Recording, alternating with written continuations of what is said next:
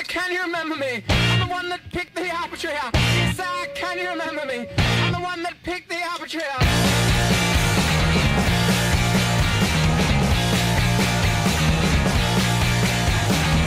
Dear sir, can you remember me? Have a look inside the family tree. Dear sir, can you remember me? Have a look inside the family tree.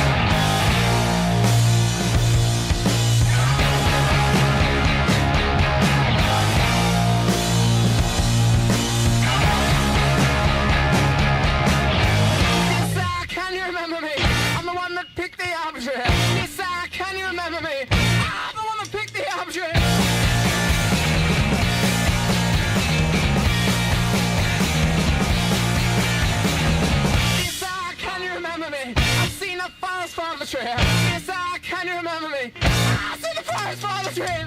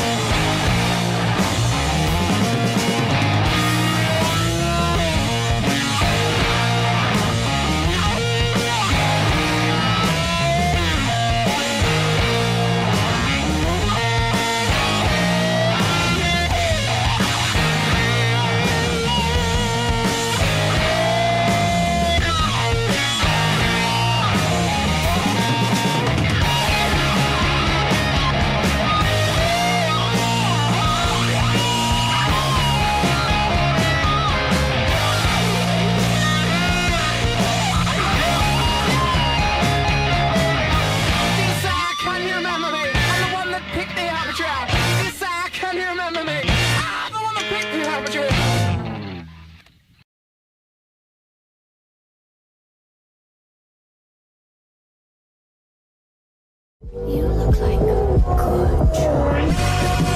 Interlink. What's it like to hold the hand of someone you love? Interlink. Interlink. Did they teach you how to feel finger to finger? Interlink. Interlink. Do you long for having your party? Everything's a copy. Stop trying to control everything and just let go. Cells. Cells. Do they keep you in the cell? Cells. Cells. Want to know what you think? Fuck what you know. You need to forget about what you know. That's your problem. Forget about what you think you know about life, about friendship. Interlinked. If you were to die right now, how would you feel about your life? I don't know. I wouldn't feel anything good about my life. Look at you! You're fucking pathetic!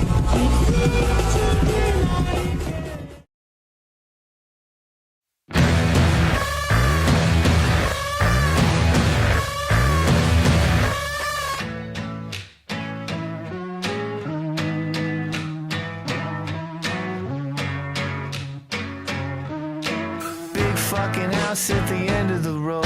I don't even care if you take birth control no more. Big stupid car with my name on the plate. I remember when I thought, man, that would be great. Oh no. Oh no.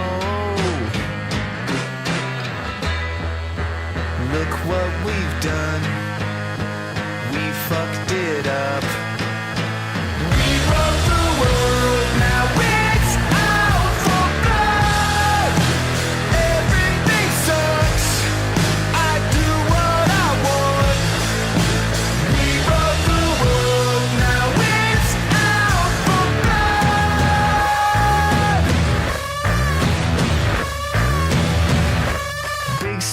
wife with the tits in my face. I don't even know when I'm gonna eat again these days.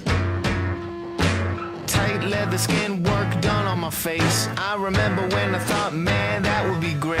Oh no.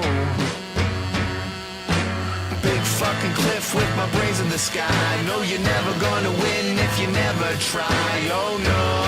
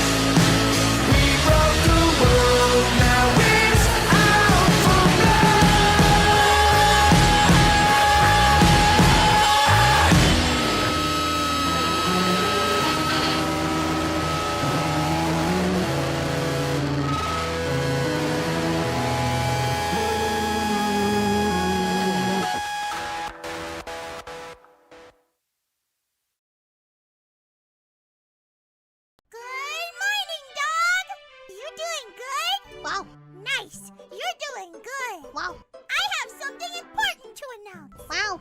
I'm also doing good. Wow. All right. Alrighty, we are back. We are back. So, Junebug for $2. Music choices were good, so here tip. Yeah. Zodiac for $5. Wait, wasn't the song you used for the Christian stream? It was, in fact. It was. Are we finishing 13 tonight? No, we're not finishing it. We're still a ways away from finishing it. Perfect time for a stream playing Fallout 4 again. Just clear the castle for Preston. Yeah. I'm hyped you got an official trailer for an upcoming Hunter of the Reckoning game. Yeah, saw that. That'll be dope. Did you read the ending of Chainsaw Man? Not yet. No, not yet. Your social media is getting fucked in the court. I've been seeing posts about that. I do not know what the context is. All people keep going is like, oh yeah, man, it's like a big deal. It's like, well, what's the deal then? Yeah, Resident Evil 2 is trying to cancel Leon's actor. Yeah. Not even like his actual like voice actor. From my understanding, it's the guy that did the face model. Yeah, 13 streams will never end. Say the word from the Pillman's way, did he shows German science the best in the world. In this house, Rudolf von Stroheim's a hero. End of story. Expanse game looks great. Hopefully that's good. Hopefully. Junebug for $2. If I graduate from my JC, can I get mod status? We will see. Zodiac for $2. Oh no, oh god, I'm remembering. Made it to Mass Effect 3. My journey through Insandy's nearing its end. Yeah. I spent all day looking at Chinese weapons fail in Iran. Yeah. What were they trying to cancel him for? The Leon face model. Apparently, he had like a personal social media account. And he was liking anti-immigrant posts. And I guess your Xenogears file just got deleted. I'm tired. I got my hands on a compendium of Welcome Back Frank Kino stuff. Hell yeah.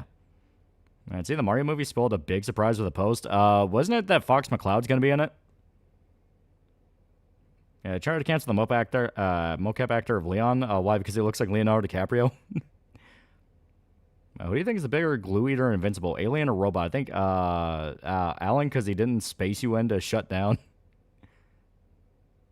I thought Leon's face model left the internet the first time he got chased off. I don't know. That's all I've been seeing about it. I'm hoping Hunter of the Reckoning game isn't just an action game. It also has RPG elements. Yeah, that's always the weird part about World of Darkness games. They keep trying to make them just action games when it's like, these are RPGs, right? And so the Punisher gets to fuck Power Girl. Yeah, that's now a thing. Guess what? Fuck you. Since I started watching your streams, now I've started watching more streams. Started watching Pippa, Mari Mari, Temma, now Henya. Used to only watch videos. Isn't that Fox poster from the Mario sequel just an April Fool's prank? Look at the dates. Yeah, I just found out about the mocap actor. Yeah, he's a Slav. Of course he hates immigrants. I just finished Ultimate Bug War. Yeah, I need more time in the oven. My gun stopped working during the final arena, so I had to reset it. Also during the first bug mission, fell off the map. I watched Project Hail Mary yesterday. It's pretty good. Now I want a Rock Crab Alien Friend. I still need to see it. I'm probably going to see it this weekend. Jack, go watch Genie Mercury on the Mercury Manor. I saw Respawn and some X4 Axis devs getting together to make a Star Wars XCOM game. Oh. At least Bloodlines and Redemption did play and feel like they're RPGs. If only the Werewolf Apocalypse games were one. To be fair, Hunter lends itself to being more of an action game. Did you play Greedfall? If so, how do you feel about it? And a new game came out recently. Isn't it getting as positive a reception? Which one was Greedfall again? I don't remember. And at least Punisher's a real man instead of the fruits DC's trying to pair her with.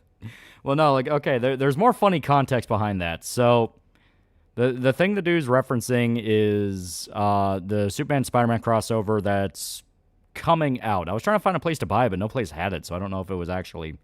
I don't know if it's actually out yet or people just, got like pre-orders. I don't know. But when I was trying to buy it, I couldn't find it anywhere. And basically, there's a subplot because it's mainly about, obviously, Spider-Man and Superman helping each other out and fighting Lex Luthor, a bunch of crazy shit. Well, at the same time, they talk about like other Marvel DC characters interacting, obviously. So they had a scene where Paul, the infamous Paul, the much hated Paul, apparently got dumped by Mary Jane, so he asked Power Girl out on a date. Power Girl goes and meets with him, and they make it clear that she is super uninterested and thinks he's boring. Well, Frank shows up at the restaurant they're in because he's trying to infiltrate it because he thinks it has mob connections. And immediately Power Girl is like, you're way cooler than him, and Paul starts freaking out seeing the Punisher. So instead, Power Girl gets Frank to date her, and they have dinner together. And after the date's concluded, Power Girl then flies Frank off to Mongolia where they fuck. So Frank showed up, immediately cucked Paul, and then left with no explanation. It's fucking great. Greedfall is the RPG where he plays essentially a noble and helps your cousin rule over a colony. Oh yeah, that game, yeah. Daredevil Born Again, Season 2 is making isolating bad guys because, of course. And I'm gonna check it out on my own when it's finished. Because I rewatched Daredevil Born Again Season 1, and it's almost like the exact same feeling I had with Peacemaker, where the political commentary stuff is so shoved in that it feels last minute. Like, it's one of those things of, like, this felt like fucking corporate obligation, because with Born Again Season 1, it was the fact that cops worship the Punisher, when if you really think about it, that makes no sense. Where it's like, why would you? You're a bunch of corrupt cops. Like, I'd say the exact opposite. Like, what the fuck? And you had the one black guy complaining about how all I did was steal 2 big boxes of caramel corn from a bodega. Why are you all going after me? And it's like, because you're a fucking thief in the mile-long rap sheet, asshole. Honestly, I do think Karen and Frank do go together. Yeah, Chad Frank versus Cuck Paul. The universe must be healing. So does this make you convinced there are people working on Marvel that despise Paul? Oh no, I knew that ever since Absolute Venom. I think it was New Absolute Venom, the one that focused on Dylan, Eddie's son, because that had like that entire string of scenes of just Dylan ripping into Paul and saying, "Why the fuck are you even here? No one fucking likes you." Yeah, all new Venom, yeah. Yeah, everyone except the mainline Spider-Man writers hate Paul, yeah. I saw people on Twitter say the OG RE4 QT cutscene Krauser fight was better than the RE4 actual Krauser boss fight. Felt like revisionist bullshit. Yeah, no, it's like, I am fine with the QTE in RE4, but I'm not going to pretend that actually being able to fight him in a legit knife fight is worse.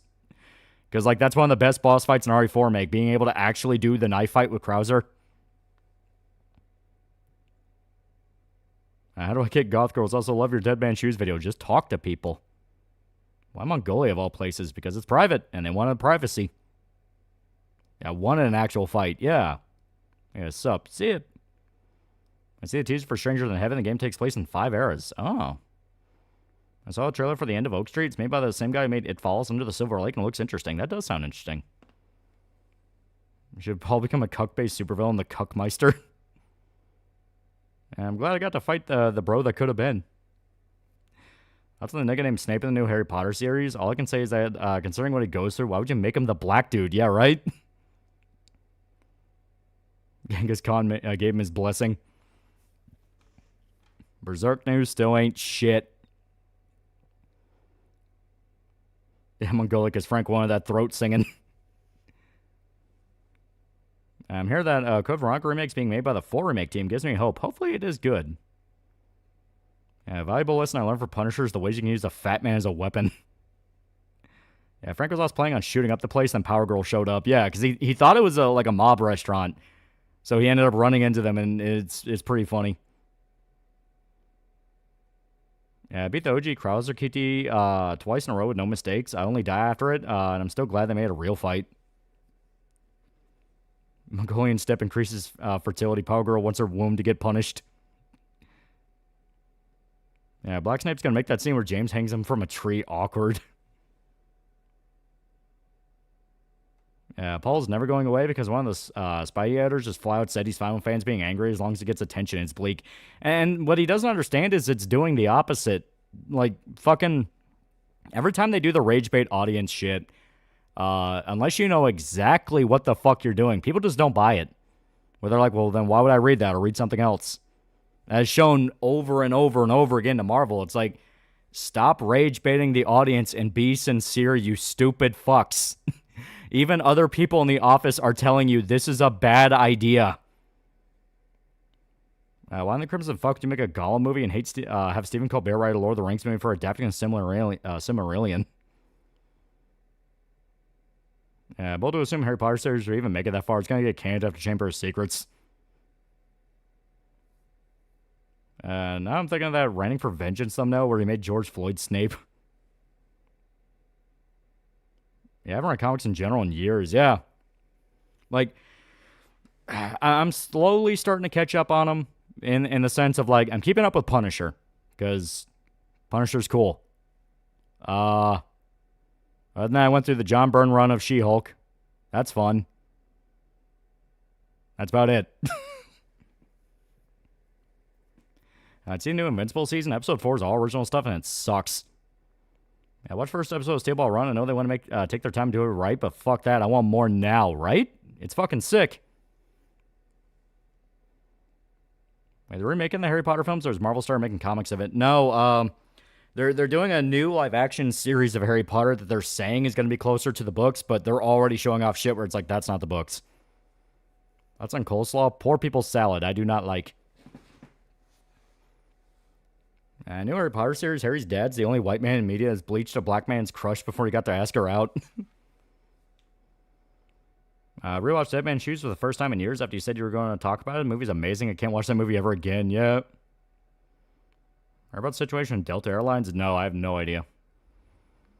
Straight up, if they don't make some of the Marauders black, Snape's flashback's going to look like Jim Crow footage. Yeah, her new Punisher comic came out recently. Yeah, they're doing the new run, and it's pretty good. It's still a lot of setup. I don't really know where it's going to go, but the parts it's setting up are cool. Like, Jigsaw's back, and he's a fucking animal. Tombstone's involved. Kingpin's in the hospital. Like, they're doing a lot with it. Still waiting on you to rage bait. It's like all the generic streamer cucks y'all are. Yeah, Dory Doro Season 2 is coming out. Yeah, that'll be dope. I'm reading The God of High School the second time, and I'm enjoying it even more. My second read, fight between Mori Jin and Han Dui is absolutely peak. God of High School truly peak shonen manhwa. Yeah, second book ends, and you see Ron's car suddenly lowered, riding 20-inch chrome. Snape looks and says one word, baller. And when has rage bang an audience worked? It works if it's a new tactic you're pulling out of your hat, but if you just consistently do it again and again for years, people know what you're doing. Also, any Snape casting is going to be seen with scrutiny because any casting is going to be compared to Alan Rickman. That role is going to be screwed no matter who was picked. Yeah. Yeah, Mom's buying canned tuna. I've been using on White Castle, Sliders, McDonald's. Any other cool shit I can do with it? I mean, it's tuna. It's fish. Yeah, Rage Bait's been a tactic since 2014. Yeah. I'm going to see the same shit that happened to Hogwarts Legacy happen again. Probably not, because, I mean, everyone's going to say the same thing. Why would I watch the show and the movie's already, like, the better adaptation? Show me Lightning's armpits. I'm not even mad with the new Harry Potter series. Seeing the song and dance for 2 seasons ordered together, then canceled. Yeah. Genuine question between Raising Cane's, Zaxby's, and Guthrie's, and any other variation. Chicken fingers, fries, and toast in a basket, which is good.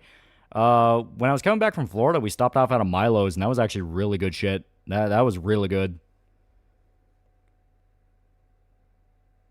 Junebug $5. If you like out of high school, check out Hardcore Leveling Warrior Chad or her summon. Now Mosquito Wars will still be best mama ever made. Yeah, Rich Bang only works for the group of people everyone hates, like boomers who want to ruin everything. I hate tuna unless it's made into rice balls for my crush. Yeah, watch the show and the movies, books, and even comics exist. Literally, who gives a fuck? Who makes this dog shit? Yeah. Cenk Yuga revealed he and Hassan's family tree is super inbred. This explains a lot. Oh my god. Yeah, it'll probably take years for different seasons to come out anyway, yeah. Which, it is weird that that's becoming a thing people are noting. It's like, why is this taking so long for anything to come out now? Crazy shit is why I quit reading American comics after they turned Captain America into a Nazi. I'll never forgive them for that. Yeah. Harry Potter's design for the new show features a Burger Crown King. What do I mean by this? Yeah, dinner goes great in grilled cheese. That sounds a literal inbred. And of course, the Middle Easterners inbred. Yeah, it turns out Trank's grandparents were first cousins. Oh, wow. So that's, like, close, too. That explains why his son's head is so tiny and looks cross-eyed. The thing is that when they make these shows for these streaming services, they order 2 seasons to be made, as seen for Velma, Starfleet Academy, now Harry Potter. Yeah.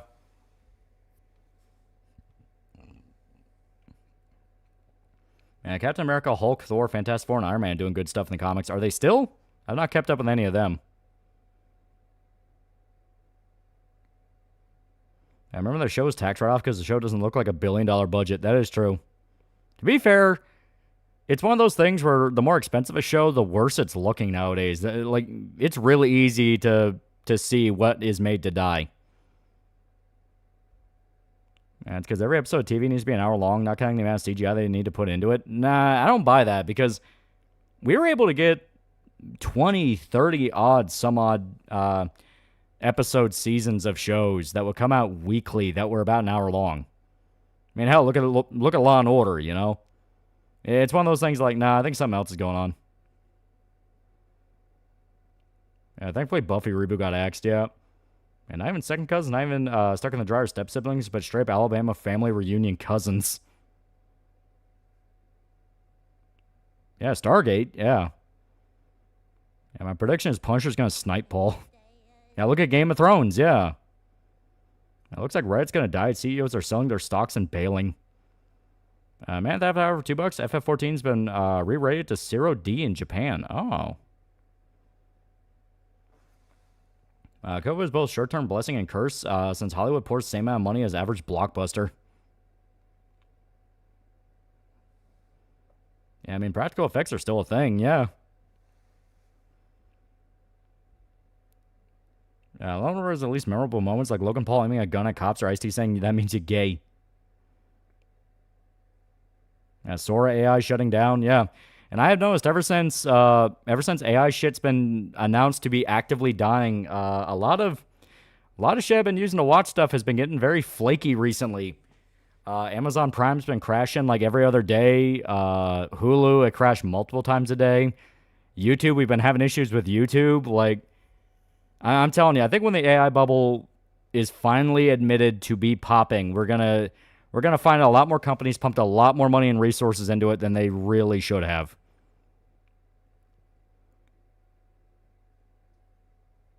Network TV shows, haven't seen their production schedules drastically change, so it's probably just something with the streaming and movie business.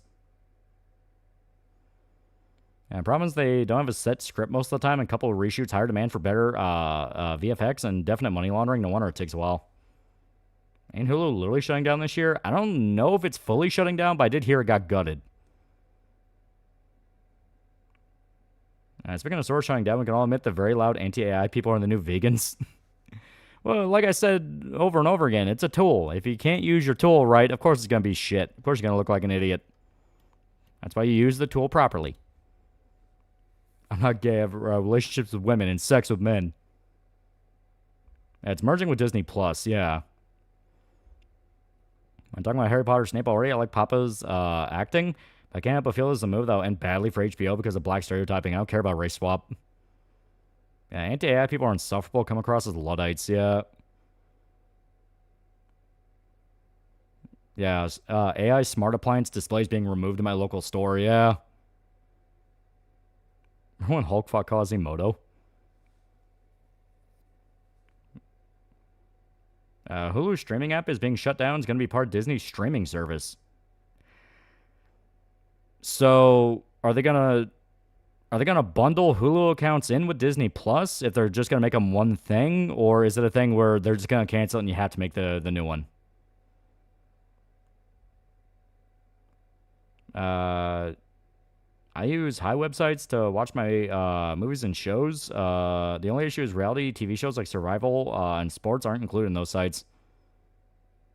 Yeah, what the fuck do they need a monitor for a fridge? Yeah, so they're just fully gone or slowly phasing them out, yeah. Yeah, between VR and AI, you think people buying the tech fads are overhyped new tech way too much causing speculator bubbles? I mean, that's true of literally anything. What caused those bubbles is not the discovery of a new technology. It's the con men that hype it up to be the best new thing since sliced bread, specifically to steal a bunch of money. Speaking of sun, what's happening with Cuba the past few days? I know the flotilla went to the island bringing solar energy resources. How much will it hurt the U.S. world image? Oh, no, it did the exact opposite. They all looked like idiots. Anti-AI people are inbred gigantic cunts, but the hashtag rape Sam Altman is pretty funny. My understanding was already shared subscription. Hulu only still exists due to rights issues, and them only recently getting full control. I expect more money is being pumped in AI than we know because they want to replace everyone with it. Yeah. And speaking of Reddit, Aaron Schwartz serves so much better, and Spez deserves so much worse. Have you ever read Red Sonja, Death and the Devil? I have not.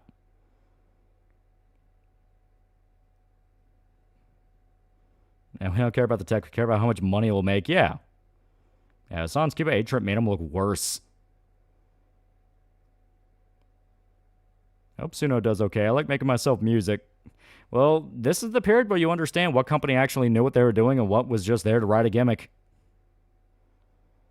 I remember on your System Shock stream, you said you had stocks. You checked it out lately. S&P has gone down a bit, even before the war. Yeah, no, I'm still safe in my stocks. I buy securities. I buy the shit that's not meant to change in value. So, I'm still very good where I'm at. Yeah, Cuba was not the disaster for political activists on par with Jane Fonda's trip to Vietnam.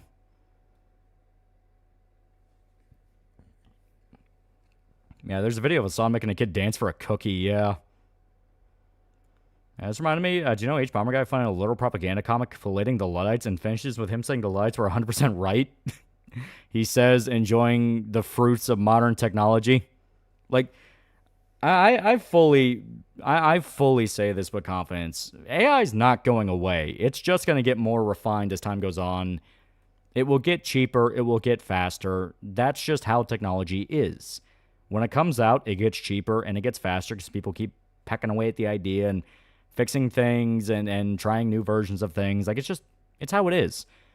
But we were way too early to push it as this will replace everyone thing. Because that's not how AI has worked for a while.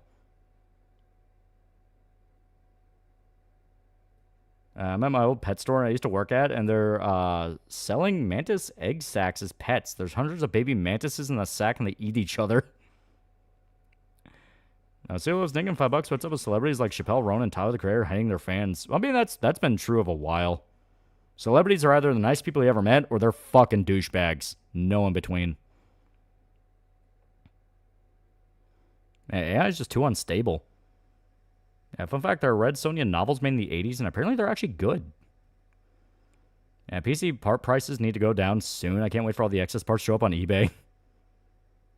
Remember everyone made fun of cars and believe Umas will never be overtaken? Exactly. Yeah, AI needs to go through a war like all new technology. Yeah, AI was a chatbot and something to Google for you, but corpos wanted to do everything and then some. And even then, as the make it a Google thing, it only barely worked.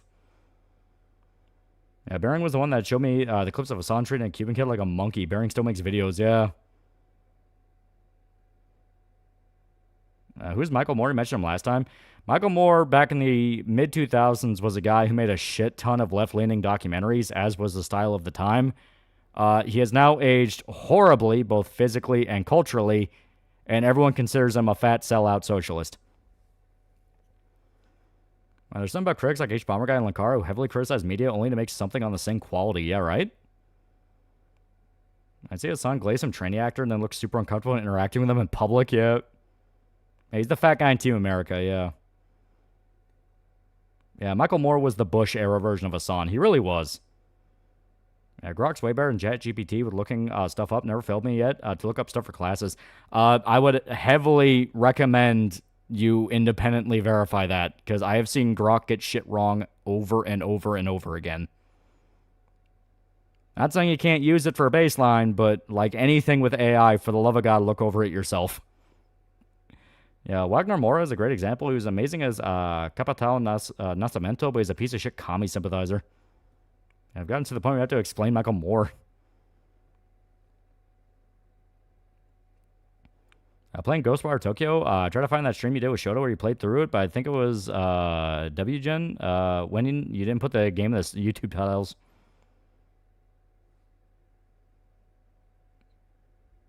One thing Michael Moore was right was the statement that Trump's a frag grenade to the system for the way for why people vote him in. He got it right even if he meant it in a bad way. And that statement is what killed his career, because you have not heard from him since. Yeah, I love the Wise Kids parody where Trevor was Michael's son, yeah. So why did Squidbillies replace Early's VA for Tracy Morgan? During the BLM riots, unknown Henson, who was the guy that voiced Early, made statements going like, you know, these people tore up Atlanta, they ruined our city, it's fucking horrible, fuck these people. And because it was in the middle of the George Floyd craze, they had to completely deperson him and fire him, and they got Tracy Morgan in. And the sad part is Tracy Morgan liked the show, and he wanted to do what he could, but it was by that point Squidbilly stopped being funny. Let's see, it was Niggin $5. Do you know the story of After Hours by Velvet Underground? I don't know the story. Michael Moore was the guy who made Super Size Me and the guy Trevor made fun of, yeah. Trevor made fun of him, but he did not make Super Size Me. That was Morgan Spurlock. Difference $5. Everyone likes to act like Grok's some based and red-pilled AI, just progressive as GPT, but let's say slurs and ERP. Well, I've said over and over again, AI is just there to make you say yes. Yes and thank you. It will do whatever possible to get to that answer, no matter what. Gives me about Michael Moore is that he tried using Trey Parker to push the NRA's racist, and Matt and Trey just shit on him.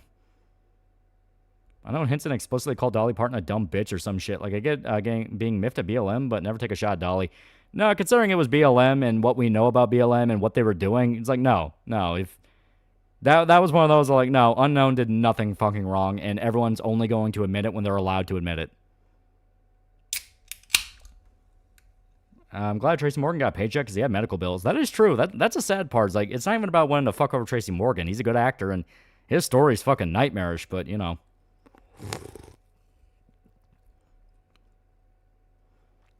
Yeah, Michael Moore's two major works were Fahrenheit 9/11 and Bowling for Columbine that everyone glazed to hell when they came out. Yeah, early Squidbillies was a bunch of guys from the South exaggerating and joking about. Late Squidbillies was Northern Riders making fun of the South. Yep, and you can feel that shift. Yeah, Moore's always been a joke. He famously pissed off Matt Stone after interviewing him for Bowling for Columbine. He had a cartoon that looked like South Park show up immediately after Matt's segment. Yep. Yeah, Moore will always be scum for how he harassed a dementia-ridden Charlton Heston in his own home. Which was an energy drink? It's not an energy drink. It's a light one. It's a soda. Is Kentucky north or south? We're Midwest, but it kind of just depends on where you're at. Yeah, chatbots are glorified yes men. The way they work is to placate your beliefs and validate your feelings. Yep, that's exactly how they work. Remember watching Super Size Me in school? Didn't he die from alcoholism? Yep. Super Size Me is one of those things where that is complete fucking bullshit. Don't believe a fucking word about it because it's a lie.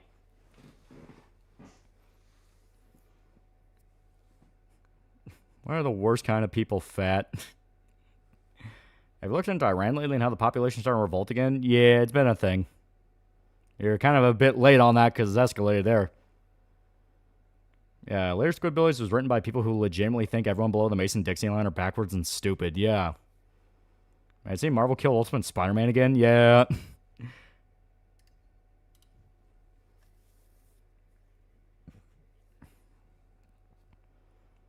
Yeah, if you've ever had a health class, it was played at least once. I consider Kentucky an upper south state. We kind of do here, too.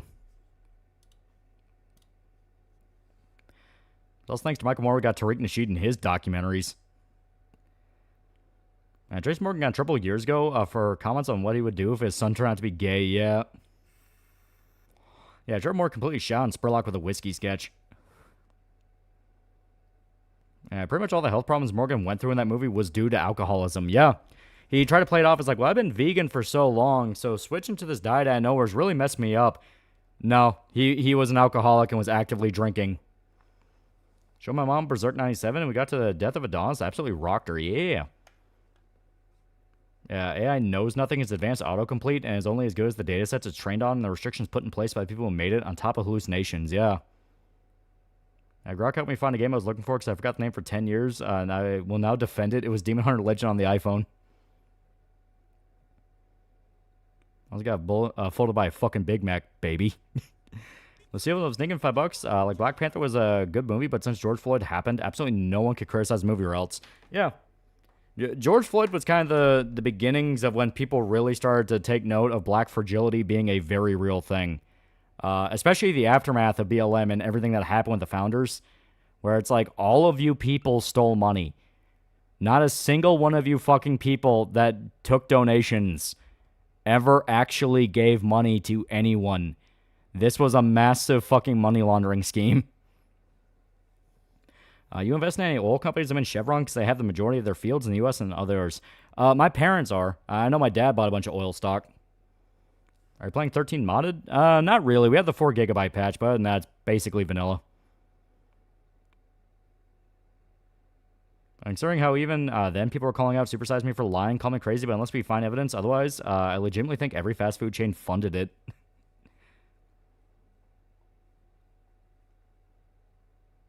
Yeah, why even George Floyd? Like one video and everyone bought into the narrative? A lot of money at play.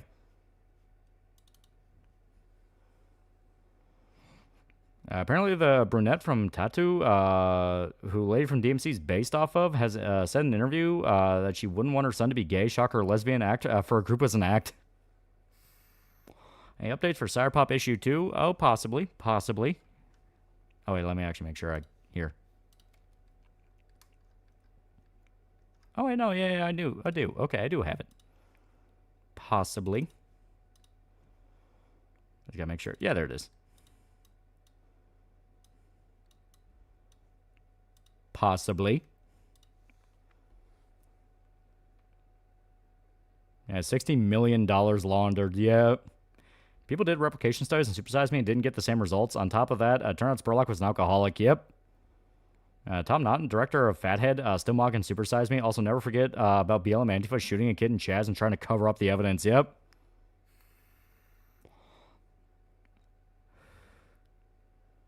Yeah, I remember watching a counter documentary called Fathead, and it was okay. He blamed vegans and the government. Yeah, he was right. Like, he was right. Fucking Predator type shit. Yeah, I love this.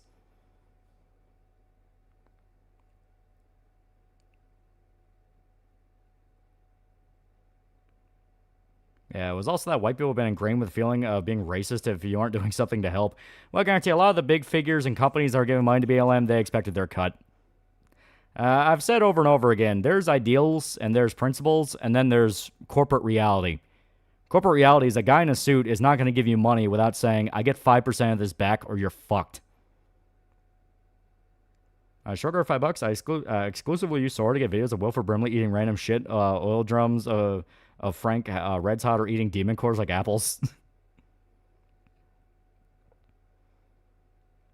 Let's see if it's naked $5. Only two parties exist in America: the rich and the fucked. I don't know what I am. Catch you in the food lines. 5% is being generous. People hire full-time work for 5 months. Like, you're only going to work 5 months? I think you can get, like, a temp hire thing. Technically be more of a gig. All I've seen in the news articles and everyone, even HLC, said that Iran's forcing the war to last longer to become a terrorist cell and cause humanitarian crisis and straight to harm us. Iran's getting its shit rocked, like, every day. It's a thing where all the news telling you, oh, yeah, no, they're putting up a fight, are actively lying to you. Like, actively lying to you. Iran is basically half the country it was. Corporate reality is two-pronged. Companies got tax breaks. It's two-pronged. Companies got tax breaks for doing to BLM, and they did it for publicity and support. Yeah. George Floyd riots were the Rodney King riots all over again. Media just tells you to believe that black people are still enslaved because of my racism. Yeah. Yeah, Ninja Yuki. I've been in trade school just in case IT doesn't work for me. Yeah. Great news, chat. I got my wallet back and lost and found. Praise Christ, there was no money in it, though. Iran's conscripting child soldiers. Trump said they're beat to shit, but we're fighting zealots. Yeah.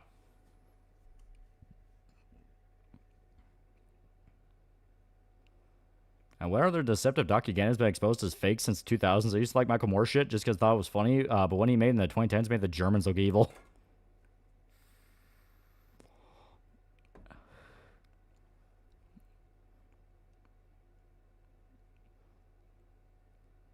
And the only reason Iran's half is because we're trying to negotiate a deal with them. If they don't take a deal soon, that half's going to be gone.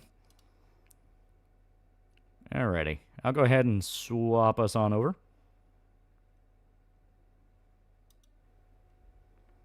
There we go. I just got fucking... Any game that does not let me immediately go to a different monitor, I hate you. I hate you. Yukonuichi, yeah. Can you put Rachel in a power suit, then blow her up the next issue? Why'd you not mod it? Because we're playing vanilla. All I've done is... all I did was install the 4 GB patch.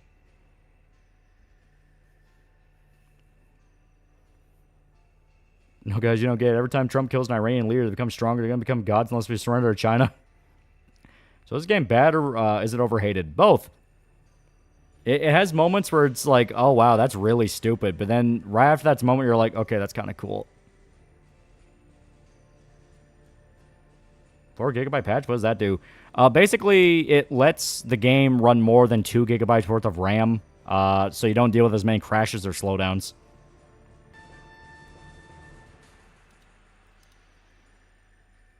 Give it a sec. Give it a sec. There we go. There we go. Holy shit.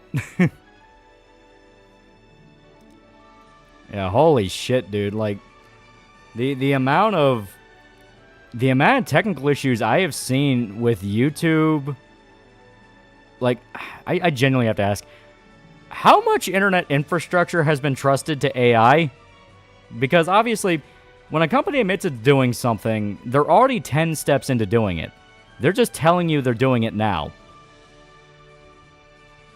Ever since the AI shit started to get a lot more, you know, rocky, I've noticed websites across the board are getting way, way, way less stable.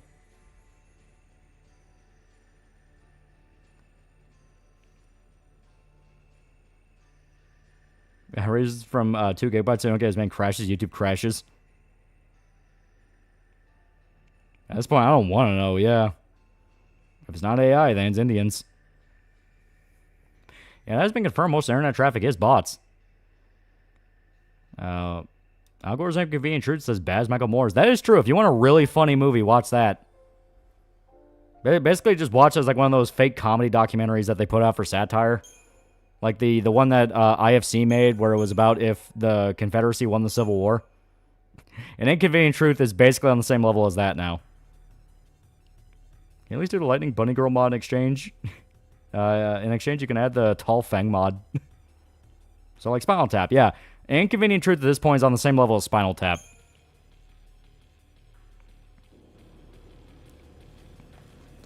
Alright, now instead of going fight Sid because he's a fucking asshole, I'll stop using Auto Battle. It's unironically faster. We're not at the point yet where the combat really opens up enough to think that's worth doing anything else. Yeah, the Civil War on drugs. Yeah, when you have the issue with your channel monetization, dealt with 9% AI bots. Yep.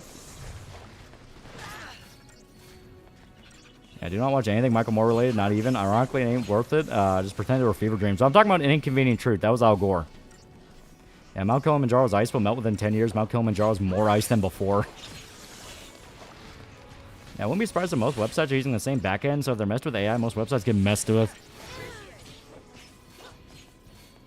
And see, Twitter's database got deleted by Grok last night. They had to roll it back. And see, terms for peace presented to both sides in Iran. I don't care. I just want them to blow up. Just keep blowing them up. See, DC had a lot of heroines thirsting over Superboy Prime. Yeah. I've been saying, it really does feel like they're walking back a lot of their shit that they've been doing. Like, they're letting women be pretty in comics again. They're letting fan service be a thing in comics again. Didn't Marvel just put out a new swimsuit issue? So it's this thing of, like, it really feels like slowly but surely we're getting back to a point of, all right, just let the fucking perverted weirdos take over comics. That's how you get good shit. General public realized An Inconvenient Truth was full of it when the sequel came and went and no one cared or noticed. Also, I know AI is used for age verification, so I can't wait for age verification laws to pull back and boomers get shit on. Why Superboy Prime is a loser, whiny prick. I've seen Sens Be a Hero. I have not. We finished Tojima Wants to Be a Kamen Rider, though. That was fucking sick. We also watched first episode of Part 7. Part 7's fucking sick. My rival's first Force Marvel comics bring back the Swimsuit Edition last year. I'm not lying. No, I know. Because, like, I knew it came out recently where I was like, oh, shit, they're doing Swimsuit Edition? Fuck. They haven't done that in a while. We get the reascendance of age gap romance for the purposes of accentuating the younger party's stud muffin. Thanks. Shard told you to be a Kamen Rider 3 episodes in. Who's your favorite character? I love the Yakuza dude. The Yakuza dude's like, he's such a fucking retard and he's amazing. Can you tell me an anime site since Hi Anime is gone in Discord server? Don't worry. You can find something. I'm not going to say what because if I name it, it's going to die. Any plans to watch the Rooster Fire anime? It's all CG. Yeah. Just finished Shoujo's Kamen Rider. Such a good show. Love Nakawi's my fave. Yeah. Yeah, YouTube's gonna have more AI because they fucking hate humans. Yeah, Yarlist is your friend. Once I caught a stream, been working out and training hard in boxing. Also, you finished the Tojima anime. Ending's peak. It was peak. It was fucking good. Like when it did the reveal. And when you saw Kamen Rider, I was like, oh, fuck, that was so good. And Holly will buy anything that involves tall women and muscular chicks and anything She-Hulk. That's good, please. I'm going to finish Sense Be a Hero, but High Anime got sniped the day after. Whatever episode would have come out for it. I need to binge Tojima because I hope it does good enough to bring Airmaster back. They have references to Airmaster. Fucking Maki comes back. I won't say how, but she is there.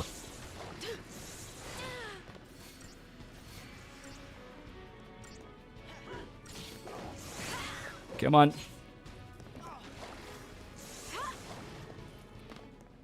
There we go. Yeah, y'all niggas need to learn how to Google.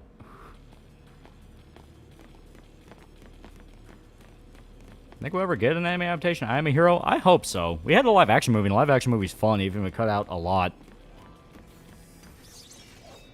Sends be Hero Cover Volumes 1 and 2 of the light novel.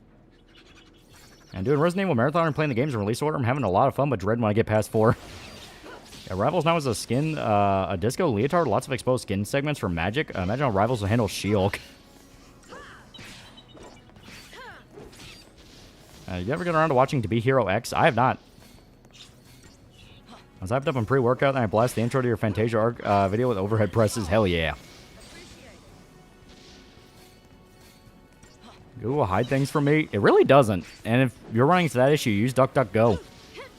Turn off the AI feature then. Yeah, to be honest, Google search function's been dog shit for years. Who's the beautiful, cutest, and bestest FF girl? Why is it Lightning? Fang is in the game. You're telling me you prefer Lightning to Fang?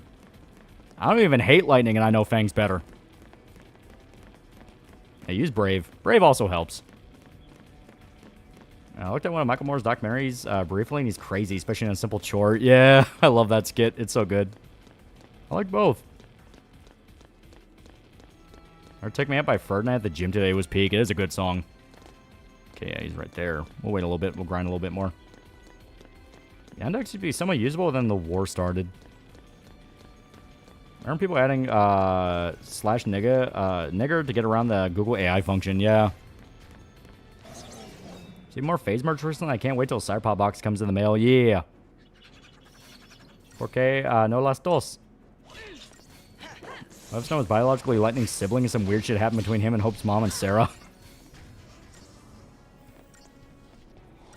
Stop using DuckDuckGo when they start selling private info and shit. Use Brave Search now. Yeah. Sorry, but Tifa's Asian. She's best.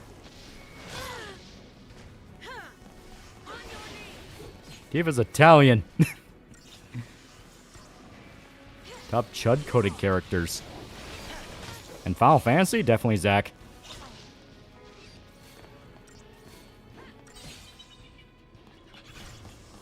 Still waiting on my email for the box. Yeah, we're still waiting for our fucking info with all the tracking numbers and shit. Yeah, Brave Search's been pretty dog shit as well. Keeps only giving me Reddit posts.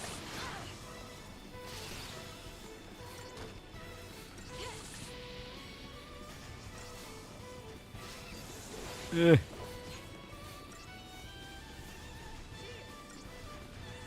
I like Celos from FF6. To be fair, Celos was pretty good. Son of a bitch. Zach's biggest chat in the FF franchise. He's just a great dude. Yeah, every search engine has its weakness. That is true. Too many companies make deals with the devil they really shouldn't. I see the trailer for Season 3 of Rama 1/2. The animation looks amazing. Hopefully it's good. Oh yeah, it's a dramatic Jontron song. And it takes you to, it always takes you to Reddit. All the other forums are dead or blacklisted. Yeah, Renoa and Dagger don't get enough love. Yeah, I'll agree there. I do like them. And Ferris from FF5, too. Don't forget her. And you can just search top 10 alternatives to high anime. Nothing stopping you. Alternative will be a real OG and learn how to DDL from IRC channels of release groups if you don't want to torrent.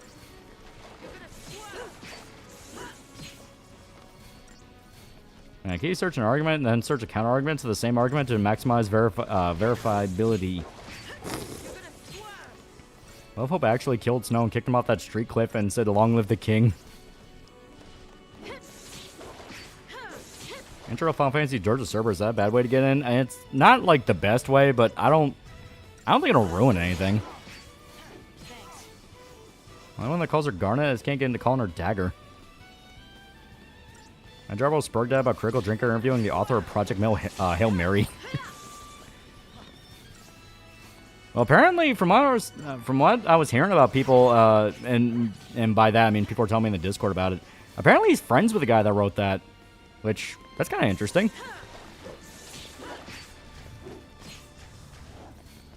Yeah, Reddit isn't bad for tech problems. Anything else? No, use any other site. And there's literally no search engine that reached the greatness that was Google in the 2000s. If you say there's one you weren't there, you can't, will never get it. It was that good.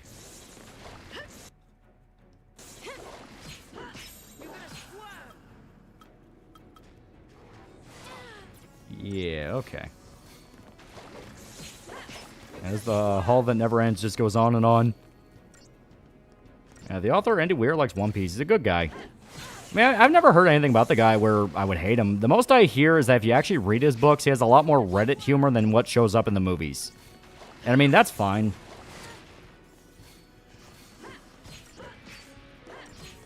I'm not surprised Drink is a writer and has more industry connections than people realize. Who's Matt Jarbo? Exactly. Leave it at that. Leon cosplay makes me think of a hag that loves really bad dad jokes, and you know I'm weak to that. Celis or Terra? I'll go with Celis. Terra's not bad, but Celis. Herbert Moon was right about the Jewish, Catholic, British homosexuals.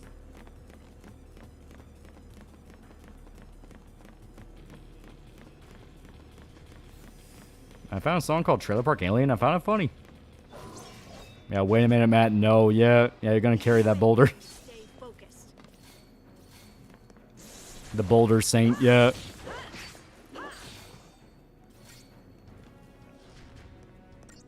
I've been activated like a sleeper cell.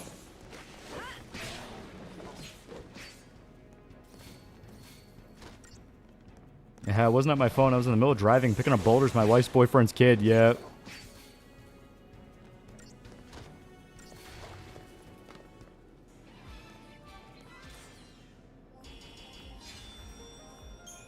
Yeah, Matt, why are you trying to strike the stream? Yeah. Old fucking history. Old fucking lore shit. Yeah, I'm sorry I'm so filled bitch you flagged your videos. Yeah, like that whole thing is one of those where I don't... It's been how many years since that? Matt's never come back from that.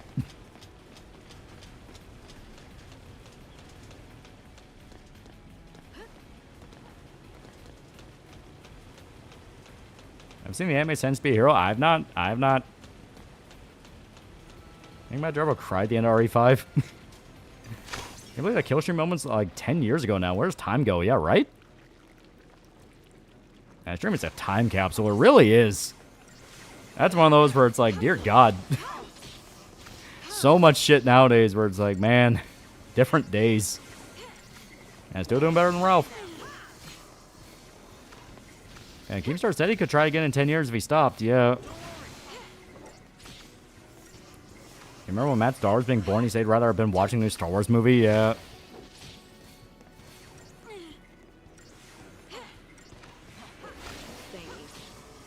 Bang, for the love of God, stack damage. They're whooping our ass. Thanks. Really, espresso machine that the World Baseball Classic Italy team had in their dugout was auctioned off and sold for like $16,000. Steady now. And since to be a hero was really good, need to catch up. Hey, Grandpa, can you tell me how much better it was back in the day? Yeah, right? And so sad rewatching that stream, Rolf was actually coherent instead of hollering like a pig.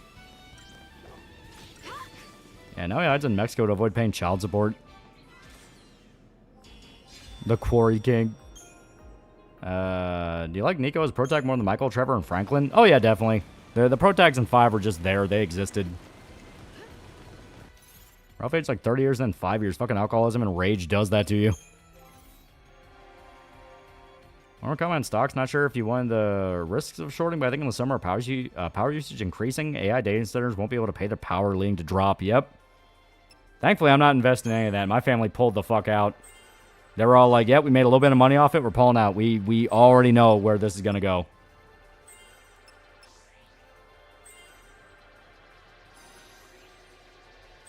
Now, Ralph's back in the United States. He immediately got arrested. Yeah.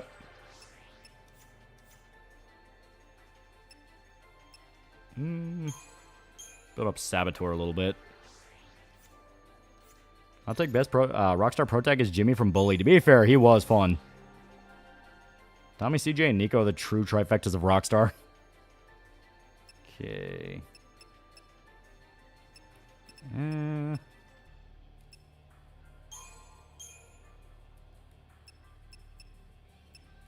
Yeah, here we go. Jim carried Ralph's show on his back. Yeah, I think it's Republican decency, yeah.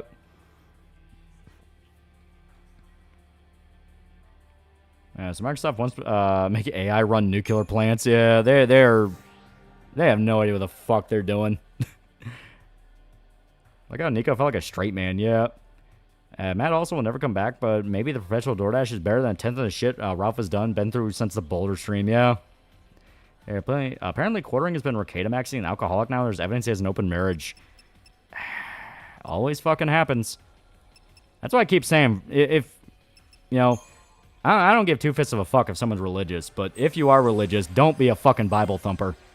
Don't post fucking Christ quotes on your social media. Don't brag about how you have such a great fucking church group, all this shit. Don't fucking do that. Say fuck, say cunt, talk about tits you like, talk about, you know, dirty jokes you like. For the love of God, stay humble. If you turn into one of those annoying type motherfuckers, you'll become a living parody.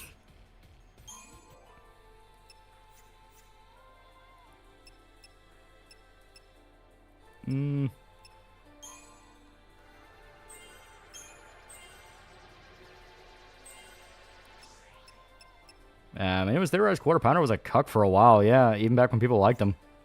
Yeah, you will fuck up or something will come out about you really don't want, yeah. Yeah, be a Christian, just don't be a Christian, okay, bro? No, see, that's exactly the mindset that gets people into these situations. That is exactly the shit where it's like, for the love of God, learn the lesson already. Stop perpetuating the fucking cycle.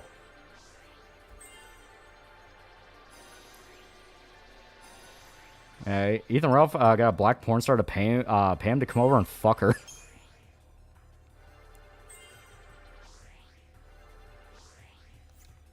And there are people who say I'm a degenerate because I like women as well. Yeah, stop being the fucking cycle.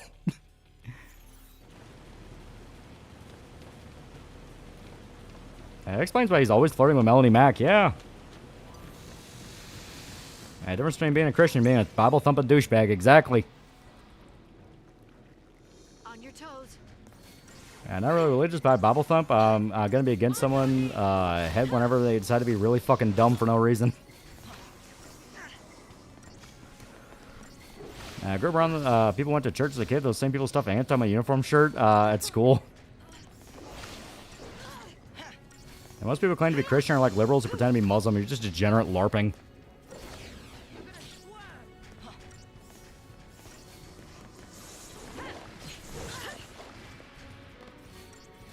Yeah, it's not you shouldn't be Christian, they should actually be Christian instead of using it for fashion. Ollie just isn't articulating it properly.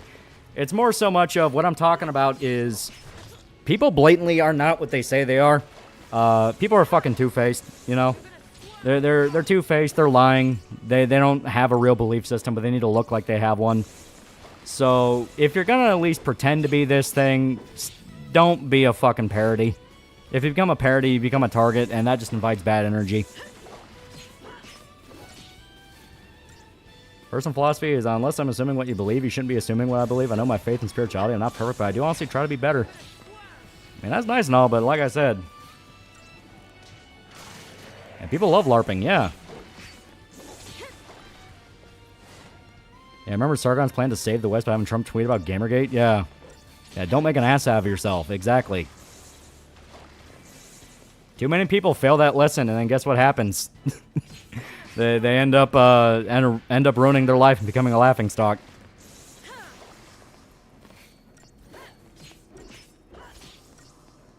It even says in the good book, be wary of the whited sepulcher, yeah. Hey, update on the Sun visit to Cuba. Has anyone tried killing him? Not yet, but, you know, day's still young. See that Drewski skit about Erica Kirk and everyone saying they're putting him through a humiliation ritual for putting him in movies? Quartering tries flirting with Melanie Mac. Let's see Spoon try to rescue his queen from that fatso. And Zargon's had the better sort of ending out of those people. Owns a media empire that's doing decent. Yeah. And Jeremy's trying to rewrite history now by saying he was never right-wing. Yeah, it's like that kind of bullshit of like, yeah, no, dude, you're a fucking fake. Isn't that a plot point in Moral Oral? That's kind of the whole point of Moral Oral. Yeah, give it time, yeah. And Zargon Game Grade tweet was so embarrassing. What the fuck was he thinking?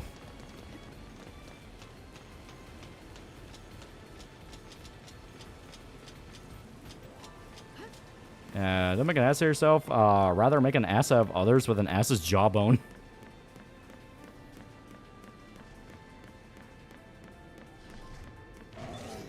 Sargon did make an ass of himself for the locale shit, but he is British. No, he did. He did.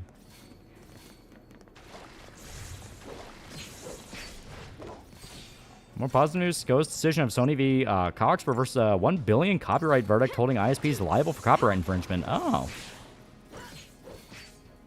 Hopefully that means good news and companies won't have to be as much of a douchebag.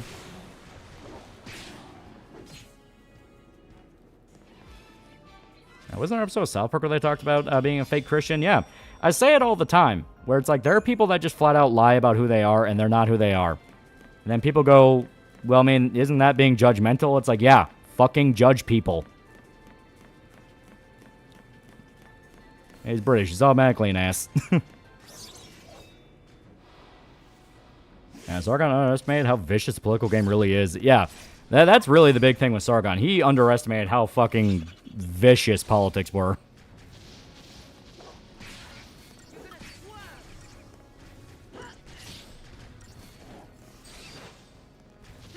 See the district lawyer in NYC suing Valve is under investigation for scamming the government.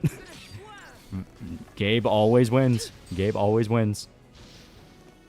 That's all age verification bullshit. Oh yeah, no, it's not gonna help a goddamn thing. It's purely there for data ciphering. That's another case of like they've told you what they wanted over and over again. Anyone telling you otherwise is lying to you. I'll be an example. I'm a Christian and do go to church from time to time. I still fall and have a bad porn addiction and I start to creep up, back up. I never bet against the Gabe.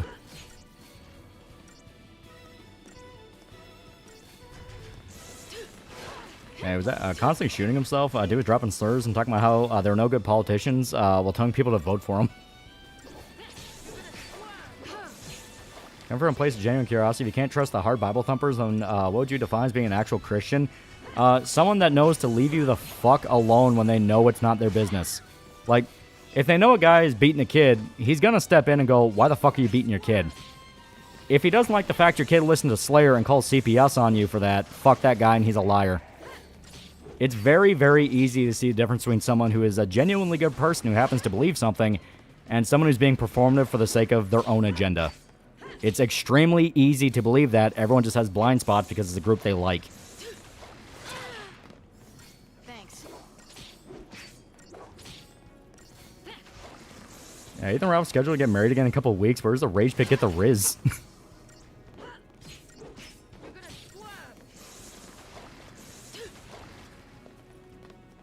Yeah, in-group bias. Exactly. I think of preachers that go out to pride parades. I mean, they have the right to do it, but they know exactly why they're doing it. It's to get publicity. They want to outrage people. They want to get attention for them. And obviously, if they're not doing anything wrong and they're not hurting anybody and they're just preaching, no one cares. But you know why they're doing it. For publicity. It's why they're out there.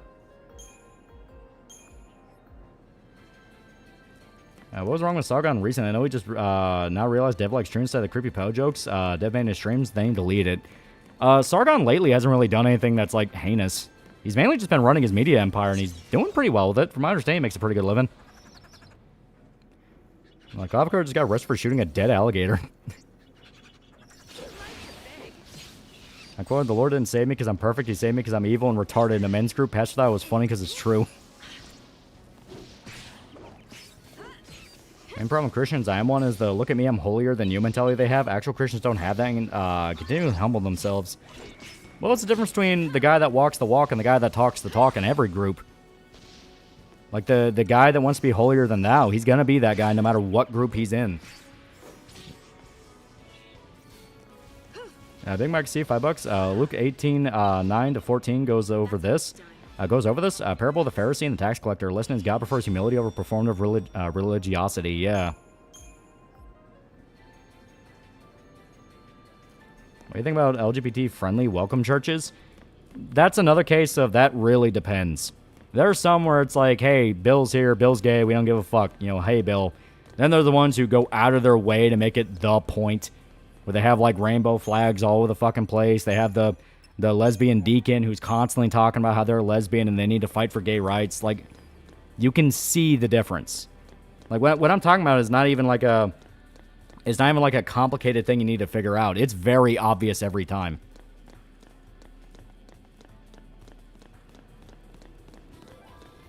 Yeah, that's my town right now, yeah. Yeah, churches with gay flags, yeah. Yeah, that's a message. You're not conveying the message of God, yeah. Yeah, fun fact, AIM Paladin is a part of Sargon's media empire. I mean, I'm not shocked about that. They've been tight for years.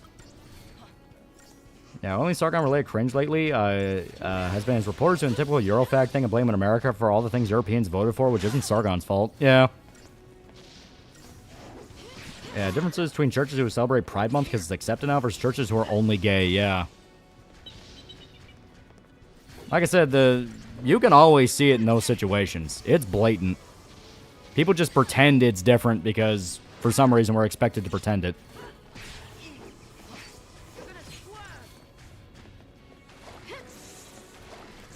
Yeah, my church doesn't care. They only want to spread the gospel, yeah. Nah, you're dead wrong. No, I'm not.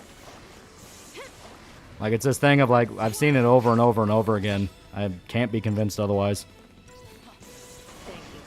Yeah, $1 billion to get chased by an immortal Tomberry, dude. Do you take it? Yeah. Tomberries are slow. The Xbox Direct, I have not. I assume it was okay. Yeah, difference between being ambivalent about LGBT matters and looking like it got conquered, yeah. And performative progressivism and Christianity, two sides of the same coin. Not to mention, there's a Screamer game, you can race as a dog. Yeah, it could be fun. Imagine a version of It Falls, but it's a Tomberry. He has a little knife. Yeah, Tomberry would take a single step while I'm halfway across the world. He just jumps on a Segway. Yeah, Tomberry King's fast as fuck. But he said Tonberry, not Tomberry King. There's a difference. I'm surprised my family was chill with me being bi. Then again, I think it was obvious. Another thing's annoying about some Christians when they act like their denomination makes them superior to everyone else. Catholics, Orthodox, Christians. Like I said, that's any group. Any group that's about personal ideology and personal belief, people are going to act like douchebags about it. It's just how people are. Like, no, I'm right because my teaching said I'm right. It's like, yeah, everyone's teachings say that. That's why you have to have that humble nature to it. You know, that willingness to question, that willingness to be like, well, I could be wrong. I want to hear what the other guy says. That's actually something Christianity specifically taught to a lot of people for a while.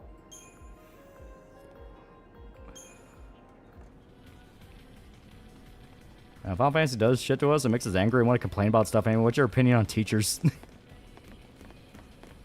Minor term, born-again Christian's a thing. See the director of It Falls making a new movie? Yeah, hopefully it's good. Hopefully it's good.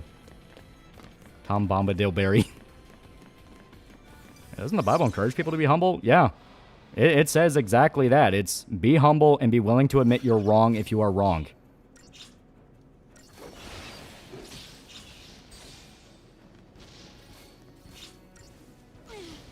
We're running through a hallway. We're grinding right now. We're just trying to kind of bump up our abilities a little bit more.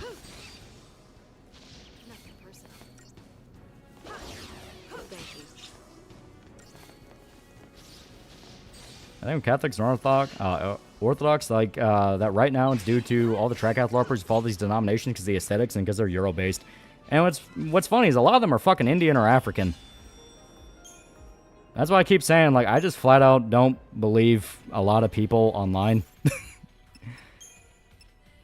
Like, I've not been given a good reason to believe a lot of people who say they're one group are actually part of that group. Because, like, you know, why would you? Why would you ever give them that ability to think that?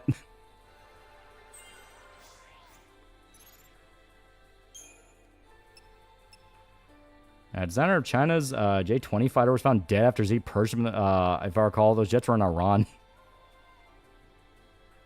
Is Project Hail Mary worth saying? I'm hearing nothing but good things, so I do want to check it out. It does look fun. Too much incentive to lie, yeah.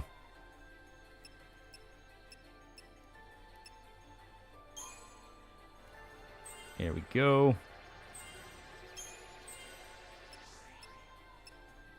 Unless their Twitter account's from Israel. I mean, like I said, anyone who claims to be anything and you look at the location and it's not matching up, definitely question it. What do you think about Inspiring Philosophy? Have you heard of them? No.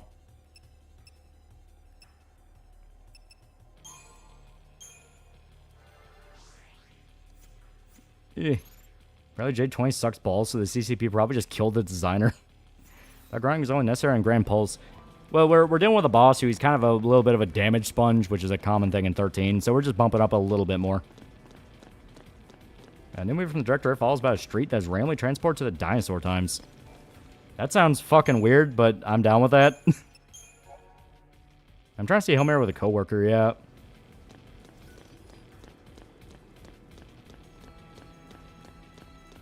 What do you think about anti-religion people, not just atheists, but people that hate religion? Oh, they're the exact same way. Performative, and they're probably hiding something. Is 13 difficult? No, it's... If anything, I had the criticism it was too easy, but the bosses can be difficulty spikes. Question is religion talk, because why don't Islam get as much of a pushback in the news or Twitter giving their followers? Because they pay a lot of money to interest groups and NGOs to make sure their PR is squeaky clean, despite their actions. Look at how much Qatar pumps money into all sorts of different figures.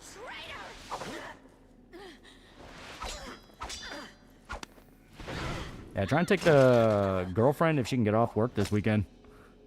Now, some of the side quests in this game are kind of hard. Yeah, boss can be a bitch, yeah. Since long before we met. Yeah, Qatar, yeah. I did my best to assist you. As bid by the I think you should touch over biblical knowledge, in my opinion. That's all I want to say on the matter. And about biblical knowledge, about people knowledge.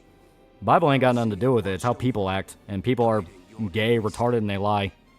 The luck that saved you time and again was a deliberate machination. Why, you may ask? Yes, FF13 Sid appears for 5 minutes, then is gone forever. But those 5 minutes are kind of cool, though. It's difficult when you're low stat level. It's not really so much that. It's more so much of bosses in general can be a bitch, and they're kind of the, you're supposed to be at this point check. And Jim for $2, listen to this makes me wish I was an atheist. Well, like I said, it has nothing to do with religion. It's people. It's the behavior of people. And that's a lot of artsy. Islam is the brown people religion that's being oppressed by the United States and Israel. Well, because a lot of those people are being told that by people that are paid by the exact countries I just mentioned. Remember the heresy, Mercurianism? It's a concept Jesus should be seen as a separate god than the Jewish one. God's gonna fuck you over. This is what I mean by you guys play into this cycle time and time again, and I can't save you at this point. I can't. I can literally quote more scripture than the average Bible thumper, and they'll still call me a deviant and a sinner, yeah. The fallacy focused on recalling their lost deity and returning the world to its former glory. Yeah, Tucker Carlson says we must yield our hegemony and give control to the Russia and China. This purpose lies at the heart of all their actions. Calling back the Maker requires a fitting sacrifice. Yeah, we've heard. One of Iran bites the dust, and I guess we play the Queen song. Another one bites the dust. I mean, I guess. Yeah, the problem isn't religion. It's always people who push it to the worst extremes. Yep. I don't get it. Why do they need us? I think God's more important things to worry about than some idiot in Kentucky. I recall all the neighbors around Iran wanted to fall basically because it attacked everyone, pissed everyone off. Yeah. I think faith is good representation of Christianity. I mean, it's a badass game. I like it a lot.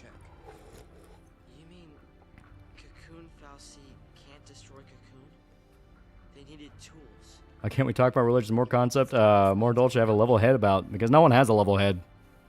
I bring up the fact that, like, people will use it to lie and pretend to be someone they're not, and people go, well, the Bible says no, though. It's like, dude. I'm not talking about the biblical knowledge or quoting scripture or anything like that. I'm saying people will fucking lie to you. A shadow of a dream from when I was human. Every month, America kills another country it doesn't like. We're coming for you, Canada. Next month is probably going to be Cuba. Yeah, Gulf states are all but begging and letting Israel and America turn Iran to cinders. Yeah, our face getting a movie. I don't know if it's actually coming out or not. I hope it will. It might be cool. It was me. You were made a Lassie, tied to an inescapable focus. My head is level like a topographical map of Machu Picchu. I'd lost hope. I'd all but given up on dreams of What stock should I buy if the U.S. invades Cuba? Good question. You wouldn't want to do it before they invade. You want to do it before. So my guess is oil companies, because it's all about crippling them for oil. Brought it all back.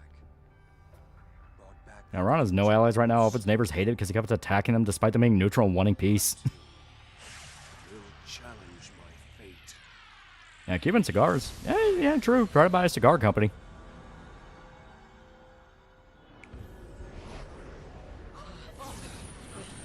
The dog in the Screamer game also has Kamiya glasses. If I can defeat you here, the Fal'Cie plan will fail. What are your thoughts on Crimson Desert? I liked the gameplay of Crimson Desert a lot. That was really fun gameplay. Like, all the shit you could do. We were just using unarmed and it already felt like a blast, so being able to chain shit together and the different things you can do in it, I'm excited to see what you can do. Bring more people to religion, saying they'll burn in hell. Fear is judgment. Probably not the best way. Talk about his love, kindness, understanding to bring them over. I'm perfectly fine with talking about how someone's going to go to hell, but usually it's about a motherfucker who deserves to go to hell. Where it's like, hey, this guy that repeatedly raped kids and will never change and is a fucking psychopath that doesn't want to be around people. It's like, nah, that motherfucker burning. But I get what you mean. That was a fancy wrestling simulator yet.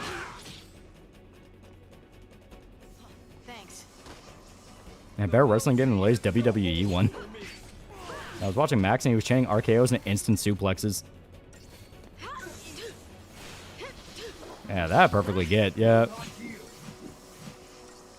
Yeah, Cuba doesn't really have much in terms of stock value. They rely too much on tourism. Yeah. Yeah, I mean, if you're thinking about buying like a fucking company that's compared to Cuba, don't worry. No one is competing with Cuba. Because Cuba isn't competing themselves. Also, yeah, look at that. We were already doing way more damage.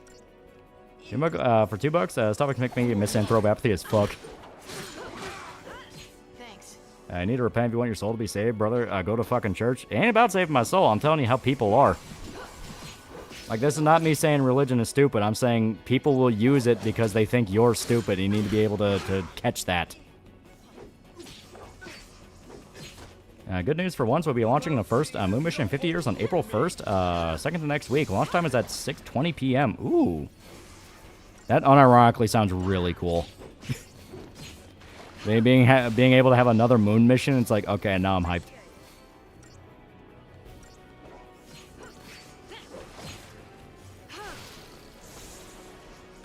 Keep confusing your own morality is absolute.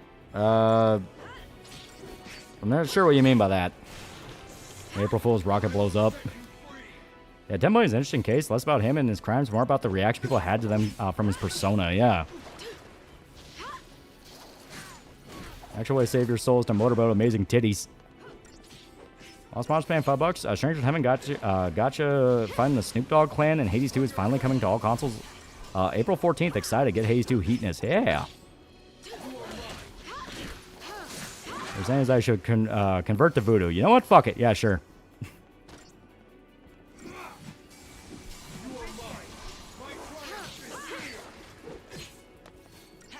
Yeah, can we all agree to not be a dick? I think moon landing was faked. No. You can buy a telescope and look up at the moon and you can see the landing site. So even if we didn't go at the exact day they said we went sometime later. You can see the American flag. It's still up there.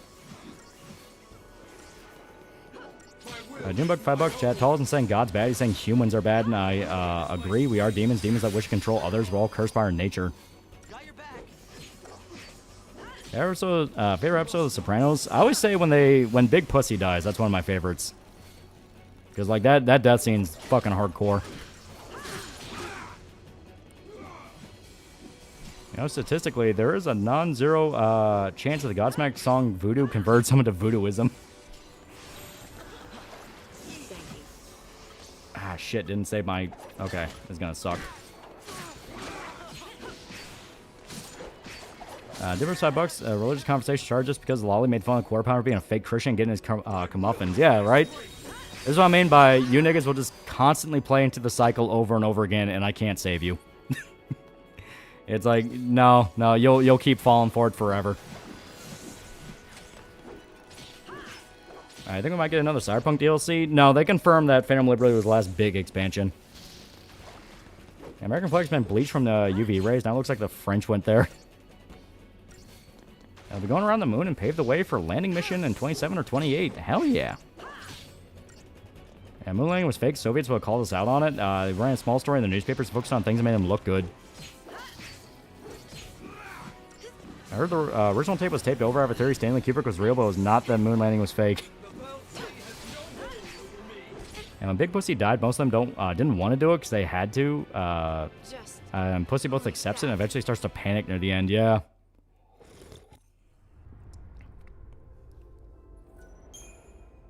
All right.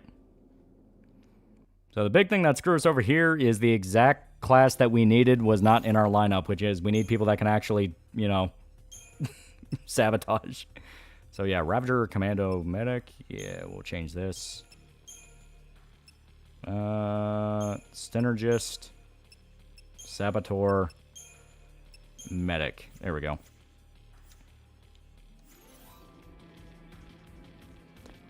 Pauline did take Pussy's gold chains and watch, though. He definitely wanted that, yeah. And space racing is a waste to reach, and I hate people overlook their achievements and stuff like shoes. Our fight relies on you buffing and debuffing at the right time, yeah. Problem is, performative Christianity, people use their faith to shield themselves from criticism. Old pastor's family was all about it until his granddaughter got pregnant at 16, yeah. That's what I keep saying. Everyone knows what I'm talking about. They're just pretending not to. Check out Gal High School. It's peak manhwa that actually is peak character design and character development. And yes, I'm shielding it hard. We're going to fake the moon landing and hire Kubrick directed, but it was so much of a perfectionist he had them actually go to the moon. Also, in the Soprano movie, Main Saints of New York, I didn't think it was good. It would have been better if it was a full season of the show, which I think everyone's pretty much in agreement there. Like an historians joke the moon landing was real, but the footage was fake because the astronauts fucked up. Yeah.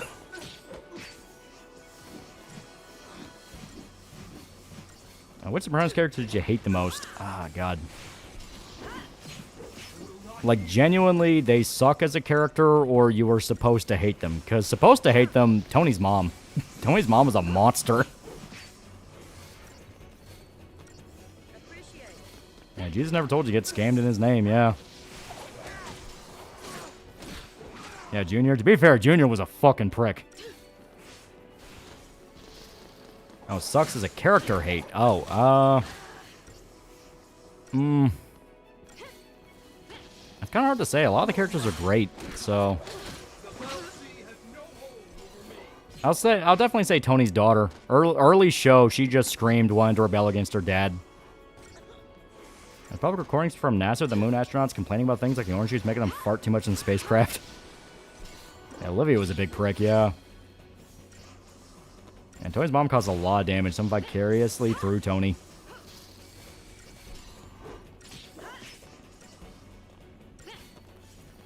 I didn't notice he was shifting his class like you can. Yeah, he starts doing it too, which is cool. One question, what happened to your video on the Outpost? Just tried looking up and it's like gone. That's one of the ones that got dinged for copyright because they decided like 2 years after I made the video that, no, guess what? Fuck you.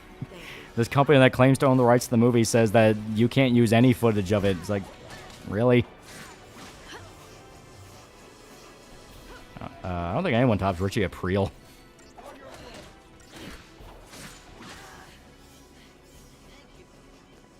According to someone at Houston, asking Buzz Aldrin to look for moon rabbits. Yeah, Janice is a pain in the ass, constantly annoying. Camarlo said it best. I'm trying to tell you something and you pretend you don't hear me. Yeah. See season 2 of Born Again? No. I sat down and watched through season 1 because I was excited for the Punisher special. I might start season 2. Yeah, don't give me your fucking Manson lamps yet.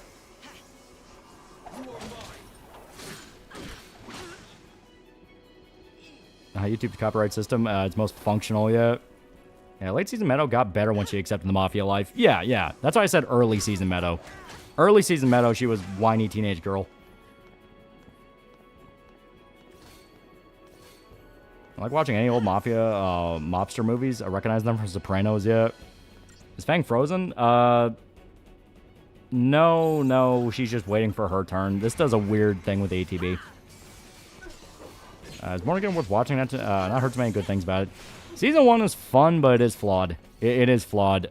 Pacing is weird where it'll either go too fast or it'll feel like nothing is happening. And, like, you had the entire filler episode that was just Matt Murdock helping Kamala Khan's dad during a bank robbery, and it's like, this is a fucking filler episode. What the fuck happened here?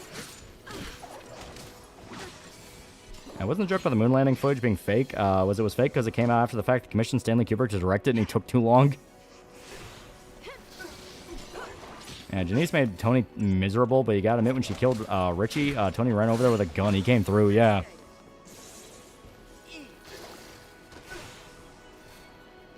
I guess she finished buffing, was waiting for the buffs to go away before she buffs again.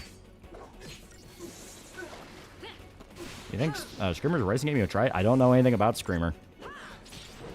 I think my fave monster is Ralph, even if he's supposed to be evil. Heck, I love finding him in other media. Oh yeah, he was a great actor. The guy who played him was great.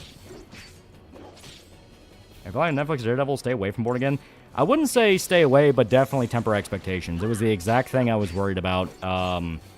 When all the news about all the shit it went through was coming out, it's like, even if the show somehow isn't killed halfway through, it's gonna be flawed as fuck. I fucking love Peppa Ann.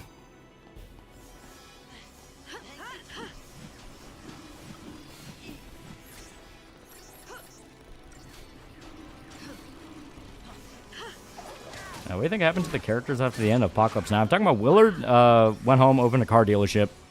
Why? Because funny. Worst character for me was Art's wife. All she did in the show was nag him about Tony, even though she was friends with his wife, yeah. Next Spider-Man Brand New Day, John's going to continue playing the Punisher? That's a good question. I mean, it seems like Punisher's going to stick around. I know everyone was complaining about, like, Surf Dracula shit, from what Last Kill was saying, where it's like, oh, Last Kill is going to be about Frank trying to find a way out, and it's like, man, is he ever going to be the Punisher? But they do make it clear. Frank was the Punisher for, like, 10 years by that point, so it's like, it's not full-on Surf Dracula. I find it weird the show was called Born Again, but barely has anything to do with the Born Again story, because Season 3 was the Born Again story, which was fucking weird. Can't wait for the new Spider-Man movie, the one where Punisher's gonna kill Spider-Man and become the Black Widow. Armstrong landed on the moon. He wished good luck to some guy. When asked why, he said as a kid he learned the man's wife shout, "I'll give you a blowjob," when the kid next door walks on the moon.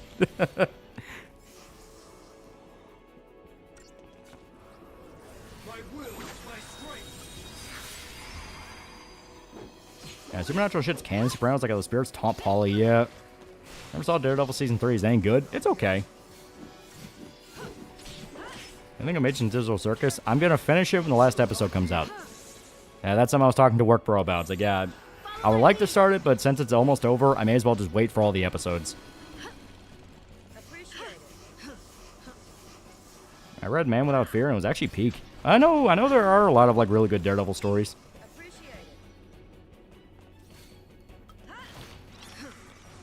I thought Furio was good in The Sopranos, but him being interested in Tony's wife was a bit stupid. Well, MCU Punisher barely did any punching. Mostly killed Spec Ops guys in Season 1. Only killed a couple people in Season 2. Yeah. Yeah, Season 2 was rough. And not in a good way. Many Saints did confirm hell is real in the Sopranos universe. Honestly, I like to consider it canon. I'll take MCU Spider-Man's the worst interpretation of Webhead.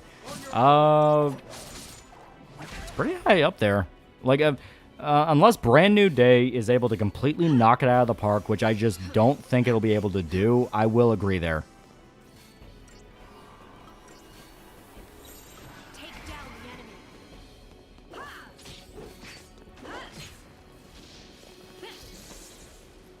I read Punisher One Last Kill is only like 60 minutes. Yeah, it's just going to be like an hour-long special to set him up in Spider-Man, which, to me, that raises more questions.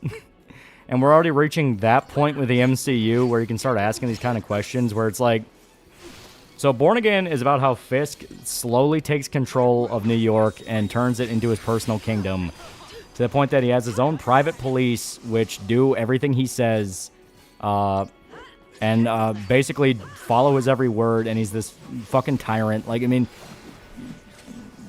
Season 1 ends with Fisk winning, you know? That's the whole way that Season 1 ends in Born Again. Fisk won.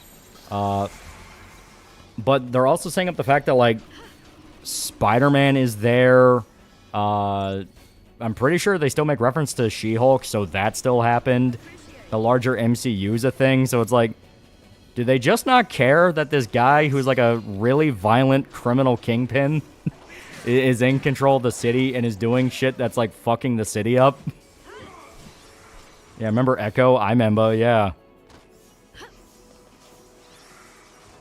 Yeah, Punisher was captured by Fisk in the first season of Born Again. Yeah, Punisher gets captured, but he breaks out.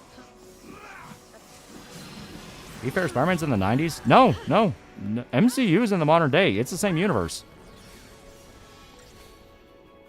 Yeah, but doesn't Kingpin literally get cuckolded? Yeah, but he makes the guy that Vanessa cheated on him with pay. He makes him pay really bad.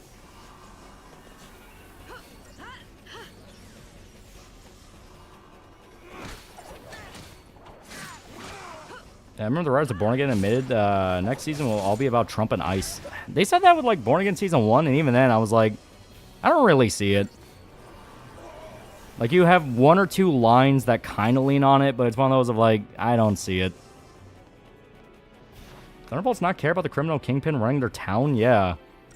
At least consider downloading the HD models mod. It uses high-quality character models from the cutscenes and gameplay. You embarrass me in front of her, yeah. Yeah, they're going to rework the original Season 1 script, probably. And problems of writing always pop up when you have large collection of characters in one space. Yeah, basically.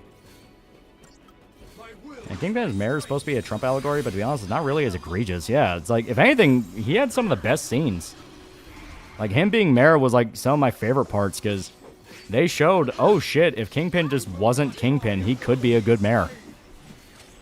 Because, like, when he sets up his task force, their first big issue is dealing with Muse, the serial killer.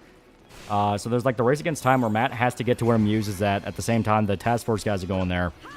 And I was genuinely like, whoever gets there first, we win. Because either Fisk guys kill Muse, and he's a fucking psychopath, and I don't feel bad that he's dead, or Matt gets to Muse, and either way, he goes to jail. So it's like, we win.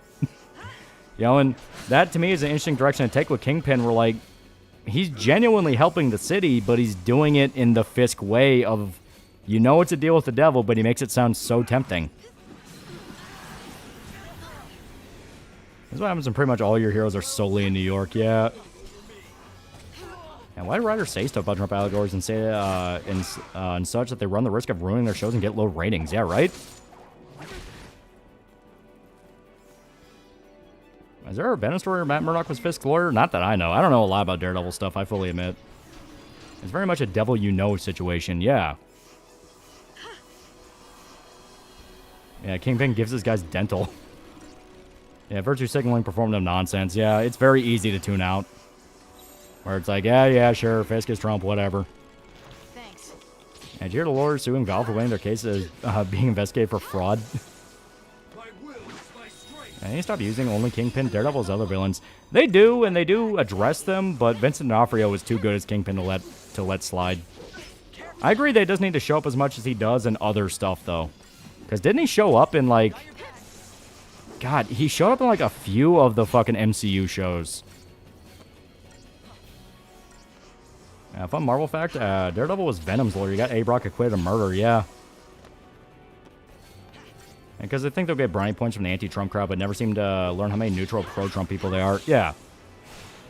That's why if it's good and they're just saying it for lip service, they win regardless. Because, like, people realize, oh, you're just saying that.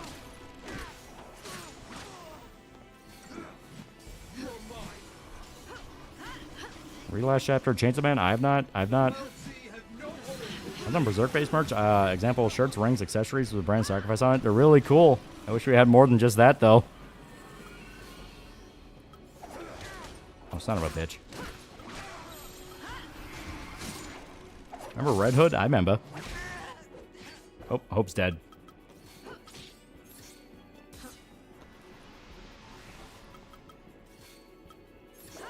Yeah, may as well. Curse, antidote.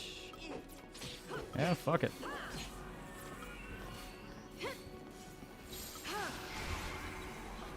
I want Big Will to show up. I'm really not joking. I'm really not looking forward to the Colbert Lord of the Rings film. Hope it gets shit canned after Paramount Bio takes place. It probably will. Because it's one of those where no one sounds excited for it, and it's all like, you're just whoring this IP out. And someone on Etsy making brand sacrifice rings. I'm tempted to buy one. Got shamed for it because a friend, to a friend because it was considered a cursed item. Yeah, I bet it's literally just going to be Star Wars sequels all over again. Might be the least anticipated movie of all time. There's also like 3 concurrent things that happened when Kingpin with him and Echo, Hawkeye, now Born Again. Didn't he lose an eye in Hawkeye or something? Is that fake now? Yeah, right? I think Kingpin's scared of Frank. To a degree, because he knows Frank will kill him. Because that is one thing I do like in Born Again. When Frank shows up, they don't fuck around. Like, he will burn the world down. Yeah, Colbert writing Lord of the Rings would be great. It'll be Mexican Frodo fighting Orange Sauron. Let Frank be brutal new Spider-Man movie. From my understand, they will make jokes about the fact that he's in a PG-13 film. So my guess is anytime he's going to do something brutal or fucked up or swear, they'll just censor him somehow.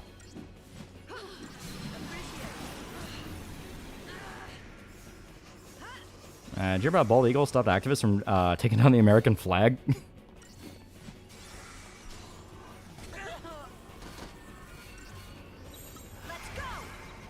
Shonen Jump Manga app is a feature where you can take manga pages and make them into a shirt. You should do the same with Berserk. Yeah. So now 2 characters have fake eyes in Marvel? If it's going to be PG-13, I'll immediately have lost any interest in it. It's a Spider-Man movie. It's going to be PG-13. Is it Ninja Batman vs. Yakuza League? It is fun. It knows what it is. The, like, what was it? Fucking 10-minute long scene of, Yakuza Wonder Woman doing the Lady Snowblood tribute. That was pretty funny.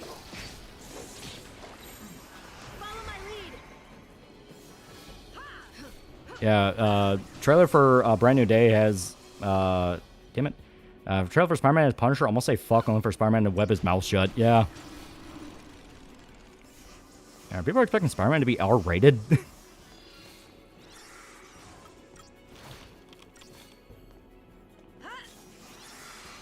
The Avengers kill all the time. Shucks, Iron Man took down a Miami security company. Yeah, the whole rules with, like, whether or not they'll bitch at a character for killing really just depends.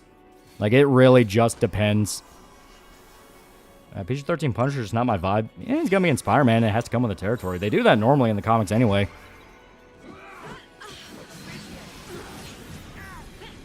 Frank will try to cleave a guy in the head, and Spider-Man will web grab it and yell, "You can't do that." Yeah. Mason Clark's now a pretty cool guy. And funny thing is, the original James Cameron script for Spider-Man from the 90s before it was passed off to Sam Raimi was intended to be art. Yeah. Spider-Man's had some intense moments could fit in R rating. Yeah, but they're never going to do R-rated Spider-Man unless it's very specific. Like, Noir Spider-Man is going to be TVMA from what I understand, but that's a spin-off show focusing on a completely different continuity, and Noir was already known to be brutal. If it's mainline Peter Parker, he's going to be PG-13 because kids. The kid demographic is too powerful.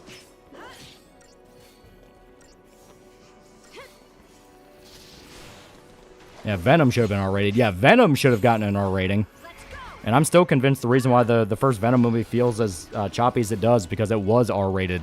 And they just removed a bunch of stuff. My will is my strength. Thank you.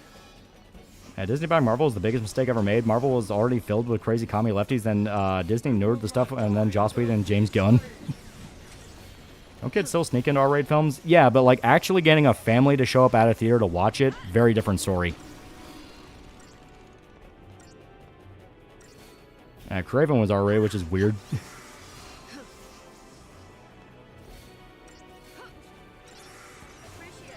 Regular Spidey's gonna have some restrictions, yeah, and everyone's known that for years.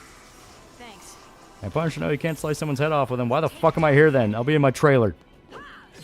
James Cameron, the bravest pioneer. Is the King Spawn movie ever happening? I don't think the Spawn movie general is going to happen at all.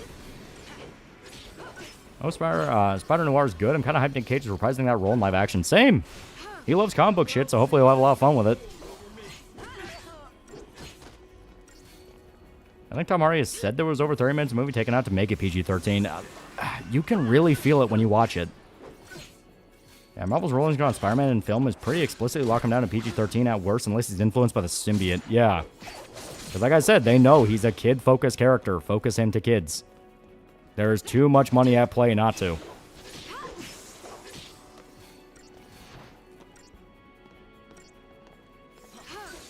There we go.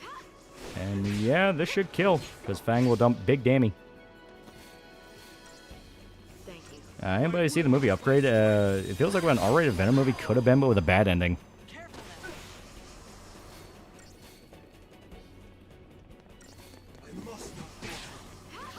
Yep, kill. As I'm not American, I do not want to see X character be a Trump allegory. I get it, you hate him, but could not give a shit about him. It's 100% not fun, but pure hatred. Yeah. Trust me, I get it. Like, it's one of those taglines where people see that and they're immediately like, I'm not fucking watching this shit. How about a midnight club game set in Night City from Cyberpunk? That could be cool. And speaking of Nick Cage, I really want to see Unbearable Weight of Massive Talent where he plays himself. Heard's really good. It's funny. So surprised Under the Red Hood with PG-13. Man, focusing on the kids, but we will never have the grit and edge anime and manga had in the 80s, 90s. Took them until the direct-to-video movies to DC Animated to stop adding the hit flashes to censor. Yeah, Ghost Rider should have been R-rated too, yeah. There are characters where it's supposed to be R-rated, then there's others where it's like, don't fucking do that. It's not even that Spider-Man's marketed to kids, he is. It's just that, he's as apple pie golly gee whiz Americana as you can get without being Steve Rogers. R-rated Spider-Man would be terribly weird. Be like Peter says a joke and then boom, gore and sex, yeah. What? Did he complete his focus? In the Xbox Showcase, they showcased a Hunter the Reckoning game. Hopefully this is Baron Bloodlines 2. I think it was the best creepypasta because mine's got to be three-way tie between Russian sleep program, Smile Dog, and Candle Cove. I like Candle Cove and Mouth of God, and I think it was 1989. The one about the serial killer dressed as a bear.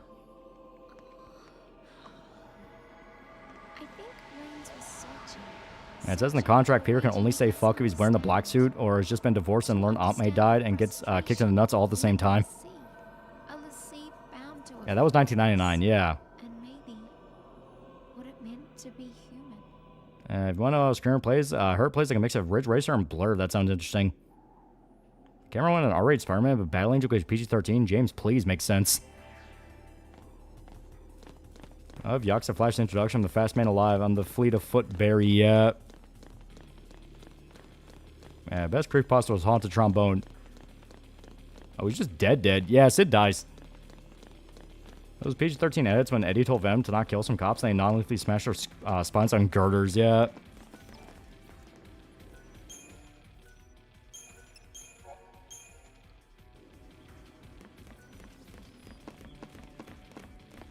Sid's dead. Oh, well, thanks for the XP. Yeah, Peter Parker can't say fuck, but he can get cucked, yeah. I want him to have a Kraven's Last Hunt movie. I know it won't happen, won't ever.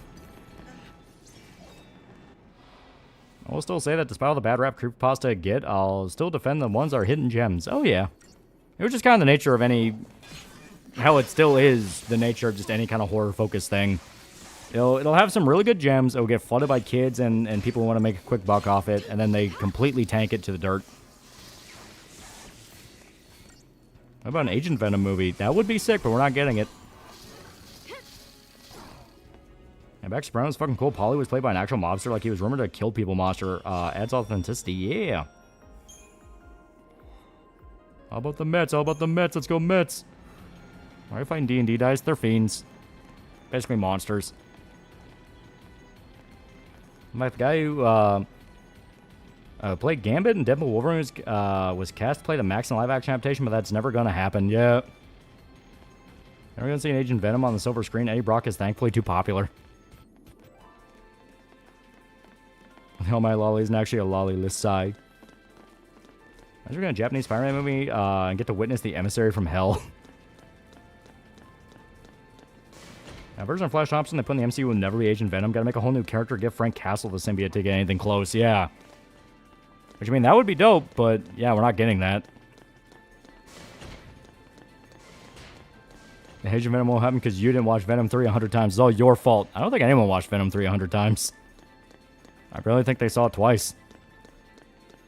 Original cast choice, James Cameron had mine for Spider-Man were interesting. Leo DiCaprio as Spidey, Arnold Schwarzenegger as Doc Ock, Kevin Spacey as Green Goblin.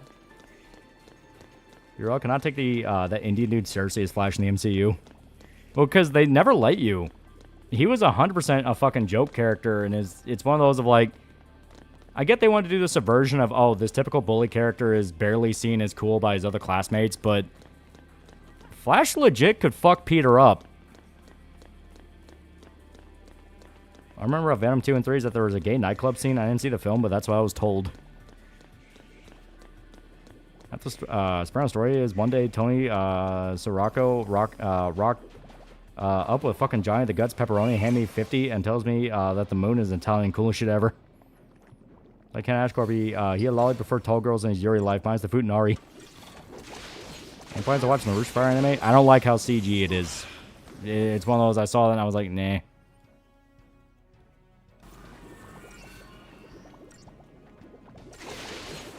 Chainmail Chase might be an interesting interpretation of Smile Dog and several other creepypastas that basically turn Smile Dog into a demonic incognito hazard plus actual ARG shit. And Spectacular Spider-Man Flash is great.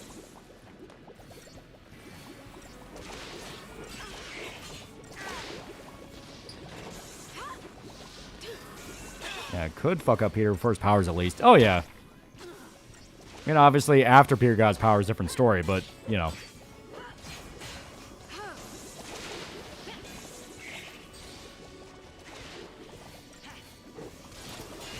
God damn it.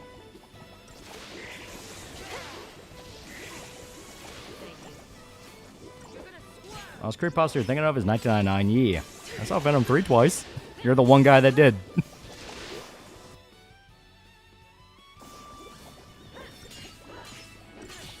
Oh god, Edward Furlong was also considered Peter Parker and Spider-Man. I guess that's before he crashed out into drugs and crime. I like a poor Spider-Man Web of Shadows. Now there's something that could be R-rated Spidey ripping Wolverine and have to save him as the correct choice. Yeah, ever watched your Friendly Neighborhood Spider-Man show at CGI? I don't think I ever did, no. I don't get why they made Flash a dweeb in New Spider-Man. Like I said, it was part of the joke where it's like, oh, Flash was known as the bully, but now he's basically the loser. It's like, I mean, I get that, but that's not particularly funny, and it kind of ruins the fact that you could do shit with Flash. Oh, I've tried him 3 once, but 20 hours of clips and memes of it, so that should be considered 4 times, right? I'm not coping. I was also toying with Jim Carrey as Goblin.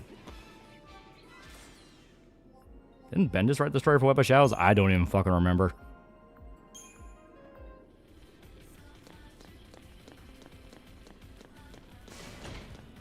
Yeah, Flash wasn't always a bully.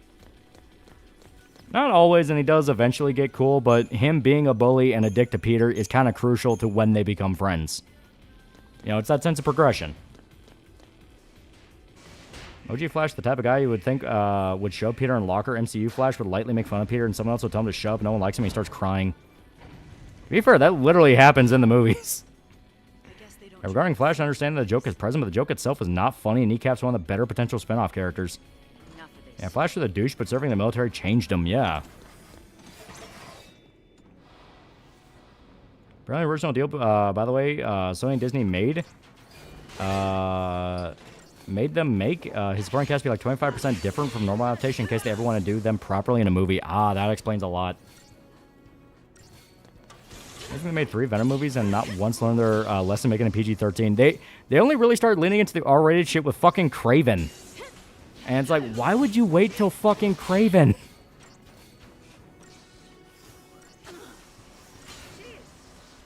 Favorite creepypasta story is the strangest security tape I've ever seen. If you haven't read it, I would recommend. And then Flash get PTSD serving the military. PTSD, and if I remember right, he loses legs. And besides, look what happened to Raimi Flash. Became the head of the Baroque Works. Thoughts on the 1,000 other bully to Parker became a villain? I don't remember them. Yeah, Flash just lost his legs. I don't do a PTSD thing with him. Yeah, he lost his legs while he took part in the Agent Venom project. Yeah.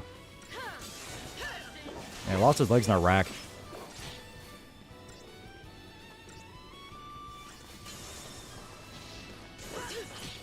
Pause, Nato, Shintanu's on Dragon Ball Super Galactic Patrol anime, Super Broly animation. Oh. Spider-Man gets a job at the new Daily Bugle and just so happens to be a guy named Flash who's a huge dick to Peter. The superior version of Bakugo.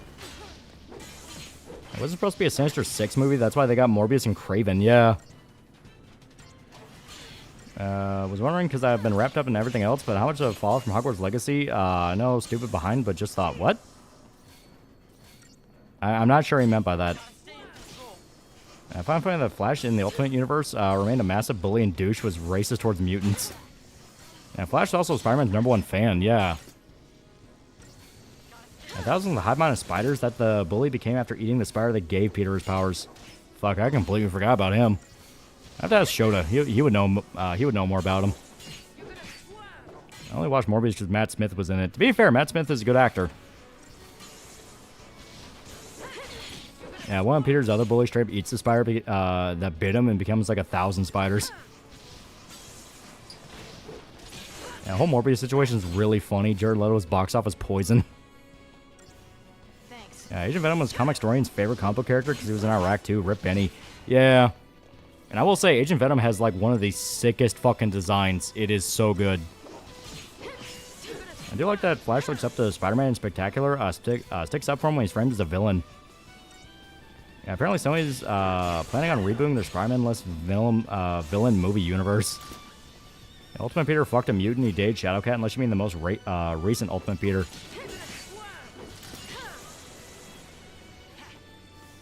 Yeah, Matt Smith was probably the best part of Morbius. He was there for the paycheck, and you could tell.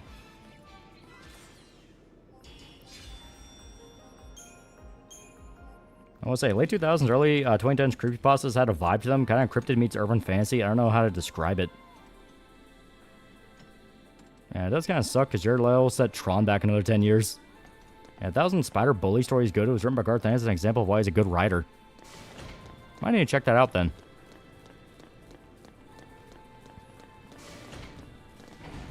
I never read any Agent Venom comics, but I like the Venom symbiote didn't talk as much as it does with Eddie.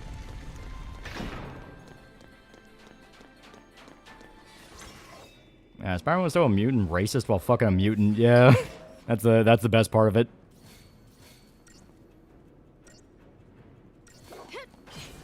Morbius movie, a movie so bad it bombed twice. Her question, I think the relationship between Peter, MJ, and Felicia would be like. I mean, in general, ideas like that are very fucking bad because it always just leads to soap opera drama and you don't want that shit. But, I mean, Felicia's a friend of Peter. She's actually a friend of MJ, too. There's some pretty good comics where the two are bantering with each other and working together, and they're pretty funny.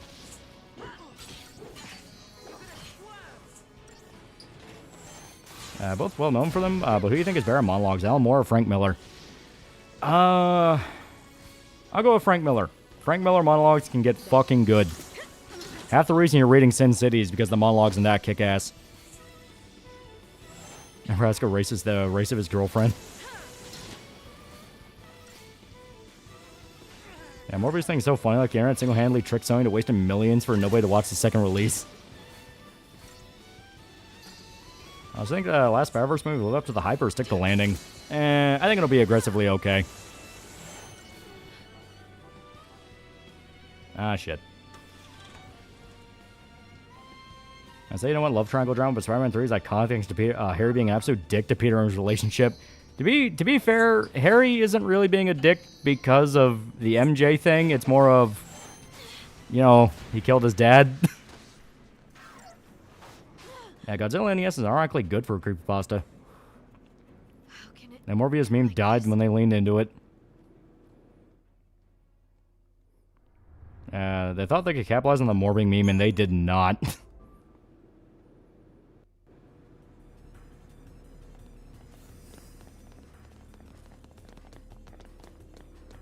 Yeah, Harry's ass man, his dad got a little too silly.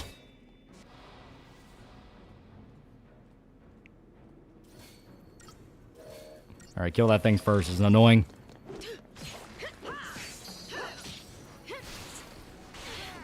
I'm so high on cocaine, I know not what I do.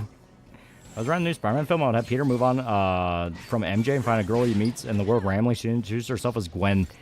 Yeah, I mean, eventually getting around to Gwen Stacy would be cool. Especially since he's aware of the Andrew Garfield universe and what happened with Gwen there. I mean, that would be cool. I remember Jared Leto was on a VTuber promoting Morbius and it was insanely awkward. Yeah. That was Pecora, wasn't it? It was a HoloLive one. I remember that. Yeah, I love how they did a second Morbius petition when the title was something like, we were all busy that weekend, bring it back. Yeah. Here, why'd you kill my dad? So he was roughhousing you a little. Harry, your dad was whooping my ass through brick walls. Yeah, it was Fubuki, yeah. Yeah, that VTuber interview is weird. I think Spider-Man needs to fuck only mutants or black women because those seem like the most stable relationships he has.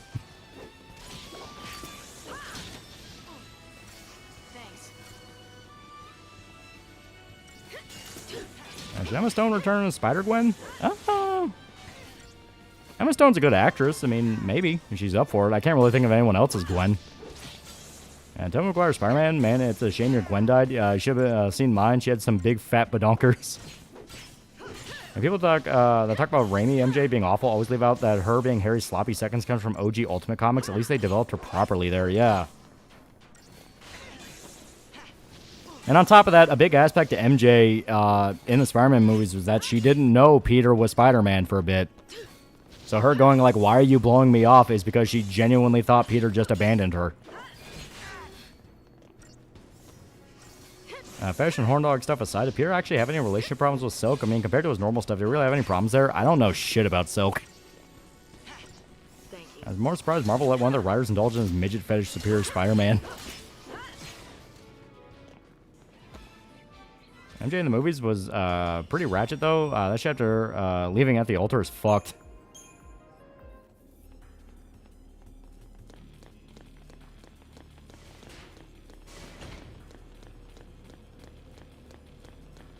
And Jared Leto acting in any good movies, or he's just cursed? He's in a few good ones. He's in Requiem for a Dream. He's pretty good in that. He's in Lord of War. He's good in that. He's in Blade Runner 2049, and he's okay in that, but that's a really good movie. I think they'll ever have the live-action Spider-Man in the next Spider-Verse movie, or they keep them completely separate? Oh, completely separate. That might even be in the contract that's separate. At turkey hunting season in Kentucky, what type of wild turkeys y'all have? I don't really know the breeds. All we know them as is wild turkeys. Big fat things. Doesn't excuse everything MJ does, but from her point of view, Peter kept giving her super mixed signals, yeah. Yeah, Dan Slott indulged in more than one of his fetishes. The Spider-Man run, he's a very lonely man from what I've heard from comic pros who know him. And he's about to marry an astronaut, and then she has left him because Peter entered the wedding. Actually hilarious. If Gwen shows up in the MCU, I don't want it to be Spider-Gwen. We've got more Spider-Gwen than regular Gwen. Yeah, I kind of agree with you there. A solid actor in the late 90s, early 2000s. After being in 30 Seconds to Mars, he became super sanctimonious weirdo we all know now. And Stokes retconned to be the same age as Peter, who was also there when Peter got bit and coincidentally got bit by the same spider. Don't know why she got organic webbing and Peter didn't, though. And plus Peter literally cheated on her in Spider-Man 3 with Gwen. When all the spider people are race star than 2099 Scarlet Spider. I hate the Peter's basically in charge of a bunch of multi-ethnic spider people. And then when Dan Slott did Iron Man, he tried to turn Machine Man and Costa into trans allegories. Dude needs to touch grass.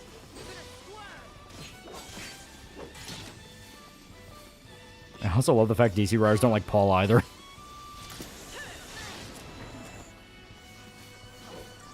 Silk literally has no character. Slott just wanted Peter to fuck an Asian girl, yeah.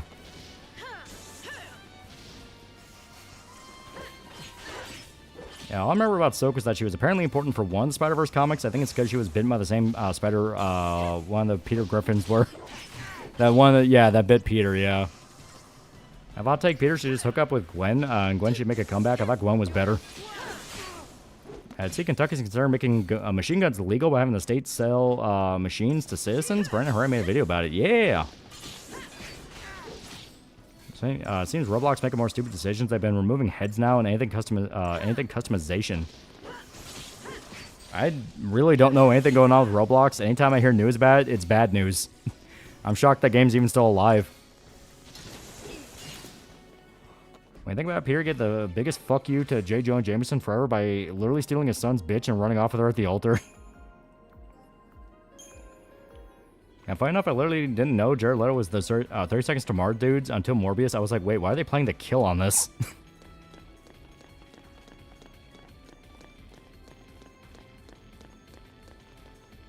Yeah, Roblox makes more money than GTA. Jesus. Yeah, not just machine guns, newly manufactured machine guns. Ooh. That could be cool. I found in one universe, Peter dated a mutant girl who could talk to animals and somehow lasted to the end of the comic's run. Yeah, it's amazing because now there these fucking retards who only watch Spider-Verse are like, if you think Peter and Gwen should be together, you need your hard drive checked. Yeah, it's like, dude... maybe read a Spider-Man comic before accusing people of being pedophiles. When you buy an AK-50. I want to see if there's new versions of it. Yeah, Roblox is swarming with pedos. That's what I hear. Yeah, I played a lot of Roblox when I was like 10 or so. I think every single organized religion's god I wasn't groomed. Everything Jonah knows about Peter and MJ? What do you mean? Because, I mean, like, do you mean, like, Spider-Man and MJ? Because, I mean, Peter and MJ being either dating, being married, having kids, like, that's all very public. Isn't there, like, another Spider chick that they tried hooking up with Peter? I think her name is, like, Webhead. Yeah, new Resident Evil fans are calling Capcom pedophiles because they're assuming Leon and Sherry got married. Man, crazy how more people today probably know Spider-Gwen rather than Gwen's tragic death that changed the status quo, yeah. And Taco today don't even know what Haruhi is. Thanks. I think he's referencing the fact that she dated Jonas's son. Yeah, Gwen comes in all ages, and it just so happens there's been multiple Spider-Gwens. 616, Peter B. Parker, who's the prime Spider-Man in the movie's age. And 1 Miles' age, yeah. How'd Gwen die again? She broke her neck. Green Goblin was trying to kill Peter and kidnap Gwen, if I remember right. And when Peter tried to save her, her neck broke.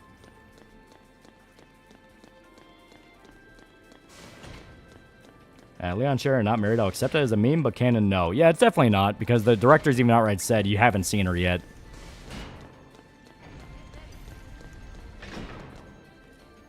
Let's talk about OG and MCU Spidey films. Can we talk about something good about Amazing Spider-Man films? I always feel a bit bad about those films. The Andrew Garfield ones, well, I'll stick to my point that Andrew Garfield is genuinely not a bad pick for Spider-Man. He's got put in some movies that are just kind of mid. I love when JJ portrays a genuinely solid dude, like protecting Peter coming out against the Mutant Registration Act because it violates the rights of Americans. Yeah. Yeah, basically got her with a web, but the velocity from the fall broke her neck when she recoiled backwards, yeah. Her nostalgia critic video saying that Jameson's son, John, becoming Venom would make more sense than Eddie in Spider-Man 3. Yeah, Sins Past tried to change up details of Gwen's death, and God, Sins Past no longer canon. And Amazing Spider-Man 1 was pretty alright, 2 was ass. Like the retcon that Gwen was pregnant when she died makes Goblin so much more evil. Yeah, my headcanon is Goblin thought Peter could save her, but rolled with her death.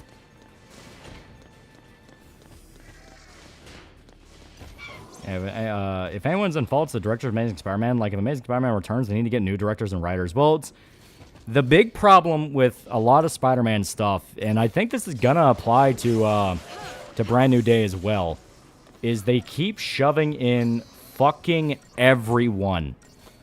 Like, they're just flooding Spider-Man with all of his bad guys.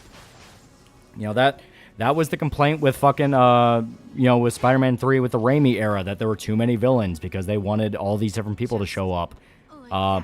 No Way Home had, like, the entire Sinister Six sort of in as his villains, you know. They keep throwing in everything in the kitchen sink, and they're shocked that the movies feel messy and unfocused. And, like, JJ's big thing is that he doesn't like anonymous, unaccountable vigilantes like Spider-Man. He likes Captain America, yeah. Or MCU do its own Green Goblin, especially after Far From Home. Nice to meet you, Mr. Osborn. Wait a minute.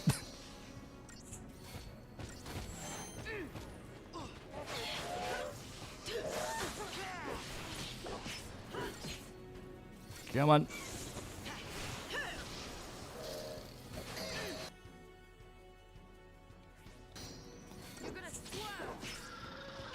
Personally, I just want to see Spider-Man and Venom versus villain. Basically, Prince money. Yeah. Why does Peter Parker have to suffer so much? That man can't have a happy life. Because the writers keep thinking it makes him compelling. And it's like, yeah, when Peter goes through a low point, it's great. But the problem is they've been having him go through nothing but low points for a while. To the point of like, dude, you got to give him a win at some point. This is getting ridiculous.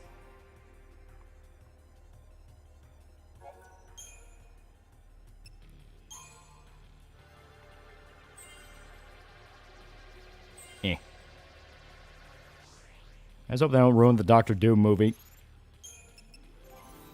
Yeah, let Peter be happy already, yeah.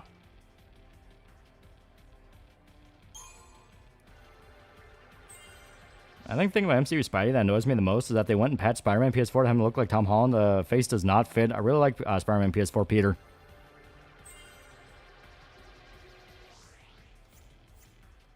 I think the logic is that giving Peter a lot of problems makes him more relatable. Recent Spider-Man comic, flat out has Peter passively encouraged MJ to date Flash Thompson. It's fucking stupid how Marvel treats the character, yeah.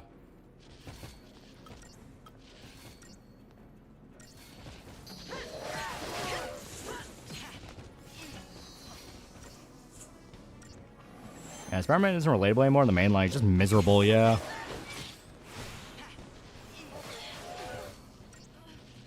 Yeah, Peter suffers so there'll be more movies of him. Yeah, why do they think making Peter miserable makes him relatable? People have been wondering that for a long time, because it has gotten to the point of, like, this is getting fucking ridiculous. Like, the Paul thing is kind of, like, the biggest example of they're only writing for themselves. No one wants this shit.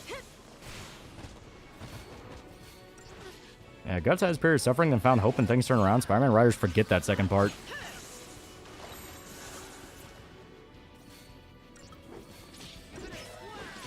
Yeah, Misery loves company, I guess, yeah.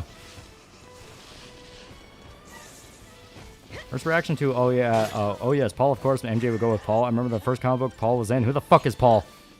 Yeah, Paul was literally a self-insert. A self-insert that's now turned into a fucking punching bag where everyone and their mother is like, this is stupid, why would you do this? How can it end like this? Writers keep making Peter miserable or stuck in the 2010s, yeah. You know what's bad? When other characters are actively on their upswing and Peter is still on the downswing years later. Yeah, Spider-Man that's married can't be relatable to our readers because most of them aren't married. Yeah, that's stupid shit where it's like, dude, come on. I used to think Marvel Zombies was Spider-Man suffering. Then I started looking at the bullshit they put him through. I found out about Paul via essays and I've been like, what the fuck ever since. I think the thing is, struggle when done right is relatable and gives you a more intimate relationship with the character, but they keep fumbling it because they don't know how to progress Peter. Exactly. They want Peter to be the same character forever. Explicitly, they don't want him to change. They don't want him to ever, you know, reach a level where he's able to feel like he's gotten past something. He needs to be the same guy forever.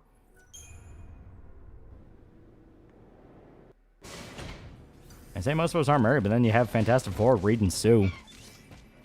It's really fucking annoying how writers across the board all seem to be out of touch and stuck with a naive, happy, quirky, indie, hipster, soy cuck 2015 mentality. No, like I said, other characters are in their upswing. Punisher's in his upswing right now. DC's in their upswing. A lot of other people are getting to the point of, like, we've got to make adjustments or we're going to die. Spider-Man is the one they refuse to budge on. Yeah, Spider-Man was married for 20 years. The only author who did more damage to Marvel's state affairs than Zeb Wells was Jeff Loeb, sharing the pain of losing his son by writing Ultimatum.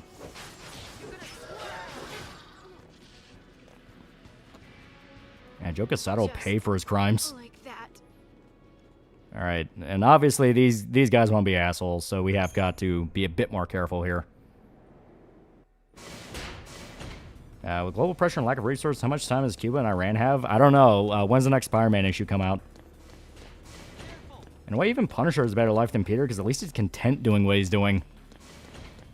Isn't anything new either. Remember that studio pressured Firefly writers keep the couple unmarried? Some sourpusses in Hollywood. DC have their Spider-Man equivalent refusing to let a character grow out? I don't really know. Yeah, it's not like people of all ages watch sitcom shows about married couples. Yeah. I blame Marvel dragging the names of the famous heroes through the mud by hiring writers who hate superheroes. Yeah, it really does feel like they're purposely trying to sabotage Peter's popularity to make Miles the main Spidey, except they keep failing to make Miles interesting. I know comic pros who are friends with Quesada and have I had to flat out tell them, guys, I get it, but he fucked up royally because he can't get over Gwen Stacy. How would Frank survive Power Girl? He'd be torn in half. Apparently, he did pretty well with her.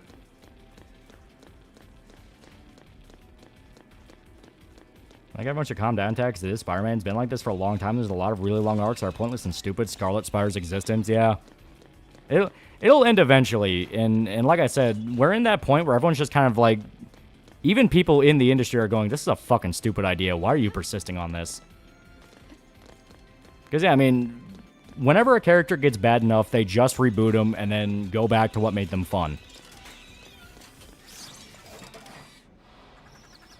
As a reason I call Amazing Spider-Man, Spider-Man, just that. There's no Peter in the mainline comic anymore, just Spider-Man, because that's all they want him to be now. Quesada's apologized multiple times on top of it. Yeah, Frank could handle Karen. We suffers more Spider-Man or Invincible. Invincible wins by the end. Yeah, trust me, if anyone can, it's him. I understand not rebooting the universe proper is Marvel's thing, but nigga, the people we actually care about are approaching their 40s and don't seem to have permanent milestones unless they're gay. But that's the funny part, like, they always say, we don't reboot, but they retcon shit a lot, and they make fun of their timeline a lot.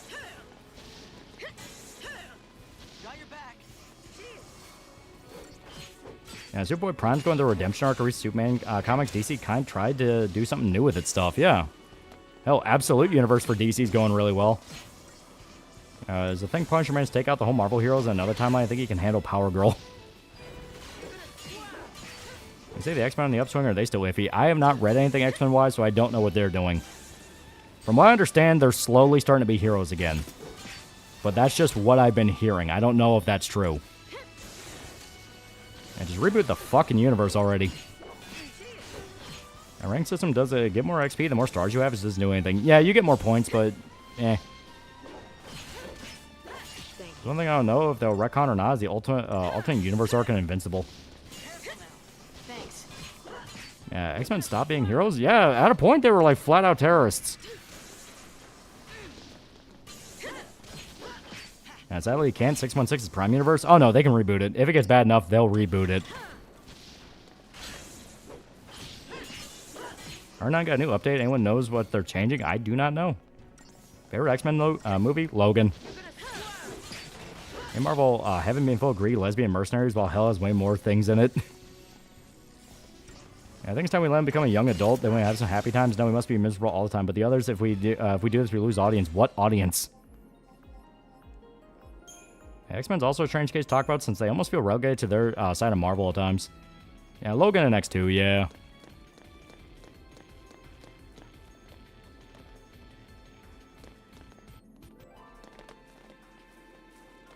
Who's your favorite X-Men? Wolverine. I love Logan. Mainly because he does what he can to not really be involved in the X-Men at times. Yeah, Logan's an emotional attack. Yeah, Marvel ended its new Ultimate Universe, whereas Absolute Universe is still going. That should tell you something. Also, spoilers, Peter dies by Carnage. And her brother Jubilee was introduced to be in her teens and now in her mid-30s. Vampire MILF, which has a teenage son. Yeah, but like I said, they 100% retcon shit and reboot shit all the time.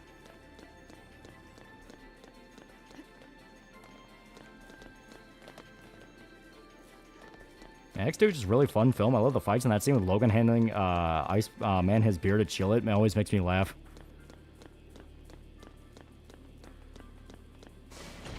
Yeah, Nightcrawler feet counts. If not, then Storm. Storm is cool. Everyone loves Storm. Yeah, Logan's a pretty good movie. Ending for Wolverine until Deadpool brought him back to life, yeah. Yeah, I wish they didn't remove the Logan Storm scene from Days of Future Past. You still have hope for the Wolverine game by Insomniac? I'm willing to check it out. I don't know if it'll be day one by, but I'm willing to check it out. Yeah, Roro is pretty great. Wait, Jeff Loeb Ultimatum? If you had powers Dr. Manhattan, what would you do? I would turn the ocean into ice cream and plant trees and giant spoons. It would be funny. It's kind of basic, but Rogue is amazing. The Southern accent's cute. Yeah, Logan's definitely a classic. I love Nightcrawler and Gambit. Also, Rogue is my favorite Southern Belle wife. Yeah, Gambit was great in some of the games. Yeah, projectiles in 16-bit era. Hey, Quicksilver fans? I mean, people love Quicksilver.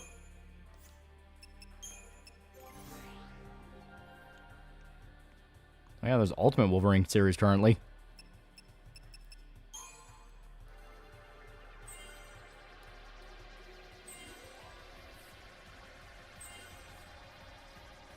Dr. Manhattan owns delete all bread from the earth.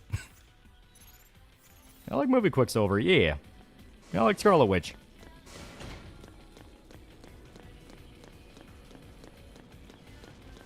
Yeah, I love the version of Nightcrawler from the OG 90s animated series. That one's pretty good. I heard Ultimate Universe is weird. It can be weird. Everyone ready for this?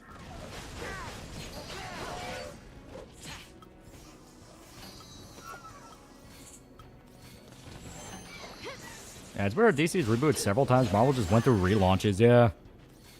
Well, because that was basically their way of doing the reboot. They don't do it as like a whole, oh, the whole universe got reset because story thing. They just do it without telling you they did it.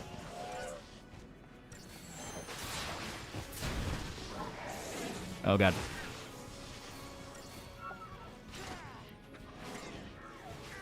I like the introduction of TVA and needless complications added to the multiverse. Whatever happened to just landing in a new dimension with amnesia?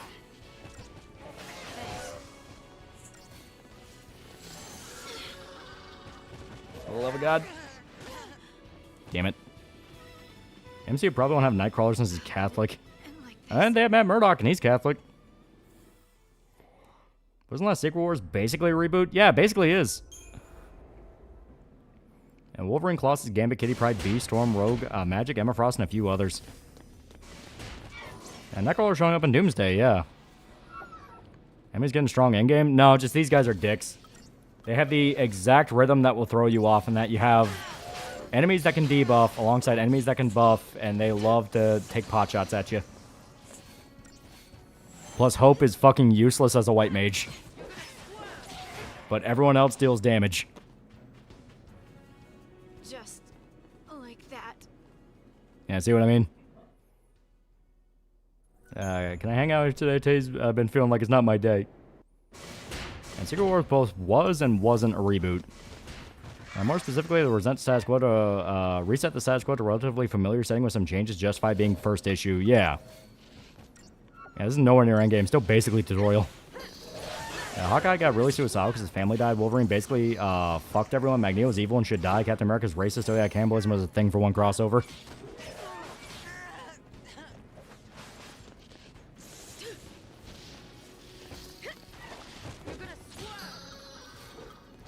Yeah, fuck it. Odin. My character Doomsday are gonna die if they're getting recast to Secret Wars. I've seen Cosmonaut Variety Hour video where he talks about wanting an X-Men game that's basically like Persona.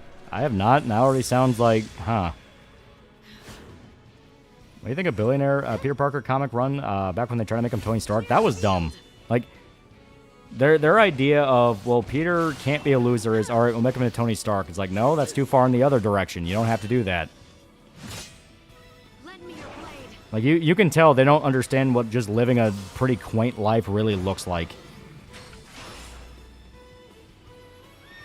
Is Persona the only RPG people know? Can I play a Tamagotchi live demo just come out? No. I don't play Tamagotchi. Ultimate Captain America was not racist. He's also a no-nonsense kind of guy. Well, I mean, they mean he was racist towards mutants, because he was. Ultimate had fucking everyone racist to mutants. They really didn't like mutants.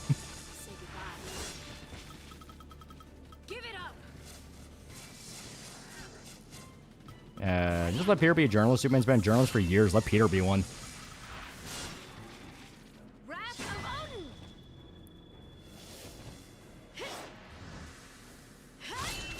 There we go.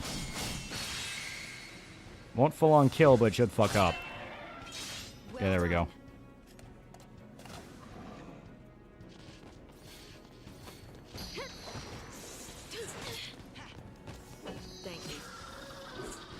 More mutants pieces of shit in the Ultimate Universe. Everyone was kind of a piece of shit in Ultimate. They don't want to make Peter loser anymore, but they don't want to make him as cool as Tony Stark. So they should just make Peter Tony Stark, but also give him alcoholism.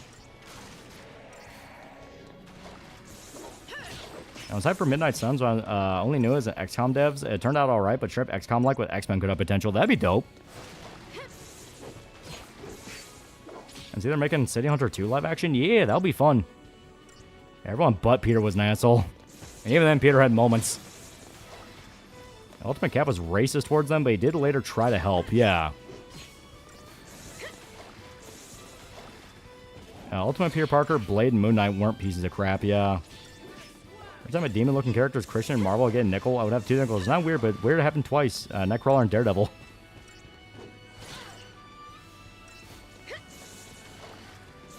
Like the Iron Man movies? Yeah, they're good. They're fun. I think Cyclops, kind of the worst X-Men, or at least the most boring. There's cool shit with Cyclops, but he's definitely not... He needs a really good writer to make him interesting as the leading.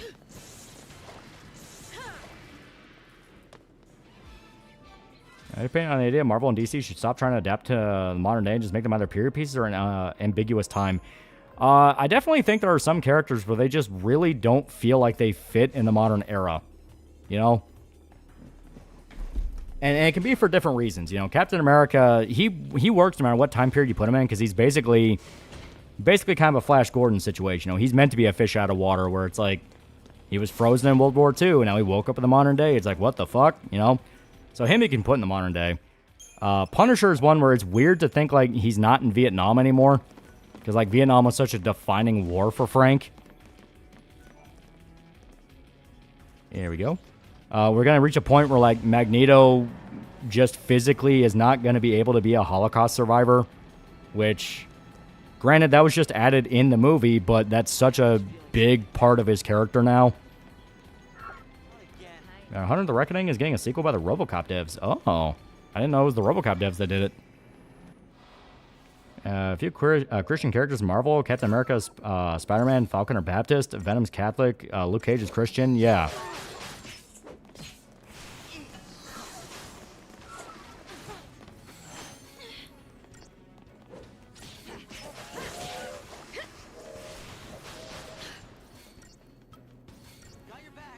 Yeah, Magneto's down survivor of Gaza, yeah, right?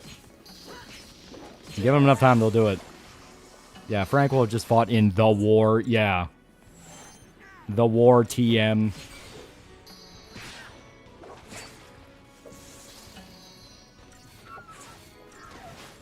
God damn it, Hope.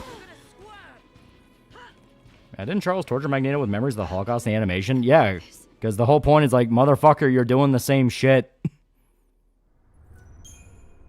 Any thoughts on the animated Avengers films? The 2 that dropped before and after live action Avengers? It's interesting you've seen breakdown sales similar to their applies to the MCU. Which ones are you talking about? I don't remember. Hey, Charles ain't going to be able to hit Magneto with a Holocaust flashback beam. Yeah, Frank Castle fought in the war.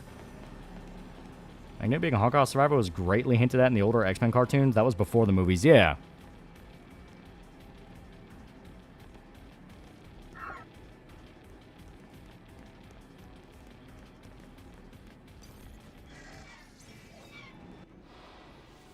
And for someone called Hope, he's certainly hopeless. Ultimate Avengers animated movies, Iron Man also survived the war, yeah. Well, Tony, his whole thing is he was kidnapped by terrorists that were using his equipment, you know? So that's easy enough to be like, no matter what time period, you can bullshit a reason for that.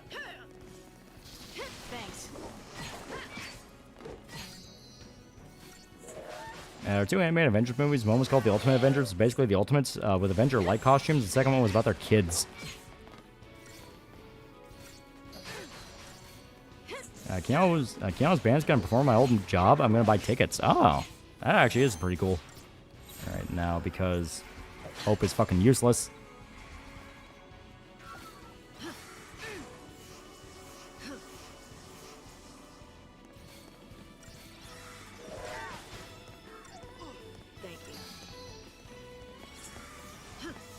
There we go. There we go. What about Vietnam War 2?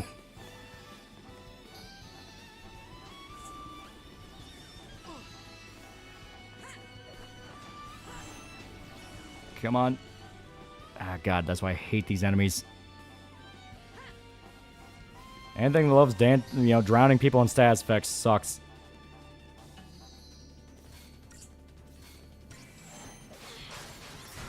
Is Magneto superhuman, so he can't can he live for a long time? I think him being Holocaust survivor is still possible. Yeah, but it will reach a point of like how long you keep trying to pull from that well. Magneto being from the Holocaust, does him and Steve Rogers have any interesting interactions? No. Steve was basically doing like Black Ops shit in World War II. Is Moon Knight a time-bound character? No, Moon Knight can be whatever, because his whole thing is not... He doesn't need to be in a time period.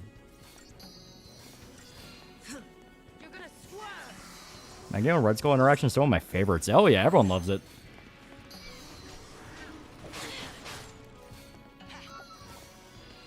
Yeah, Magneto was a kid during World War II, yeah. Actually, I think Cap did rescue Eric. I don't remember if he did. I always thought they were like completely separated. Can you make stuff immune to their ailments? You can, but it takes a lot of time to get the items. Yeah, I believe Steve was an ice cube when the U.S. went to the concentration camps. Yeah, the only time Cap interacted with Magneto was in X-Men Evolution.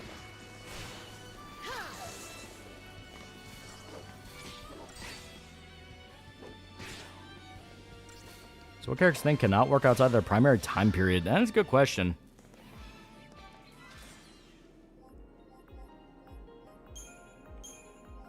It's true, Ultimate Wolverine's like older than humanity. Yeah. They did weird shit with Logan in that. Yeah, Bucky was Black Ops in World War II. Yeah, but Steve helped. I think Logan and Magneto have had an interaction because Logan did fight in World War II. As far as I'm aware, Logan never talked to him. I have to remember, World War II was a big place, big thing. Not everyone's going to be able to run into each other.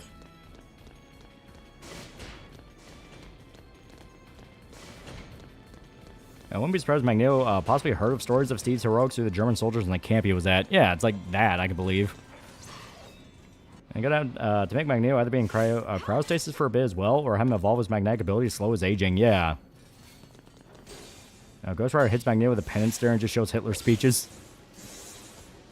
Yeah, Logan in the Ultimate Universe also ended up getting killed thanks to Magneto. And Cap and Logan met in the Wolverine origin comic during World War II, actually. Yeah.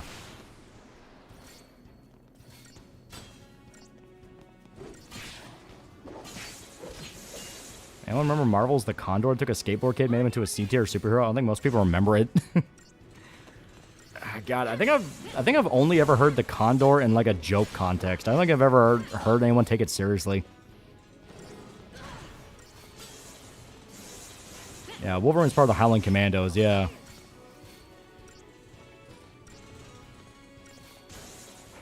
Yeah, we just do a thing though, Mega 11 mutants just have longer lifespan. Yeah. There's more than enough, like, immortal mutants that you can bullshit an excuse.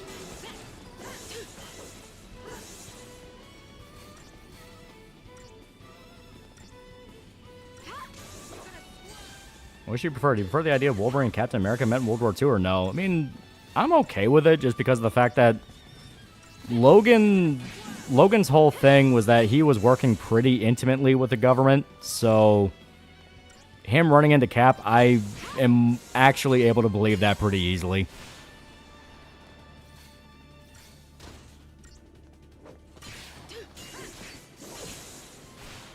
Here we go. How would you do Patriotic Hero without blatantly ripping off Captain America? I don't really know. Captain America's kind of the gold standard for it. Yeah, I like Cap and Logan's dynamic. I'm down with it. Yeah, they're really good buddies. I think Fury White One, his time as an agent's based on 70s spy films. Yeah, that is true, and a lot of the stuff you see Nick Fury Sr. in, it's like period piece stuff. They make it a point that he's an old man. Nick Fury Jr. is kind of the one right now that's Nick Fury, so. Are you fighting a horse or a robot horse? Yeah, it's one of the things I love because Captain America and Wolverine fighting the Axe just sounds awesome. And Captain America's World War II vet, right? Yeah, he was made for World War II. I think Logan's extremely untrusting in the government because he knows exactly the kind of bullshit their leadership gets up to. I mean, that's how he is, yeah. He's a loner. Not to mention, Logan ever loses his shit, Cap's the guy you can get him to knock it off. Make some crackhead writer eventually make a connection between Magneto, Genosha, and Epstein's Island. Krakoa. Give it time. As Major Glory from the Justice Friends, he's super original.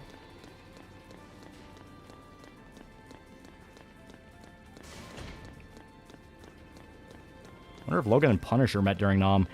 I don't know if Logan met Punisher in Vietnam. They reference, like, anytime they talk, well, not anytime, they have reference they were there, but I don't think they ever fought together. But, God. Because I know Punisher met Nick Fury during Vietnam. Obviously, they were both aware of Captain America. Like I said, I don't think they ever met... I don't think Wolverine and Punisher ever met there. But they talk about the fact they were there. I love the old Nick Fury Agent of S.H.I.E.L.D. comics. They're a good example of artful, intelligent superhero comics. They psychedelic artwork at times. They're like Marvel's James Bond. Yeah, Cap's the reason Frank enlisted, yeah. Play a new RE9 update in its photo mode. Photo mode's like the feat of gaming. People seem to really like it, but I just don't get it. And the more I see it, the more I get angry.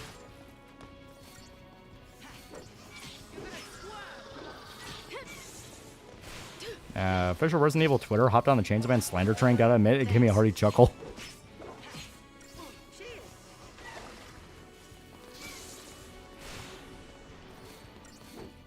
Here we go.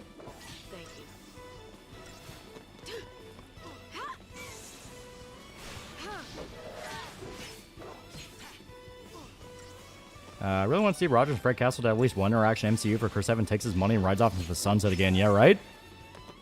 My crazy thing, my crazy pipe dream, do Blood and Glory.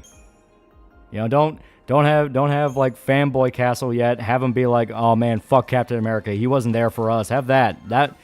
Like Blood and Glory is like my favorite dynamic between the two. That was fucking sick. Ended on the Captain Castle salute. Like that'd be fucking dope. That'd be peak. We're gonna be to the point that Logan's gonna be a Gulf War vet, maybe in Iraq. Yeah, Blood and Glory film would be nuts. I was like, in fact, Logan's brief stint in Japan. Who knows how many times mutant students were flabbergasting grumpy loner Logan writing kanji like a pro. He does that. He still practices calligraphy. Let's be real, writers during Krakoa era were totally gaslighting us and thinking an exclusionary sect cult on the island was totally cool and okay because the X-Men were doing it. I think of the character U.S. Agent. I don't know too much about him, but I know that there are people that genuinely swear he's pretty cool. Which one's Blood and Glory again?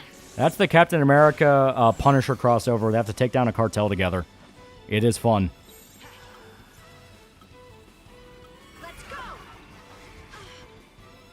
Yeah, people don't realize Logan's no dummy. Just sold the Earth guy. Yeah. Yeah, John Walker did nothing wrong. Interesting news, someone boarded a plane, tried out Starlink. They were able to seamlessly stream, upload, and weren't charged extra. Between that and the dudes playing CSGO in the Pacific, it seems pretty awesome.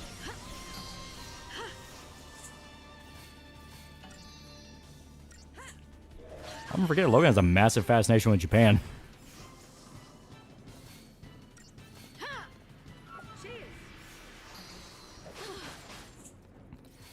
How many issues of Blood and Glory? Not too many. It was about 5 or 6. It was a short little one-shot. But like I said, that's still probably like my all-time favorite Punisher Captain America dynamic. Because, like, I was never too big on Fanboy Frank. Like, Fanboy Frank is okay. Where it's like, I mean, I get it. That makes sense. But I liked having that tension where Frank felt genuinely betrayed. Captain America wasn't there for the Vietnam era. Because it played into the actual thing where the generation before the Vietnam guys were shit-talking them and saying, you're a bunch of cowards, you're a bunch of losers, you're this and that. Like, I liked that. I thought that was fucking sick. A U.S. agent, imagine Captain America, but imagine Captain America's Gulf War GWAT superhero. Yeah. Does it explain why Logan has a big fascination with Japan? No, he just likes it. He lived there for a while.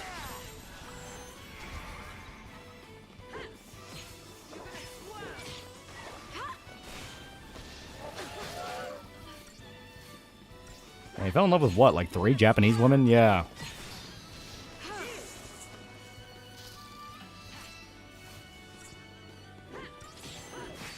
There we go. Yeah, Wolverine had a Japanese wife, but she's dead, yeah.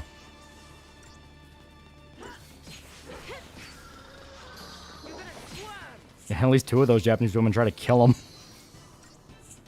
2 reasons Logan likes going in there is because it's quiet and he has a mansion there. He meditates, and the second reason is the Japanese women are hot.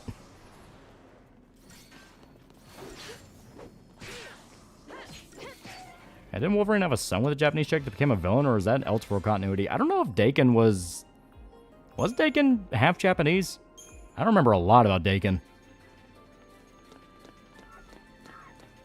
Wolverine's type of woman is that they all die. Yeah, Logan was one of the first white men to develop yellow fever. If you just believe there aren't Japanese drawings of Logan and some mythical yokai, Japanese have those of the Dutch. Who even remembers Dakin? Yeah, Dakin is half Japanese. Well, there you go. That's your answer. One thing saying to Wolverine, I thought they had a cure for you people, and Logan's like, you got a problem with mutants, but then the thing said I meant Canadians. Yeah, Dakin's half Japanese loser nobody likes. Yeah, even with good healing factor, Logan is immune to yellow fever.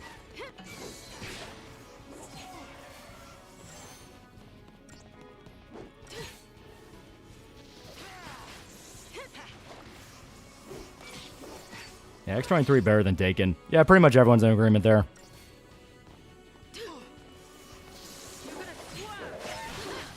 Come on. Yeah, Wolverine likes Japan because the only people his height. Yeah.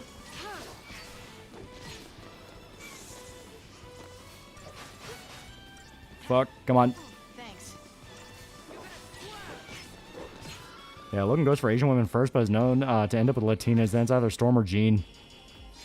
Yeah, Pierre and Logan have one thing in common: yellow fever. And we already had a cool second-gen Wolverine. It's Laura. Yeah. The only factor in Claw is the only power he has, or also his animal rapport. I like to think his skill he picked up by living in the woods for a long time. No, he straight up does have animal instincts. That's why he's able to track scents for fucking miles. Remember my best buddy reads Wesker comics, hates the fact that Dakin's product of Logan's coolest run while being in Japan. I think you could say Wolverine had a legendary white boy summer when you stop and think about it. Yeah, Logan's canonically like 5'3". Yeah, he's tiny. I was on Wolverine Romulus Saga when Marvel tried to say Wolverine's an offshoot of humans descended from wolves. That was dumb. I was never a big fan of that. The Cocoon Foul Seed planning to use these? I thought X-23 is a clone. Yeah, she is. And Dakin's tryhard. He can also can somewhat mind control people with hormones. That's a writer trying to appeal to the female audience.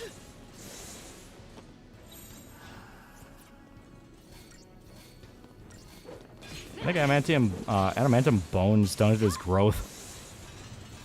Yeah, my mom's taller than Logan. Not gonna lie, I always think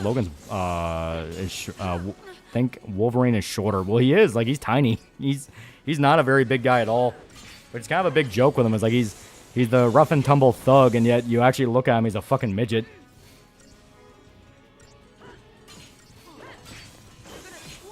Yeah, Wolverine's related to wolves. Does that mean that his mom or dad's a furry?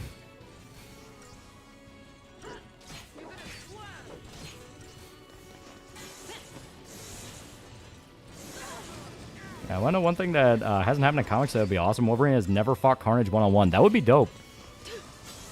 And Carnage is a great villain to pull out for anybody. He's just a fucked up serial killer.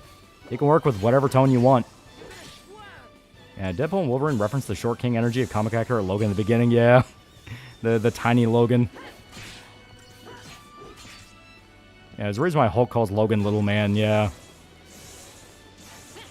Can't believe I'm like 6 inches taller than Wolverine. Remember taking his NTR Simon rape abilities? They used to rape women around his debut. He was like likes the penis, by the way. I have no idea what that means. Yeah, Wolverine Heights, one thing they didn't even try to do with the movies outside the Deadpool film. Yeah. Well, I mean, like, they wanted the tough, gritty loner guy. You can't take that seriously if he's a fucking midget. Yeah, Dickens bi, yeah. Yeah, be fair, there aren't a lot of people larger than Hulk.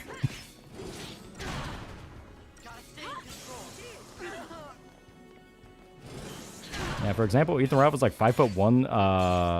Logan's like 2 inches taller. Does anyone ask Logan how it's going down there? They do, and then he stabs them. That's too correct. I mean, he also likes penis because he's bisexual. Yeah. Yeah, Logan's supposed to be 5'3", but he's usually drawn like he's 5'8" or 5'9". Yeah.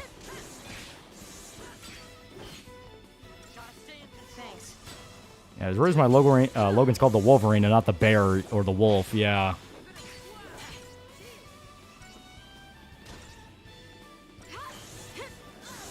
Yeah, Punisher shot Logan in the dick and balls. Yeah, that was during the Marvel Knights run, and they ran him over with the. Well, no, he shot him in the dick and balls. I think he also shot him in the face, and then he ran him over with the steamroller. Is Logan taller than Punch Up? Yeah, it's a famous Logan middle claw head stab, but I feel like the comic actor would just run around stabbing balls. Say another reason why Dakin never really appealed to me. Yeah, Dakin's claws are fucking stupid too. Laura literally had the same claws as Logan. They just surgically implanted her middle claws into her feet as a kid. Sounds like Garth Ennis doesn't like Wolverine. Well, around the time, there was kind of like a fun little pissing match between the two, where Punisher riders would fuck with Wolverine, and Wolverine riders would fuck with Punisher. Because around that same time, I think you had the Wolverine comic where Logan accused Punisher of being gay. Yeah, what did Logan do to make them niggas that mad? They were fighting a mafia made up of midgets. What's some Wolverine animals? For tiny little animals, they're fucking vicious. They look cute, though. Yeah, not a lot of people have an issue with Hugh Jackman playing Wolverine because he does it well. Same reason nobody had an issue with Michael Clark Duncan playing Fisk. Yeah. Despite all of Logan's flaws, he still rises above them. Yeah, technically, canonically, Wolverine's now gay, yeah. Captain America, is that literally the only reason why you two hate each other? Is because your riders punch from Wolverine? Yeah. Basically, because, like, it's one of those, they even outright address, like, Logan doesn't hate Frank. Out of all the different people that have been on the Avengers, he's the most friendly with him because he gets it. It's like, yeah, dude, some people just have to die. Yeah, Logan's not gay in the comics. That's his son, Dakin, yeah. Mafia midgets, elaborate, continue. Yeah, that was the Marvel Knights run. There was a whole mafia of midgets who were made up of the different people of the different families that were born as midgets. And they would be made fun of all the time by the other people in the mafia. So they decided to make their own mafia, and they got their revenge by kidnapping, different mafia officers and cutting their legs off. And they tried to basically recruit Logan because they thought he was one of them. And he got super pissed off about that. And Frank's like, all right, good, you distract him. And he shot him in the dick.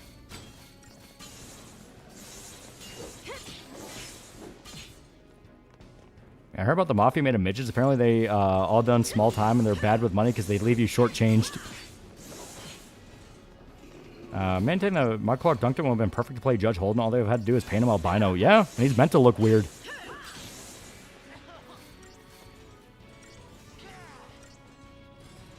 Also, alternative reality, non-canon, that Wolverine's dating a Greek god. Yeah. Is that something meant to be taken seriously? If you're talking about the Marvel Knights Mafia midget, no. Marvel Knights was, especially with Punisher around that time, very black humor. Like, it's goofy and over the top, but that's the joke.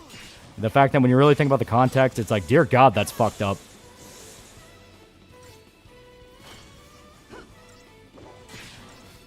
How's Frank still alive after doing that to Logan? Because Frank proved that Logan can't get him. Because that was Confederacy of Dunces. Where Daredevil got Spider-Man, Logan, Oh, God. And there was like one other guy. I don't remember who. It might just been them. But yeah, Spider-Man, Daredevil, and Logan all tried to capture Frank, and Frank just ran circles around them.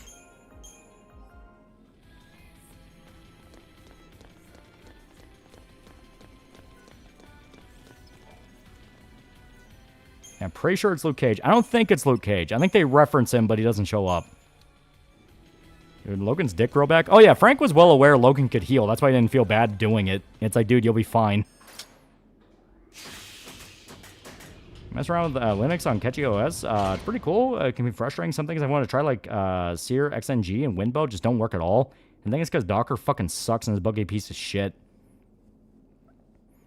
And do you have a story where a guy builds a giant RPG party through the term, I know a guy, he owes me a favor? That'd be hilarious. Ends up like a Fire Emblem gamer has an entire army of just people that owe him favors.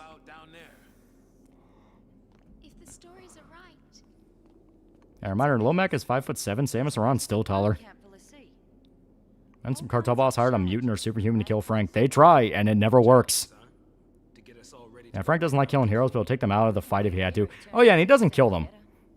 He basically just beats the shit out of them and goes, stay out of my way. Because Spider-Man didn't even really want to do it, just because the fact that, like, basically, Spider-Man was like, listen, Frank's fucking crazy. I don't want to go up against him. I'll just leave him alone. Logan wanted revenge because he shot him in the face and shot him in the dick and ran him over. So he's like, yeah, I could probably beat the shit out of Frank. And Daredevil was pissy because of the rooftop incident. So he's like, yeah, no, I'm going to get Frank for that. And then Frank woke up the Hulk. That's why I kept searching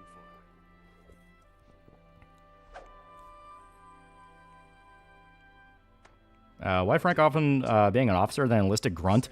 Because they usually like having Frank be pretty high up there in the Marine Corps, and usually can't get that high up there just being a grunt. Now I get it. Yeah, Logan knows when he's beaten, yeah. Is to not let our focus win. It's not the foul sea we should listen to. It's Sarah and Reigns.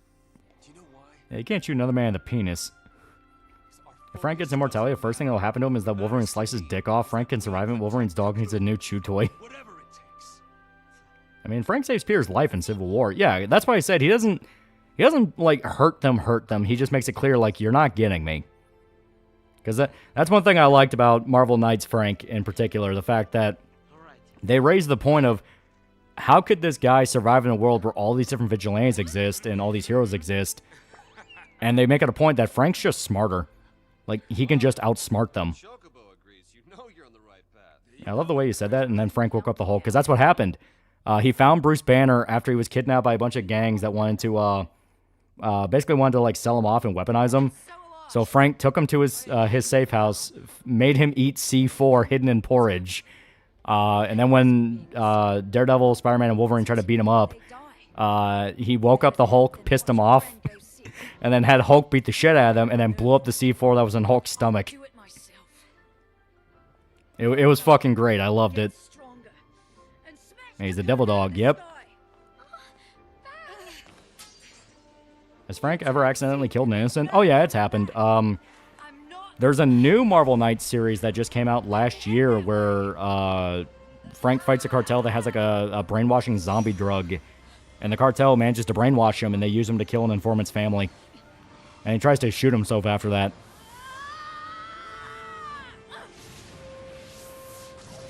Fang, no.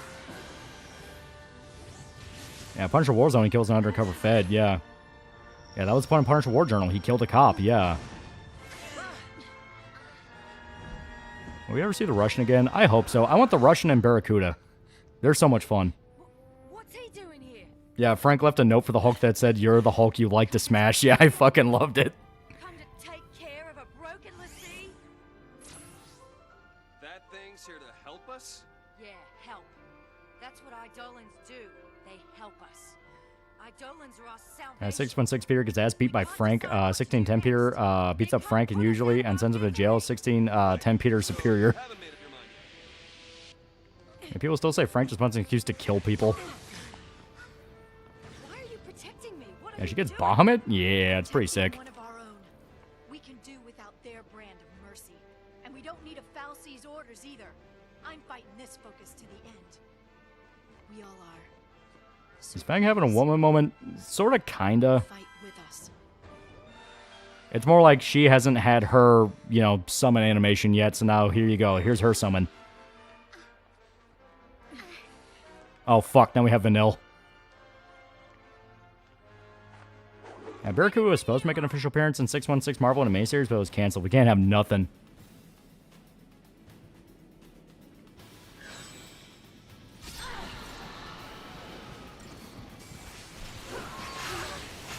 For the love of God. For the love of God. Spider-Man, holy shit, Frank, you shot your own wife. No, it wasn't. Frank, that was literally her body. She has memories, so there's a big possibility that was a demon.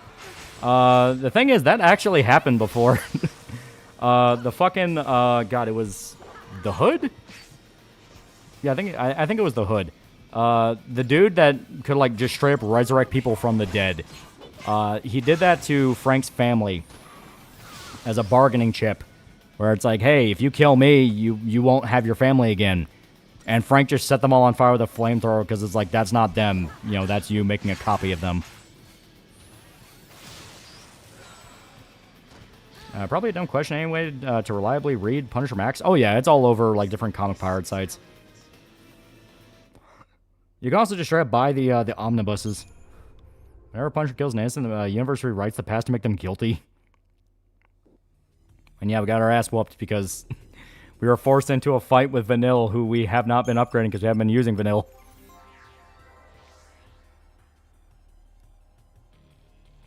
Alright, so obviously medic.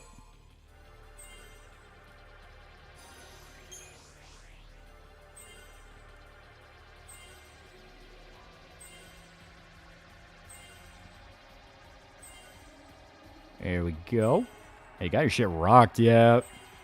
I love those out of nowhere party swaps where it's like, yeah, you don't have a chance to upgrade anyone. You have to know ahead of time. And to be fair, the autosaves are really nice. It's like, hey, you're right before the fight, just optimize. Well, logic, why would random criminal have the power to bring back souls of good people? Well, I mean, Hood could do that. Like, he could bring people back from the dead. But as far as Frank was aware, it's like that wasn't his family. That was a copy that the Hood made.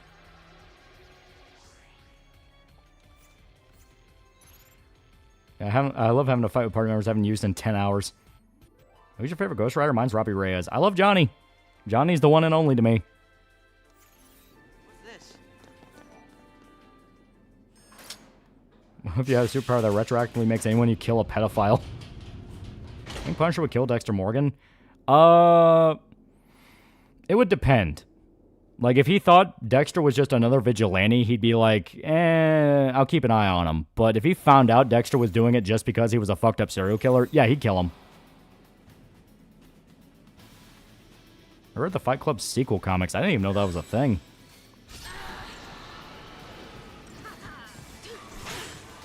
Ow. Alright, let's try this.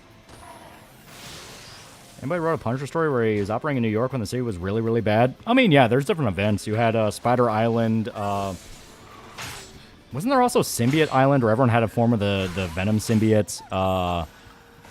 Fuck, trying to think of what else. You also had... God, what else? There was like a few different events where shit got really fucking bad.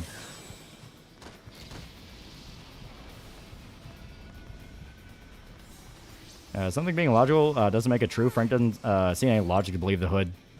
Give it your best shot. Yeah, but Dexter's Code of Harry will mog Frank. You can do it. Thanks.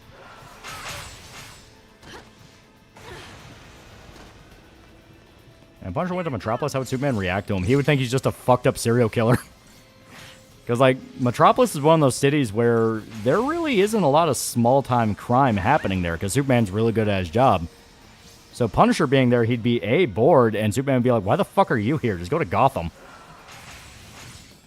What about Danny Ketch's Ghost Rider? I haven't read a lot of shit about Danny. Well, I'll talk about, remember that scene after Civil War Nova shows up and calls Tony an idiot?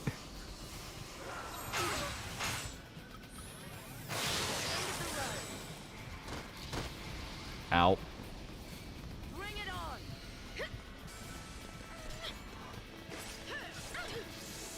Fill that meter as fast as humanly possible. I'm fucking begging you.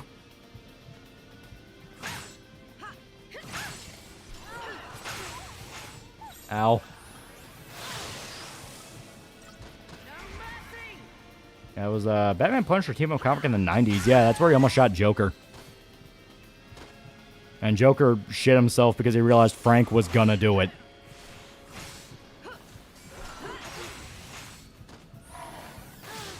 Ow.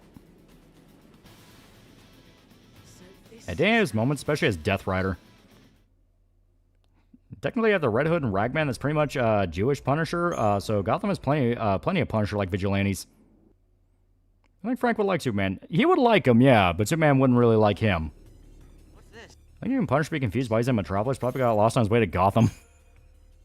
Alright, yeah, let's...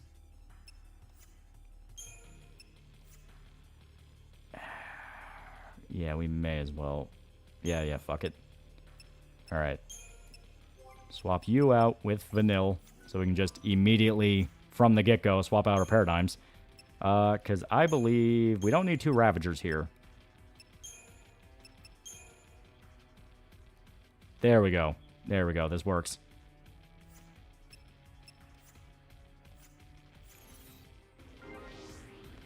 Wouldn't Superman view Frank similarly to Hitman? It's actually a good point. Especially when he finds out exactly what Frank's story is. Where it's like, yeah, you know, Tommy was a flawed guy who explicitly just killed people for money. You know, Hitman was like, you know, just unambiguously a hitman. But Superman still liked him. He liked him enough to make him a memorial on the moon.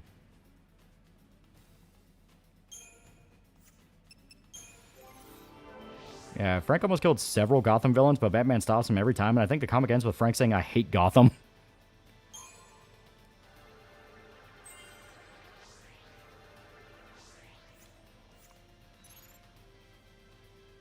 Yeah, Punisher overall, you're a pretty good guy, Superman. Thanks. I really wish I could say the same. Yeah, would Hitman and Punisher be bros? Well, Hitman's a hitman, so I think it would depend.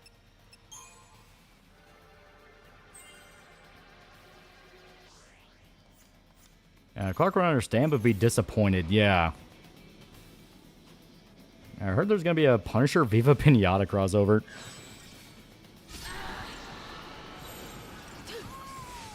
Here we go.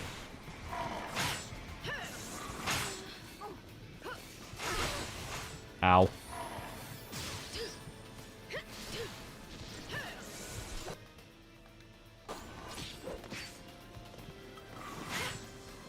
Libra. Yeah, surely Batman put the Punisher in jail since he's the murderer. Well, he tries to, but Punisher slips away. You know, that's Frank's whole thing. He doesn't really get caught unless he wants to get caught. And when he wants to get caught, the first thing everyone asks is, alright, who are you trying to kill in prison?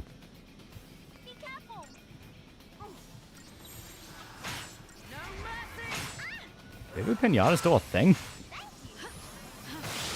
Ow. Never forget that when Joker tried going after Superman, Supes actually laughed at the jokes for a warning that he has no morals about killing like Batman does and threw Joker's remote bombs at him.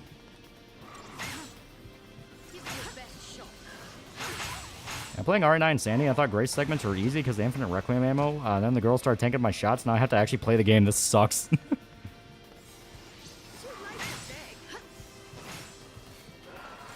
Maybe Pinata's still a thing in our hearts.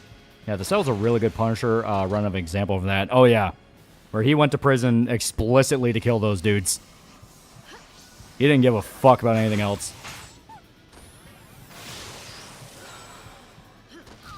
Heal you bitches. Out of my sight. We can win this.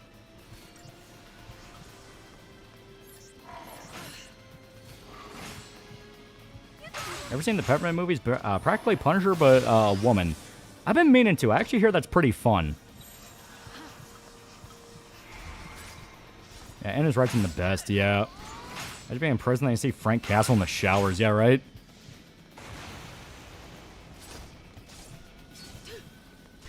Yeah, Fang, please don't tank right next to the whole team. Ow. Yeah, Grace's sections are still easy compared to Leon with infinite ammo. Well, yeah, because they balance those sections around the idea you don't have a lot of ammo. Yeah, wasn't the plot of Punisher game that he goes to jail to get to someone? Yeah, he goes after Jigsaw. Yeah, Punisher would thrive in prison. Solitary would be nothing because he would just see through revenge to keep him occupied. See, Gotham closer to Detroit or Pittsburgh? It's more like Chicago. I mean, I say that, but technically it's more like New Jersey. But I think it's even outright in New Jersey, but, you know. What does Baphomet transform into? That's what we're trying to see, but he's being an asshole. Yeah, Judge Dredd arrested both Frank and Batman. Alright, how would you think would happen if Dexter was in the Marvel Universe as the Dark Defender persona he thought of in that one episode Dexter hit? Oh, he'd be caught in a weekend. You know, his whole thing is playing mind games with people, and yet he's in a universe where multiple people can read your mind.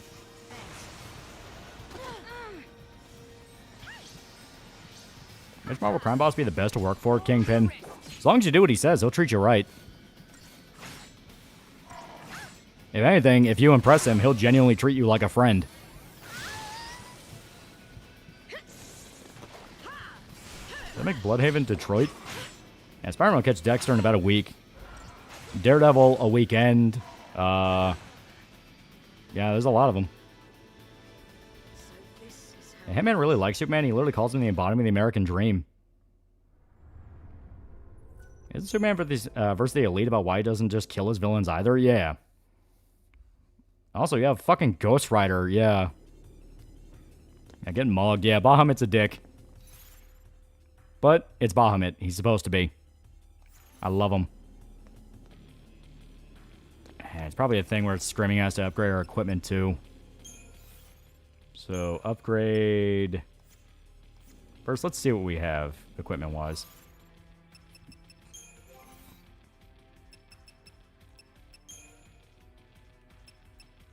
Yeah, defensive, why not?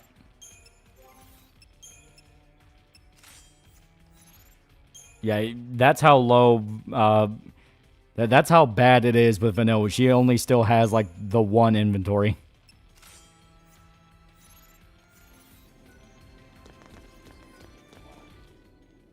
I'd work for Kingpin. He pays well. Yeah.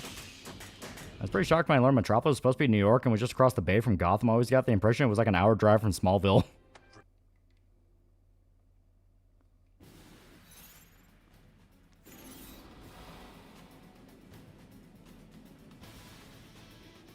Doing it wrong. You need to pin bomb it down and fart in his mouth.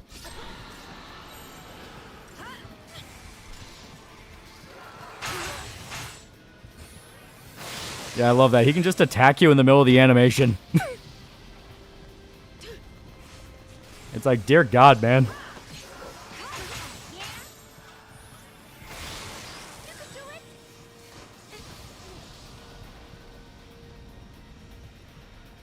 Yeah, it depends on the continuity. Like in Smallville, it was. Yeah. Punisher versus Sergeant Bofrog. And give him the old beef stew. Ow. Ow. I'm fucking begging you people.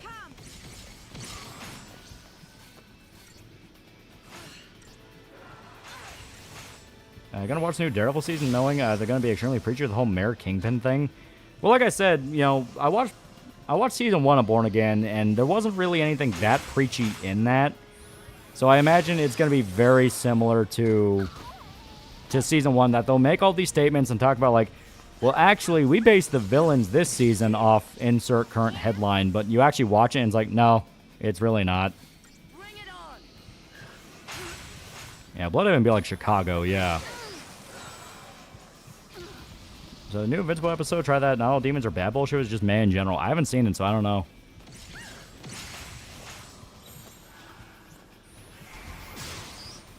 That's the thing enemies can do. I've seen people die just a paradigm shift animation ends. Yeah.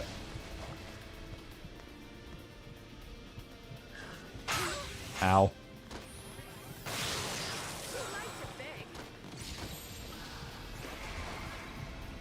Yeah, showrunners love lying to journalists. Yeah.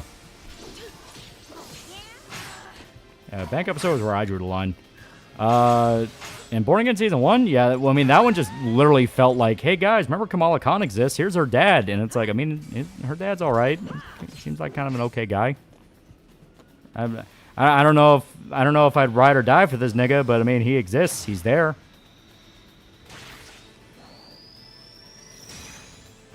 We got done more dirty by terrible writing. Professor X or Mr. Fantastic. Oh, definitely Professor X. How much worse is Bloodhaven compared to Gotham? Gotham is where people from Bloodhaven run to.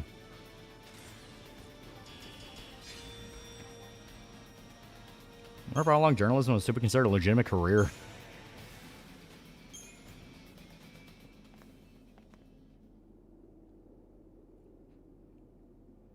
That's what media marketing demons not so bad story all over the place, right? It's one of those tropes that in itself became a trope.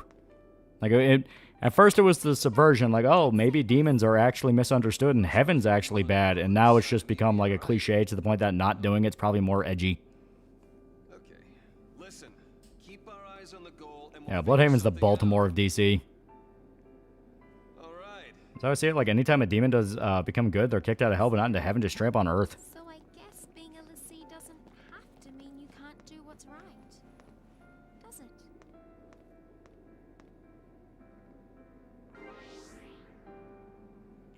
That dad actor's a pedo, apparently. The guy that played Kamala Khan's dad? Really? Because if so, that makes it even funnier. Face the peril of our plight. Yeah, of all the people in Marvel's New York, Kamala's dad's okay.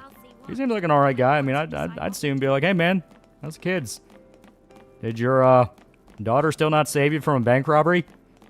Because, I mean, yeah, I would hold that shit over his head forever.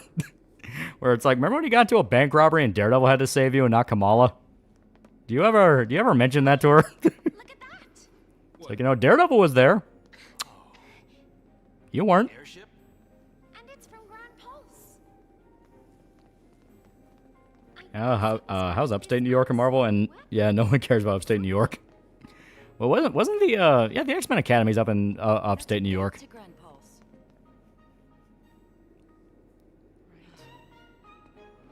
Yeah, I'm near the end of my replay of Resident Evil 1 Jill campaign. I forgot Chris literally calls himself a nice guy. Or bust? Could be one of Daisley's traps. Also, apparently I learned that the Joy from Bayonetta can bust a nut from the torture attack with the Iron Horse. Oh yeah, it's great. I'm doing the flying. I think the latest episode of Invincible is going for is that Satan's voiced by Bruce Campbell. See, that's pretty cool. This thing is taking us is where these boys tell it to. Really? That is a Grand Pulse ship. Really? Kamala bad characters is a series of bad writers. Bad writers. From what I understand, when Kamala's done right, she's fun. Either way, She is meant to be a Peter Parker-like character in that she's meant to be a relatable teenager. maybe we'll even turn And up some way to get from what I hear, there are moments where she is fun. But then they use her for really stupid shit because she's the Muslim character. And they don't let her just be a teenage girl. To look for one. If nothing else, Remember Arkham Knight? There's a bit of Thugshire that goes Nightwing's in town. I left Bloodhaven and get away from him. Like, dude, you're a criminal. You just moved to where Batman lives. Maybe. But what about your dad?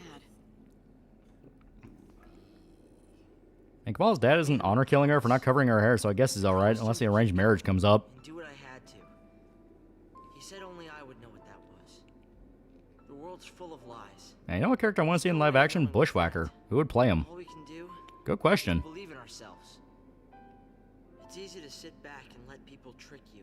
And Kamala was good in the original run. I like her being an ascended fangirl, getting to fight alongside her heroes. Yeah, I mean, that was her gimmick. You know, she was a, Done with their like I said, very Peter Parker-esque. She was the modern idea of a nerd, you know? From here on out, I use my eyes. Think. Avengers Mansion's upstate, yeah. Act. I just moving to Metropolis to get away from Batman. I might not make all the right Yeah, she's the Muslim character that never wears a hijab, yeah. What's the hero in Bloodhaven? That's Nightwing. Yeah, Kamala looks like a scuffed Mexican chick instead of a Pakistani girl, and her eyebrows aren't thick enough. All right. Yeah, all the damn mutants get to live in upstate New York while Spider-Man's forced to live in Queens. Spider-Man's true hero deserves to live there instead. Is upstate New York good? Of course, I'm not sure how it's gonna turn out. I can see Henry Cavill playing Beast or Charming from Fables. How many times have you been there? Prince Charming. I think asshole Henry Cavill would be hilarious. And see what it's like for myself. Like him just scamming women all day. That'd be fucking amazing. Yeah, it's funny, comic about how none of the villains want to live in Keystone because Flash 2 OP. So, everybody in? Right, yeah. Absolutely. Off to hell we And go. Banda is an absolute freak in the sheets. I'm wondering how the fuck Luca survived. If I recall, Xavier Mansion's in Boston. You want to do a controversial thing, get people talking about comics? Stop picking on Peter Parker and have Kamala Khan eat a BLT. Yeah, but isn't Kamala Indian, not Pakistani? I'm pretty sure she's Indian, so she's Hindu Muslim. Yeah, no, she's straight up Pakistani. Because they've always leaned into her being Muslim, and they've never once hinted that she's Hindu. That's the one thing they're, like, weirdly specific about. We're sure Kamala actually has superpowers and they're not just weird defects from being one of the most inbred ethnic groups on Earth. The tiniest spark of hope that we could change our fate. Yeah, X-Mansion's in Westchester. Yeah, upstate. They can't be Hindu Muslim. They're completely different religions. Who could say? We're saying Kamala needs big MAGA cock. Yeah, upstate New York used to be nice until the city people all moved up here because they accept zero responsibility for their terrible voting. I mean, can you imagine how horrifying Fang Flash could be? You blink and you're across the continent with no warning. Yeah, as comic or Flash villains talk about other cities and their luck gets worse. Yeah, Herney is Bigby, Ryan Gosling is Jack. That would actually be really good. Like, Ryan Gosling playing Jack would be fucking hilarious.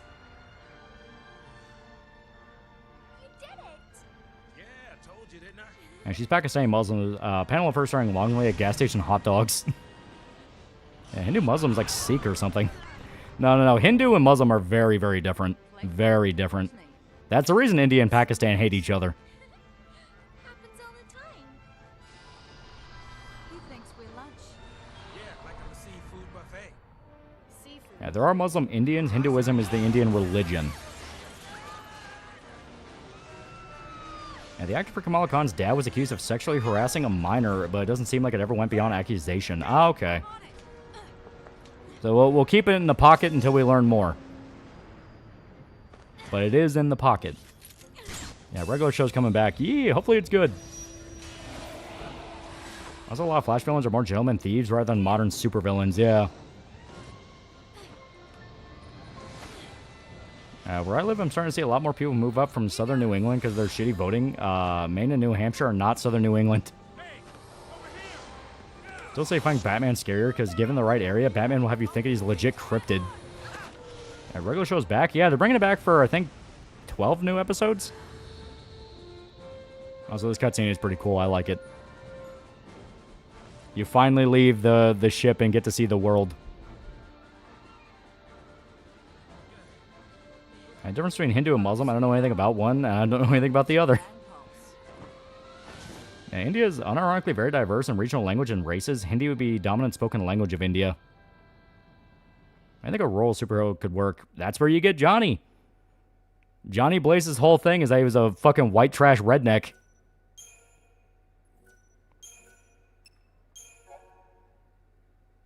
A few nights ago, I scraped the front of one of my toes. Something nice on my bed frame. Finally, had to take the band-aid off and just get my foot a waxing as a result. Pain.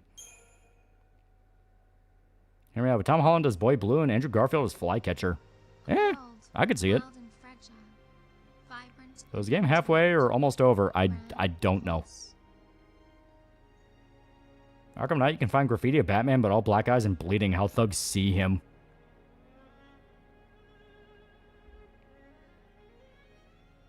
Anyone know one villain Batman can't beat? Snowflame and his ultra powers from cocaine. Brutal struggle for survival, and the callous and uncaring whim of the Falcon.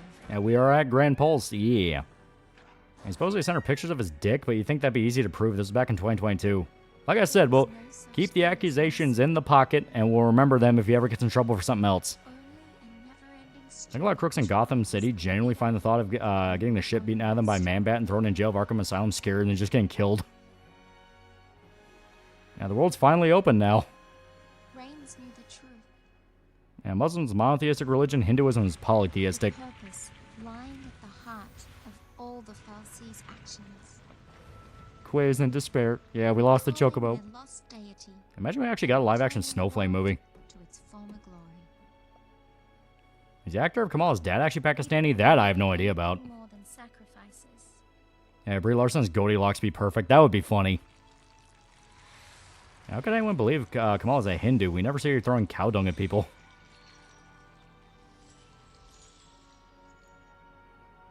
Hey, you think Snowflame is bad? Remember Captain America had to fight drugs given human form? Remember all the game gets you after 20 hours talk? Yeah, this is that time. This world really lead to our salvation?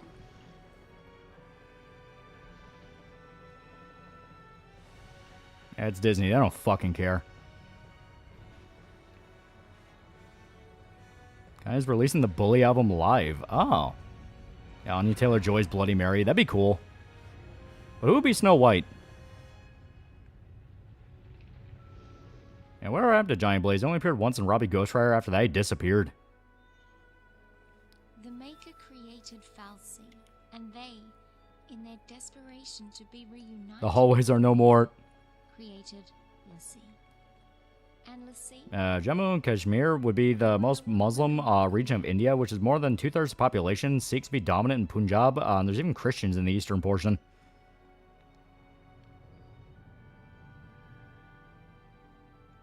And we know Giant's at least out there in the MCU, yeah. How much more of the game is there, roughly speaking? A few more chapters. Also, yeah, the tiny little chocobo baby playing with the melons. I love it. And for live-action version of Fable, you need to find an actress that embodies the aesthetics and character of Snow White. Anne Hathaway is deadass the only person I can really picture playing modern-day Snow White. I think there's an indie co-op shooter where you play henchmen getting attacked by a Batman knockoff because of copyright. Yeah, it does look fun. But as long as we could keep our spirits up, I heard rumors of the new Avengers show. I'm praying that there's zero MCU synergy and it's pure comic book.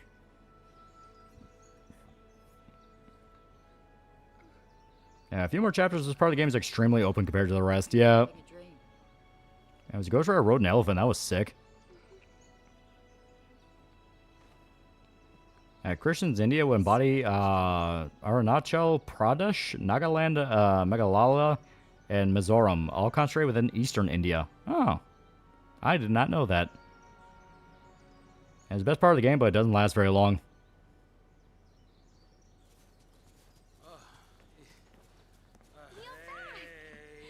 Hey guys, have any luck? Yeah, Cowboy Ghost Rider is still fucking peak. It is dope. Visual novel recommendations? You have the usual. Steins Gate, Higurashi, Fruits Garcia, 999, and by extension, Virtue's Last Reward. Ace Attorney, technically. Danganronpa, technically. No, Danganronpa leans more on visual novel than Ace Attorney. Yeah, there's some really good ones. You all by yourself?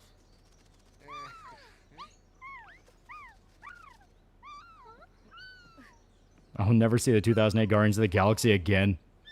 Yeah, Tsukihime. Yeah, Tsukihime is good. By extension, Fate. I see tall dude with the time traveling lightning.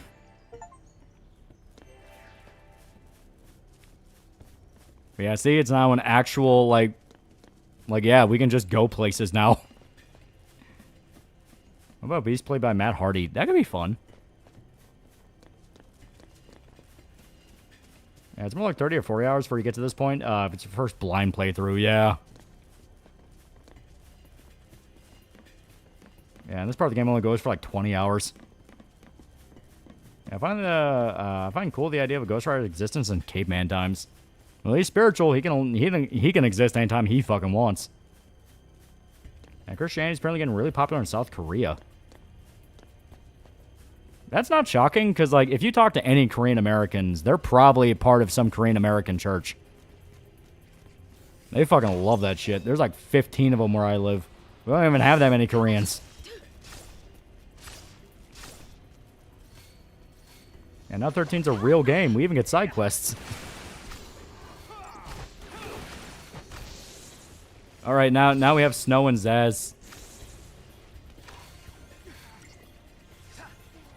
And most likely Protestant, yeah.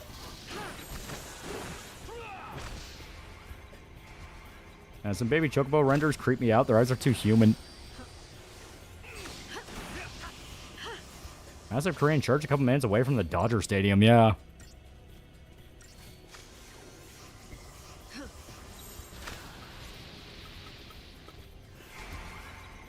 And there was a Ghost Rider in the Stone Age who rode a mammoth, and it's fucking awesome.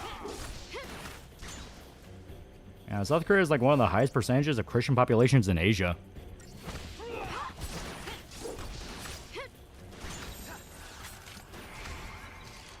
Wasn't Korean language technically founded on Christianity? That I have no idea about. I don't know shit about Korea. So what's the plot of FF13 2? Basically setting up Lightning Returns, which is you find out the plot's way bigger scale than you thought.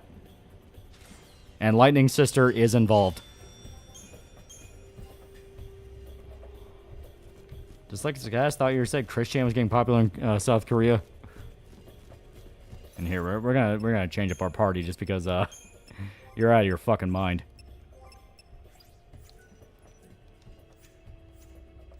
Yeah, where I live, there's a lot of Korean Baptists. Who could you see playing Rose Red? Good question. They would have to be younger than whoever plays Snow White. Because even if they look the same because fables don't age, she would still need to be younger. You know, just to get the vibe of the fact she's a lot less mature. So... I don't really know. Fuck it, Zendaya. Just to piss you off. Because you made me think about it. I don't like thinking. I find Christianity in Japan's interesting. Most of them are converts rather than being born as one. Oh yeah, well, Japan culturally is not very Christian. Oh, it's practically non-existent. Asian dude who runs a gas station down the road from me, and I sometimes wonder if he's one of the Korean roof snipers in the LA riots when he was younger. Pretty crazy that there are Christians who managed to remain hidden throughout isolation of Edo period by hiding icons of Mary as Buddha statues. Yeah, 13.2's plot is time travel, but now across alternate timelines. Yeah. Zendaya, you're the enemy of Christ.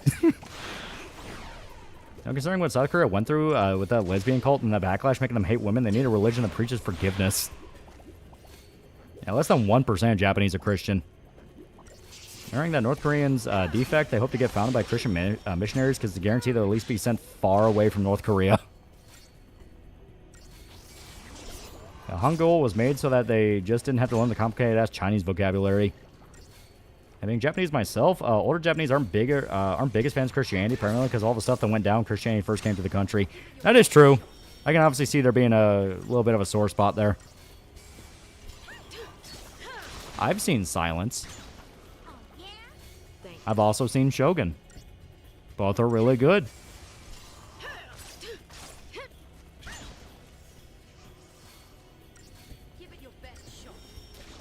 I played a new Yakuza game throughout the different eras of Japanese history from the 20s, 30s, the war era, 50s, and 60s. I hope it's good. And it's funny, Japan will eventually accept Christ, but not go to Islam. They spend millions a year trying to spread Islam in Japan. After years, only one person converted, and he wasn't Japanese.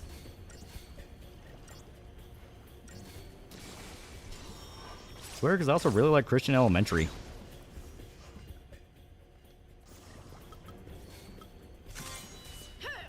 Yeah, Shogun's peak. What about Natalie Portman as Rose Red? I could see it. Depending on who's Snow White, I could see it.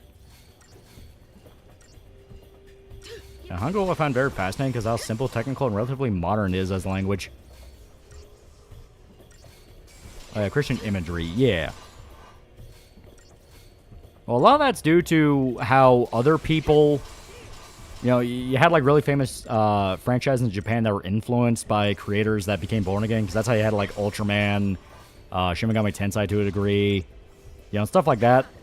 Dragon Quest, you know, one of the creators of Dragon Quest was a born-again Christian, very devout. Yeah, Japan's all like, I don't know about that Jesus fellow, but all this cross and cathedral stuff's fucking cool. Yeah, who plays Snow White, though? I think we agreed. One guy brought up Anne Hathaway, and I got to thinking about it. It's like, I could see it. Should Bigby be played by a younger or older actor? Bigby should be played by a guy that's, like, able to look like he's in his 40s. Because fables don't really age, but you still need that grizzled detective vibe that Bigby is.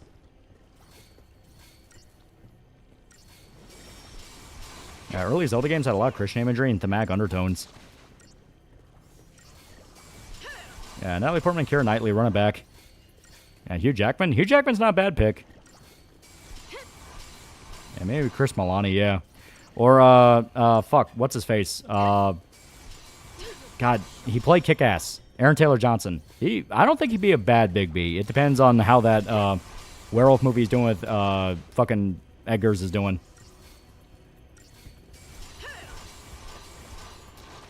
SMT was made by Born Again, where you kill God and a lot of their final boss. Well, the true final boss is usually the devil, so I guess it's fine. Yeah, Aaron Taylor Johnson had to look in Bullet Train. I thought he looked closer in, because yeah, he didn't look bad in Bullet Train. Also 28 years later, you know, the longer hair, the beard, because that's usually how Big B looks. He has like kind of longer hair and a beard. He has to constantly shave because he's always trying to grow his hair out. Fun fact, Kim Il-sung was a church boy and his parents were like core members of a church. I'm sometimes confused about Japanese history. Like, why is it a staple to make Oda Nobunaga an evil guy? From what I understand, he was a pretty vicious warlord when he was getting power. I don't think Aaron Taylor Johnson has the voice. That is fair. You need a very gruff voice for Big B. So once again, Hugh Jackman. I didn't realize the dude in Bullet Train was Kick-Ass. Well, I mean, he looks completely different now. Like, when you watch that first Kick-Ass, he is like this short, little, scrawny fuck. And you look at him now, and he's a bulky motherfucker.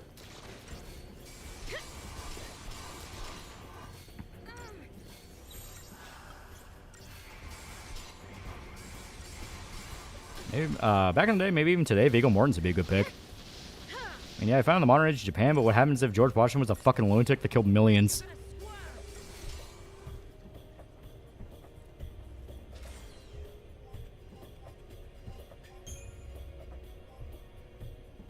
Yeah, warlords are violent. And Kick-Ass 1, he was a nerd, now he's a fucking wrestler, yeah. Yeah, get Aaron Taylor Johnson, Anya Taylor join a movie, I'm cooking something. Yeah, he was bulky for Kick-Ass 2 and Godzilla, yeah.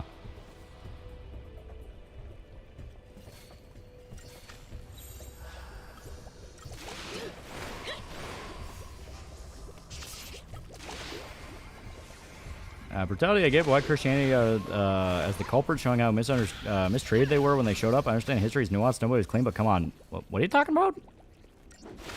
Because, like, that wasn't a thing with the Nobunaga age. The Christianity was a different period.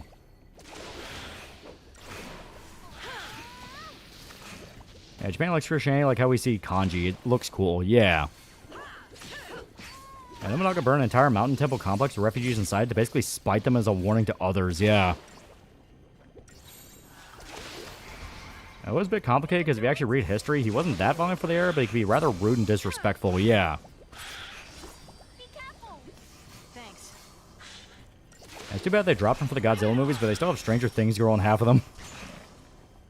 He got pretty big for Age of Ultron, but you couldn't see it due to the bad costume, yeah.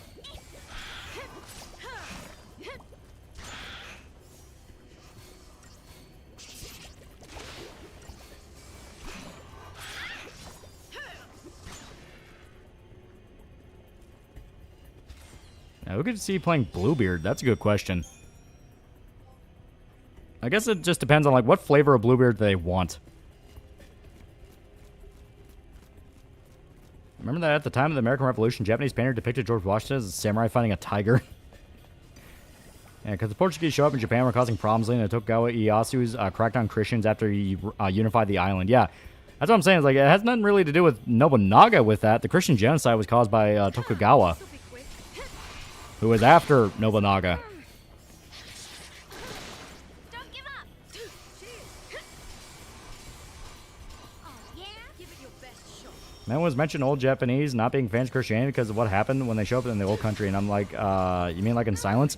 Yeah, no, that wasn't Nobunaga. That was a different era, and that was because you had William Adams who opened Japan up to trade, and then the Portuguese got there and were basically trying to slowly but surely groom their way into power by influencing different nobles and daimyos to essentially one by one take them over and use them as their puppet.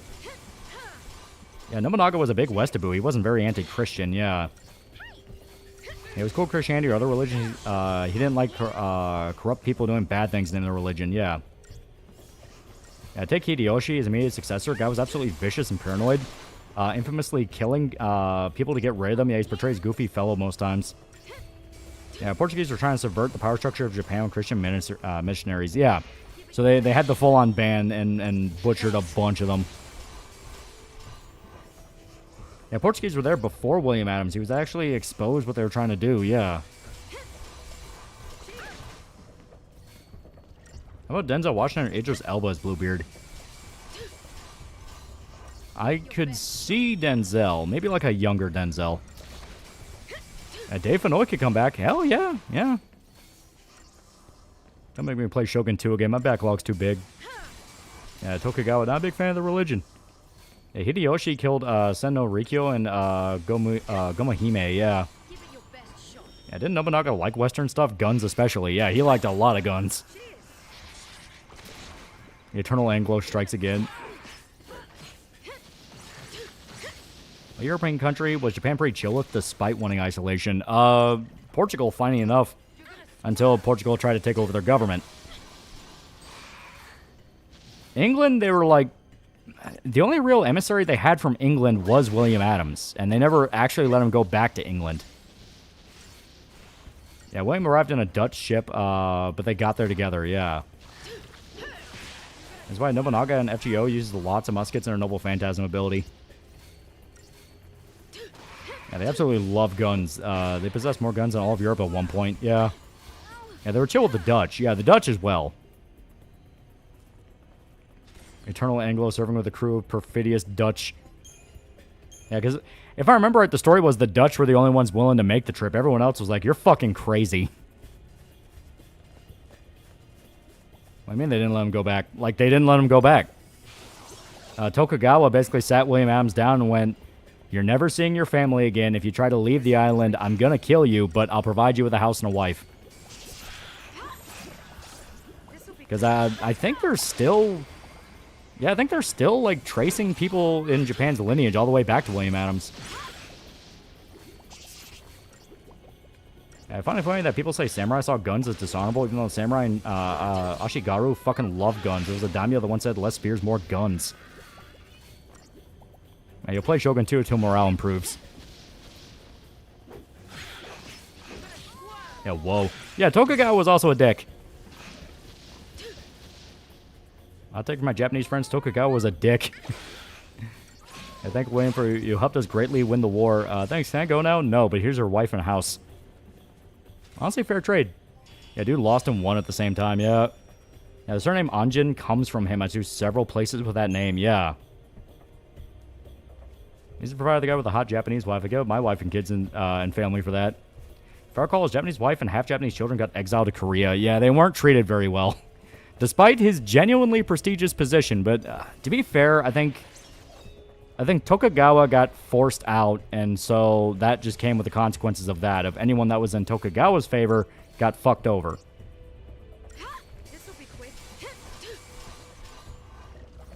At least when Williams died, his fortune split from both of his families, even in England, yeah. And bear in mind, William Adams was already married with kids, yeah. Well, one of his big regrets was that he never got to see his daughter again in England. Yeah, William Adams Sekigahara, I won, but at what cost? Yeah, Tokugawa let him go back home later on, but Williams already had a new family by that point and didn't want to go back. Just like There's also an exaggeration the katana was a samurai's weapon of choice, not some last-ditch weapon. The bow, lance, and spear were top picks. Oh, yeah. Well, you know, it's like the myths around knights and their swords. Yeah, the Battle of Shiroyama, the famous charge, only happened because the shogunate guys ran out of ammo. And people often forget samurai that trained for war fought with bows more than katanas, and guns are just an upgrade, yeah. Yeah, William Adams' bloodline, original Hafus. I mean they didn't let him leave. Yeah, too bad, he was a nice guy. Yeah, Tokugawa, here's kawaii waifu, ore nihonjin.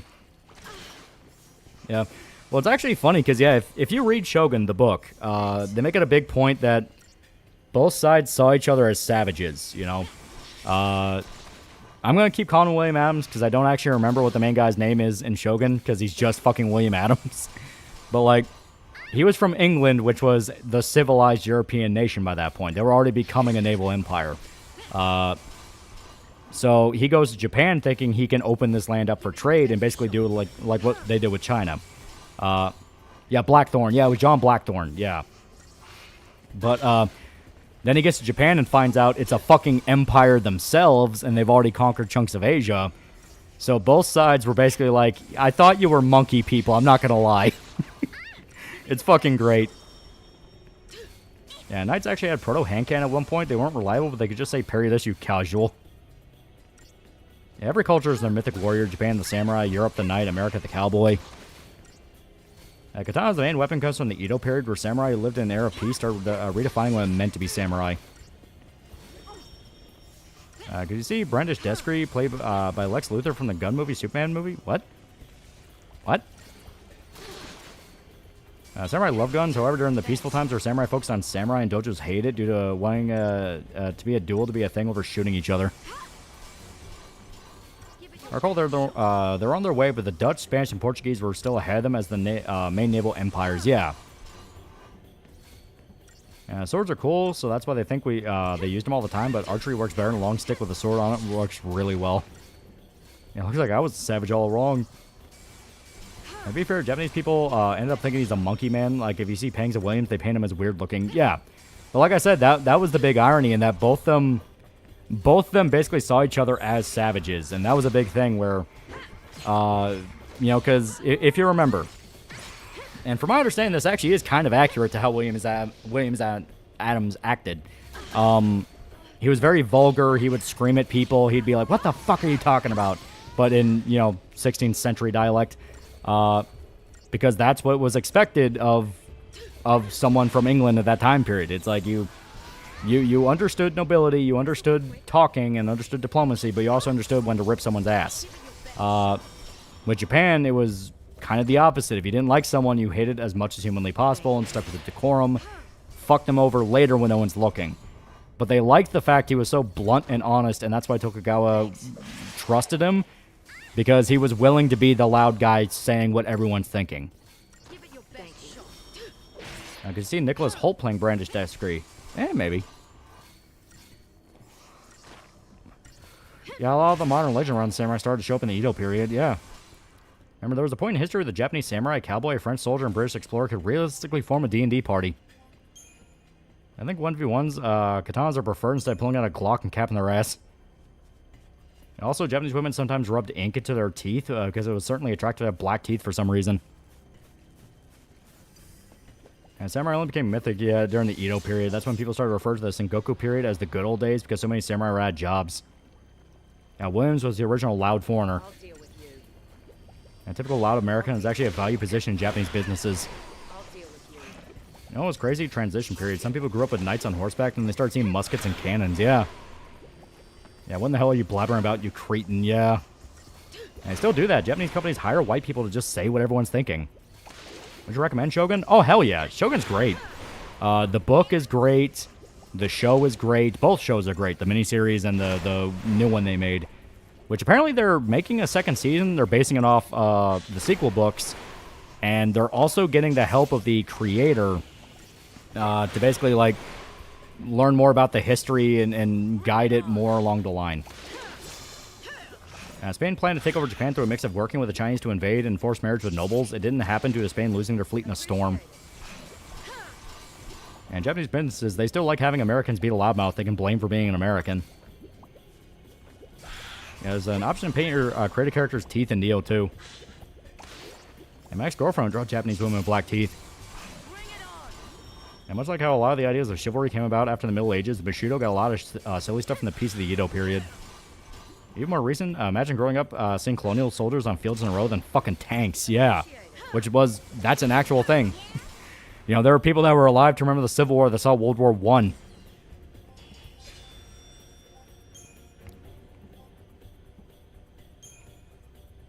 Yeah, imagine being hired to say that's stupid to an idea in a meeting. Yeah, Williams acted like every sailor I know, because he was a sailor. That was his thing. They were rough and vulgar dudes. But that's why they loved him. Imagine a historically accurate miniseries or movie that takes place during the Satsuma Rebellion. That'd be dope. A deer from Narashi wanders to Osaka, and Narashi refuses to take it back because when it left Narashi, it's no longer considered a divine messenger. Now only a wild deer. You hear about the chick that the government of Spain killed because of rape migrants? What? I would excel in that job. And a transitional period of the 16th century between the Middle Ages and early modern era is a very underrated period of warfare. Yeah, there was a Civil War vet who fought in World War I. He was an old Canadian that lied about his age. Was Williams also very superstitious like a sailor? Oh, yeah. Still didn't see your Dead Man Shoes review. That was filmed very locally near me in a town called Matlock, like the old court show. Dude, Dead Man Shoes is really good. There was a brief period where we had knights still viable, fighting with guns instead of lances. And technically, JP Sailorman was a thing because after the Sengoku period, the Emperor told the samurai to put training they used for war towards bureaucracy and managerial jobs. I'm sure. Yeah, you had that one photograph of the last Confederate vet next to the F-86. We won't get another chance. And specifically lied about his age in World War I. He was too old to serve. Now, just then World War I, we went from late 19th century warfare to early modern warfare in the span of a few years.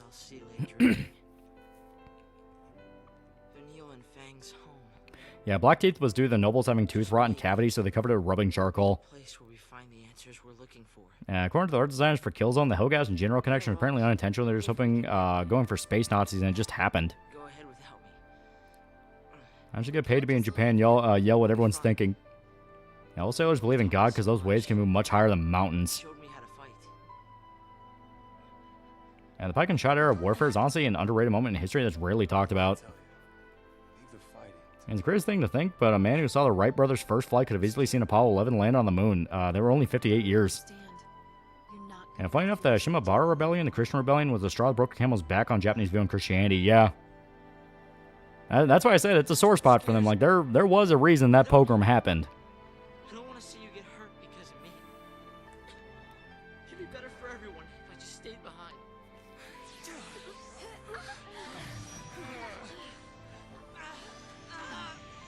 I fall into the tall spiral again. New video comes out, started watching it. Loli helps up movie. Stop watching it to watch movie. Don't watch movie. Don't watch video because I didn't watch movie. Got caught up on Asana's then trans people and is too much of a pussy to say, but will call TV host broke boys from behind the screen when the price of his glass is brought up. Yeah, Pike and Shot's fucking awesome. I love it. There's a movie about the English Civil War that follows Cromwell. It's one of the best movies ever. Yeah, Hope's being a little piss baby. Yeah, he's also getting his summon. This is a gift. Hope. This is the kind of power you've got inside. That's not what early modern means. Early modern is basically the end of the Middle Ages, industrial era, so like 15th century to very early 19th. Oh, I get it. And dude lived long enough to see Lincoln be shot and then give detailed interview in the 50s. I gotta love Amakuso Shiro took a Sada's little tantrum.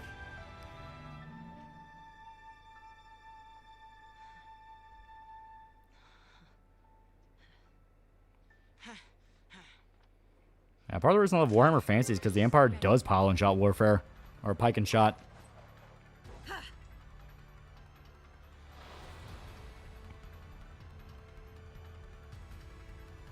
I don't know, I didn't know that was the real reason Christianity got banned in Japan at the time, because the Portuguese infiltration, obfuscation, and government. I always thought it was just Japanese savagery.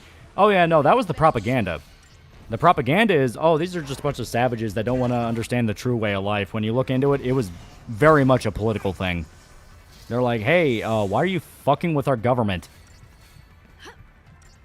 Mountain Blade with Fire and Sword is a fun pike and shot era game if you want to get a feel for the vibe. To be honest, dude, do you think FF13 needed 3 games? Did it need it? No. But it happened. Because my guess is they just really didn't know where to take it after this, because they were still working on, what was it, fucking Versus 13.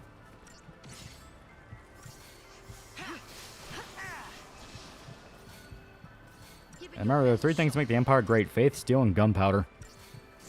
Yeah, Shimabara Rebellion was an outright armed uprising, yeah. Like, it was full on. They tried to take over the government. And guess what? That was mainly backed by foreign nations trying to take over Japan. Empire troops are basically inspired by Lancers and some other units of the era, like Spanish Rodoleros for the swordsmen. What's the plot so far? We're basically on the run from a genocidal government that really doesn't like us. I don't know what Hope did to make them mad, but Hope specifically made them mad.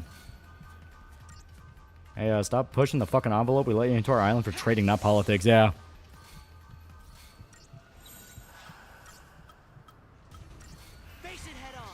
Stack damage.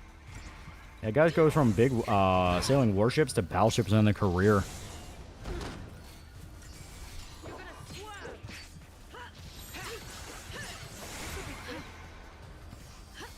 Here we go.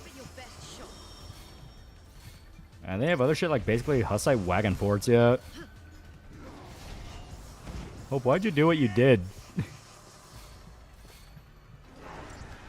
125,000 troops take it down, by the way. Shimabara guys weren't kidding, yeah.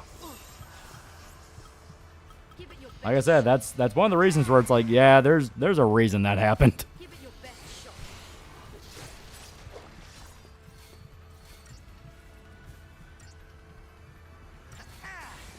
Word must be spread. Some pilgrims might die, but that's a sacrifice I'm willing to make.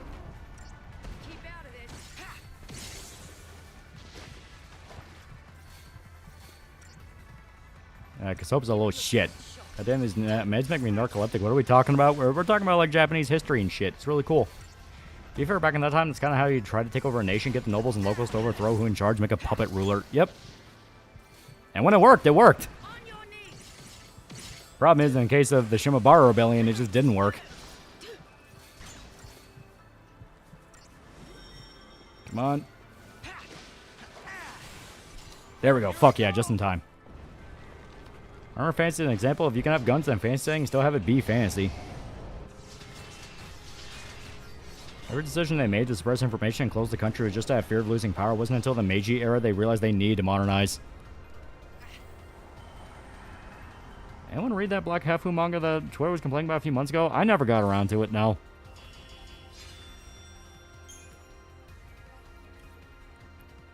Yeah, my favorite clan is the Otomo clan. Christians, rich, and lots of guns. Yeah, Japanese recognized what was going on because they were doing it in Korea, yeah. Yeah. I always thought the Eidolons appeared to set us free through death. But now, I think maybe they're here to snap us out of our slumps. Oh, like the one you were just in? I imagine if China or Japan decided to just try to colonize America, like it wouldn't have actually happened because of both isolation and also the Ming being kind of retarded, but it's cool. Yeah. Yeah, some Shinsengumi members lived until World War I ended. And being the Emperor must have been confusing. On one hand, you're mandated by having all that power. On the other hand, you're just a puppet most of the time. Listen, funny man, don't call this place hell, all right? So, we're all decided then. Man, visiting the Shinsengumi place in Japan was great. Such a beautiful place. Yeah, Commodore Perry got there and made them realize every big power was itching to take a piece of Japan. Maybe nothing would change. Yeah, Amakuso Shiro from Fate Apocrypha was someone who died in the Shimabara uprising. Yeah, the problem with most guns of a fantasy thing is that they use modern guns, not flintlocks. Yeah, neither China nor Japan had no real incentive to colonize America compared to the European. Well, they didn't even know they existed for a while, and even then at the time, it's like, why do we care? We like Asia. Wasn't Shinpachi the last Shinsengumi member? I don't know if he was the last, but he was definitely one of them. Imagine the Aztec having to deal with Spaniards, samurai, and warlord governors. Yeah, I remember the Shogun had all the power while the Emperor didn't. Yeah. They highly respected the Emperor and saw him as like a massive cultural milestone, but the Shogun was the one who ran the show. Now, China knew about the Americans around the time the rest of the world did. Ah. This stone. It's... Look familiar? Yeah, they just didn't really care. It's in the last stage. Also, another fun point in Japanese history is how they scared the world into thinking they'd take over through trade. It was why Blade Runner, Alien, or other 70s, 80s sci-fi had tons of Japanese writing.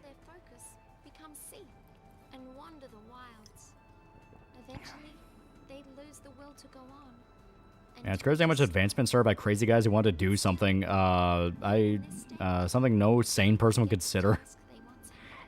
And the Ming actually could have found America since they made the biggest merchant fleet at the time, and they only used it to sell pottery, mainly because the Ming wanted to mog Europe. China's lack of colonial ambitions due to weird court political intrigue. Basically, they didn't want someone venturing too far to make their own colony and get too powerful. Yeah, Nagakura Shinpachi was the last survivor. Oh, wow. Yeah, there are Alaskan native armor made of Chinese coins. They traded with the Chinese. Emperor was in the cook chair, the Shogun was the one fucking the bitches.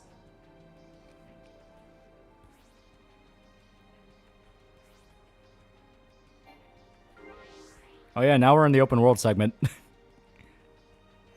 Imagine if Total Warhammer 3 had the balls to make Nippon basically Warhammer Fantasy Japan a playable faction.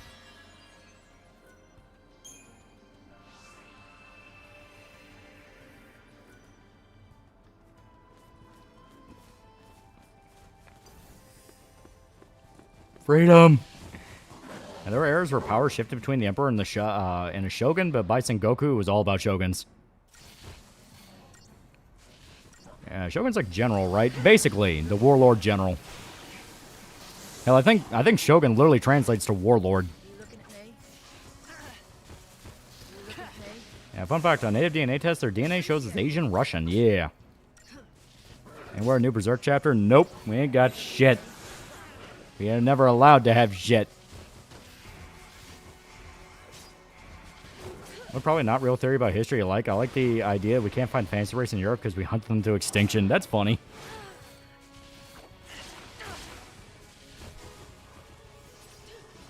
We play Warhammer again?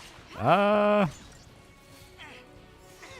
sure what you mean. Like, Warhammer, like Total Warhammer? That'd be fun for one, yeah. Nippon basically Shogun 2, Total War samurai armies with magic and monsters.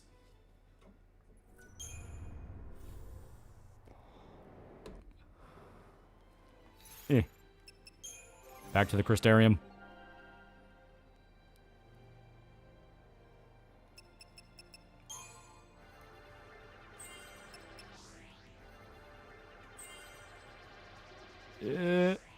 Damn it.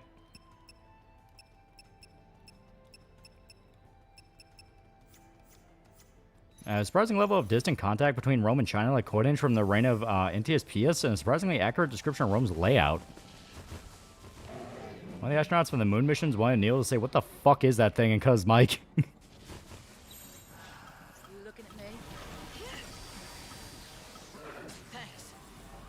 You looking at me? I personally think dragons were real. It probably didn't breathe fire, move, and more than likely smaller. But I believe a flying reptile did exist. I should not have said that. I really wanted to play Scarlet Hollow again over Total Warhammer. And Shogun means general. Elves are bred into the gene pool, the others purged. Yeah, Dracula could probably survive the modern day, since his whole thing was essentially just infiltrate high society. At least that's the pop culture idea. How does it feel to constantly hear the word "when" this new Berserk chapter for the rest of your life? Yeah, right? I'm asking it. Oh, Behemoth immediately targeted Hope. And they fully fleshed out Kathai in Total Warhammer 3, so why not some of the other lesser-known human factions like Nippon, Koresh, or Ind? Ultramarine Blue was expensive back then because you had to crush crystals to make it die. I like to think dragons were real. Yeah, pterodactyls.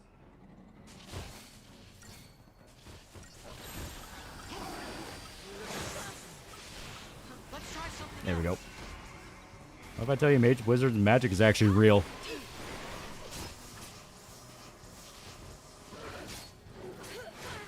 Oh, God.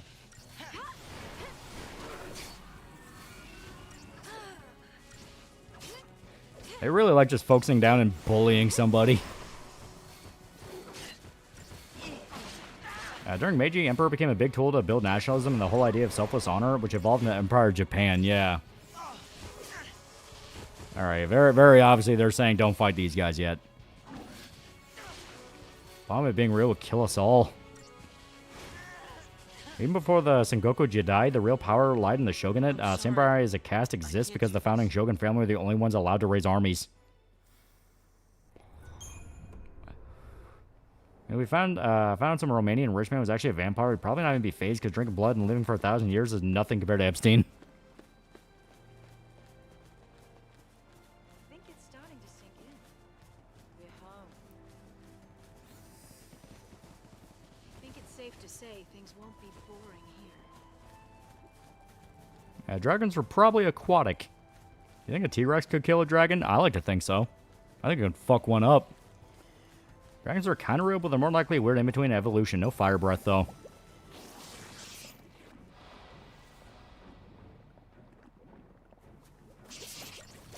Yeah, technically there was an actual dragon cell. Like straight up, look it up. It looked like a dragon. Some people will call it a wyvern, but fuck those guys.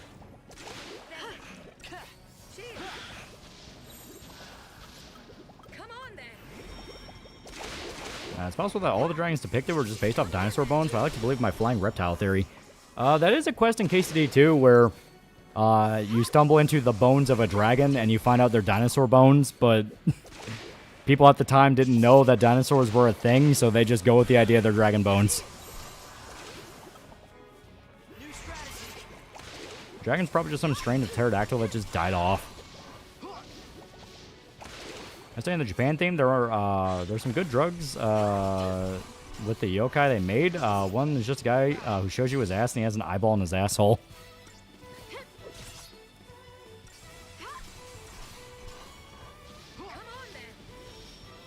Concept of fantasy needs sparks of truth in order to spread, so highly likely dragons and dark elves did exist. I like Robert E. Howard's interpretation of dragons just being dinosaurs. I heard the kids are playing Five Nights at Epstein's at school. Yeah, I'm not shocked. You know, it's one of those where at the time kids think it's funny shock humor, and it's only later they're going to realize, like, oh, fuck. Oh, okay, that's actually really bad. Not them playing the game, but the inspiration behind why the game is a thing, I mean. Dragon Wyvern debate's silly. Wyverns are dragons. I heard of Age of Sigmar. Yeah, I'm aware of it. I'm sorry, what? Yeah, there's a knockoff Five Nights at Freddy's game called Five Nights at Epstein's that apparently kids all over the place on the internet and at school are playing.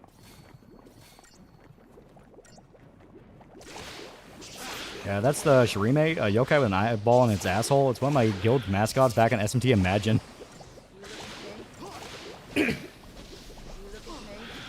Does Five Nights at Epstein have actual CSAM? Obviously, it does not have actual child porn. Yeah, it's on Newgrounds, yeah.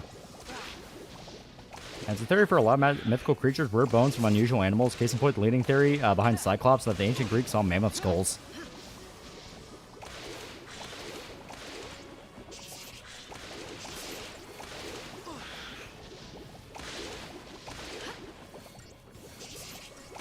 And to be fair, the concept for a lot of monsters that bases in reality Wendigo, while people who eat flesh or brains become very snappy and such. Vampires, we had a lady who bathed in virgin blood. More like Age of Shitmar. Kids today are playing games on Newgrounds again. Wow, history really does repeat itself. That's honestly the amazing part. Kids are playing Flash games again. They're playing Flash games based on current political things going on. Holy shit. We're right back in the mid-2000s. Yeah, FNAF ruined horror games for younger generations. Fuck yeah, the return of Flash. Yeah, nothing new under the sun, yep. And 2008's calling. Lady who bathed in virgin blood, Elizabeth Bathory might have had shit made up by noblemen to steal land. Yeah.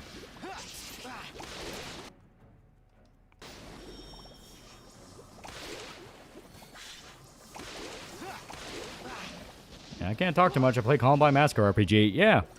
That's what I'm saying. It's like, kids are going to play their shock humor games. It'd be what it be. But it's more the fact of, like, I can't wait for when kids realize the actual extent of what the Epstein shit really means. I've been saying history rhymes. Legit dudes in ancient Mesopotamia were doom-pilling about society falling apart. Yeah, kids learned Roblox to get them groomed, so now nature's returning. Yeah, God saw the direction we were headed, so he started dialogue, dialing back our clock.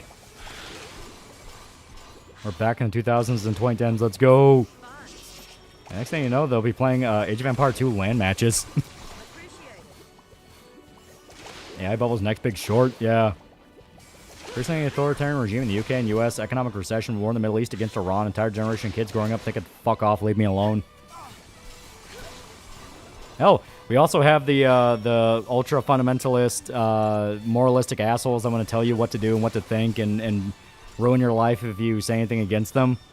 It's like, yeah, we're right back where we became. I love going 30 years of my life and realizing that I'm right back where I fucking started. Yeah, Five Nights at Epstein is just a meme FNAF clone. It's not sketchy dark web bullshit. Yeah. I got a taste that when the Epstein docs first started dropping and everyone freaked out that there were censored kids that were clearly being abused. Yeah. Yeah, Bathory did nothing wrong. Thing sounds like coke. Bitches be crazy regardless of the era. Look at the shit they do now. They're gonna keep them looking young. And really, it's just 2000s. It's great. I was thinking, do you think it would be possible for some AVGN to... someone like AGN to get popular on current day YouTube? That's a good question. It really is. Because, like, James very much was an... You know, he was very much an of his time kind of guy. He was the guy that did what he did, and he did it better than a lot of people. But that was at the time. Yeah, then we're going to have a bunch of idiots moral fact about how they played a fucked up Flash game. Yeah. Will you ever be popular? That's a good question. I'm making my waves. I'm making my inroads. I'm shaking hands and you know, and talking with people.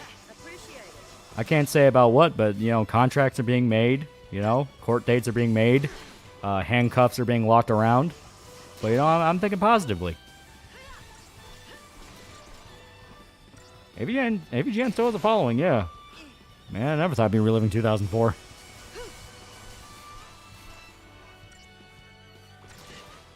Will you be the new AVGN? Lock that nigga up now. I can see AVGN coming back, but he needs to do more than what he's doing now. Mr. Anti-Game, $2. Time's a flat circle. We don't learn history. Yeah, beauty supplements use stem cells sourced from foreskins just because it's less regulated than fetus stem cells, and that's perfectly legal shit, yeah. I was rewatching the Bugs Bunny birthday beating scene in his review, and the choreography gets so good when he's repeatedly kicking Bugs Bunny, gets faster and faster, and the shot count, yeah. There are people call Scott the Waz modern day AVGN. I really wouldn't call him that. Like, everything I see about Scott the Waz screams more like he's more like a JonTron-like. The vibe I get is he's a lot more like JonTron. And to be fair, JonTron was also inspired by AVGN, but you get what I mean? Like, it's hard to really find someone that's able to nail AVGN style.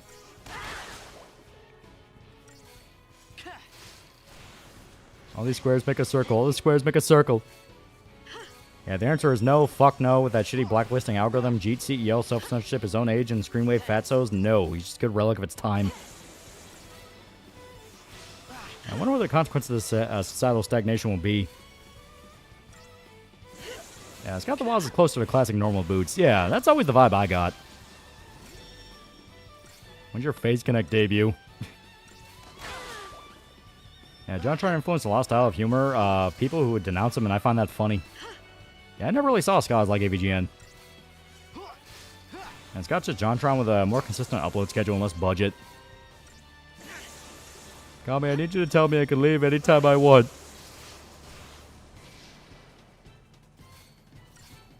Yeah, the only AVGN likes the irate gamer, yeah. 1841, dinosaurs are lizards. 1860s, dinosaurs are actually birds. Nowadays, fuck it, the lizard birds.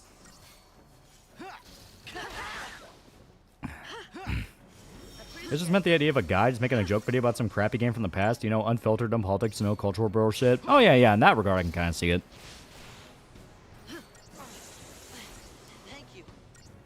There's one person make a to imitate AVGN, and his name is the pissed off, angry pissed off gamer.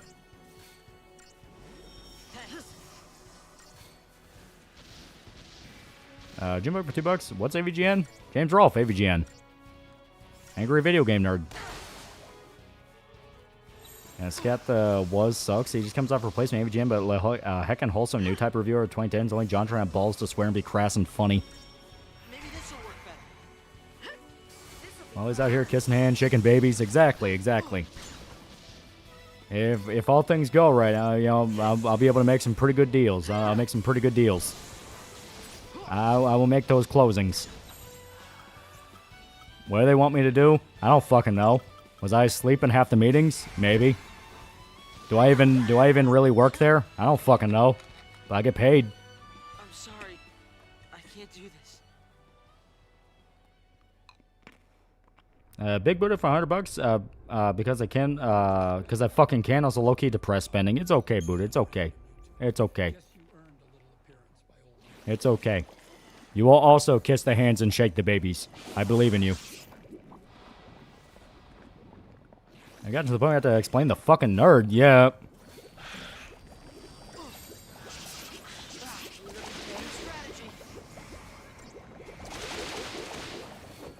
Yeah, I like ham sandwiches. 2010's like reviewer. It's pretty fun. Hey, PS, we love you and wish you the best. Yeah. It's just a Dave & Buster's gift card for $5. Yeah, I know, right? I got a fucking deal. Don't shake babies. Okay, we're back in the 2010s. Fuck.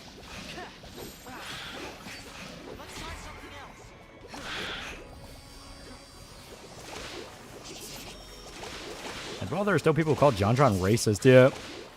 And having someone ask who AVGN is makes me feel old as ash. Well, it's a 5-year contract. In the words of the nerd, what were they thinking? And be fair, I was explaining what AVGN, not what's angry video game nerd. Yeah. It's gonna be 2008. Is that we're gonna get a new Halo game that's gonna be good? No, see, it's gonna be the 2000s, but everything is reversed. We're basically in the mirror 2000s. Remember, Loli, Buddha canonically owns part of your soul. Also part of Shoda's trailer. 2060 is gonna be 2000s, but with post-World War II shit.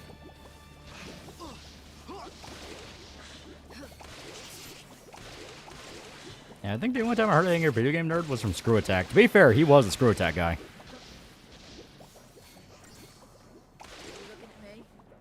And show his house? Nuh-uh. The trailer. We had to clarify that. You know, Christian, wanting a boyfriend-free girl became common sentiment nowadays. We just call it low body count. That is true. Trailer and house. Get it right. One of my favorites got the watch jokes, the flashing underage text with casino noise from his Dead or Alive Extreme review, mostly because I imagine just posting that out of context. And still see people say JonTron's racist, but will defend Aaron even though he had an edgy sense of humor before he ever met John. Decided to go ahead and watch that one time that the game dude was stalking the police and put his theme in the video. It's hilarious. How big was the trailer and how big is this house? At some point, we're going to be like that Red Dwarf episode where our plan had time go in reverse. You get your rib broken, then reverse punch and unbreak your rib. I got the plaque and everything, yeah. In 2000s, where people actually like Dick Cheney.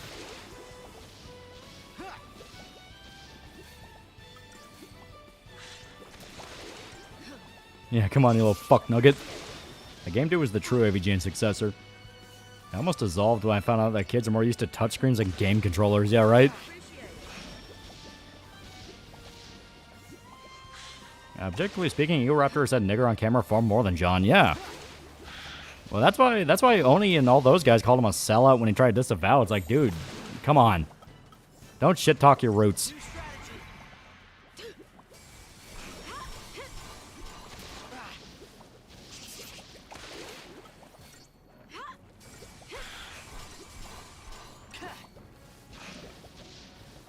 I still waiting on that fucking box, fucking slow-ass mail. Yeah, I just want the tracking numbers already. Has the AVGN movie stand to kick ass? I've only watched Kick Ass for one of those YouTube reviewer movies. So, you can tell James went to film school. You can tell he went to film school. Yeah. So, a big aspect of the AVGN movies that's commonly quoted is that James spent a significant portion of the budget to film in Los Angeles because he wanted it to feel like a real movie. And Los Angeles is fucking expensive if you're doing indie shit. If you want to do an indie movie in Los Angeles, you've got to do guerrilla filmmaking, as in you're getting there, you're filming your shot, you're getting the fuck out as humanly fast humanly possible. AVGN movie review when? Yeah, you go after screaming nigger in the Animal Crossing game grumps made me laugh really hard.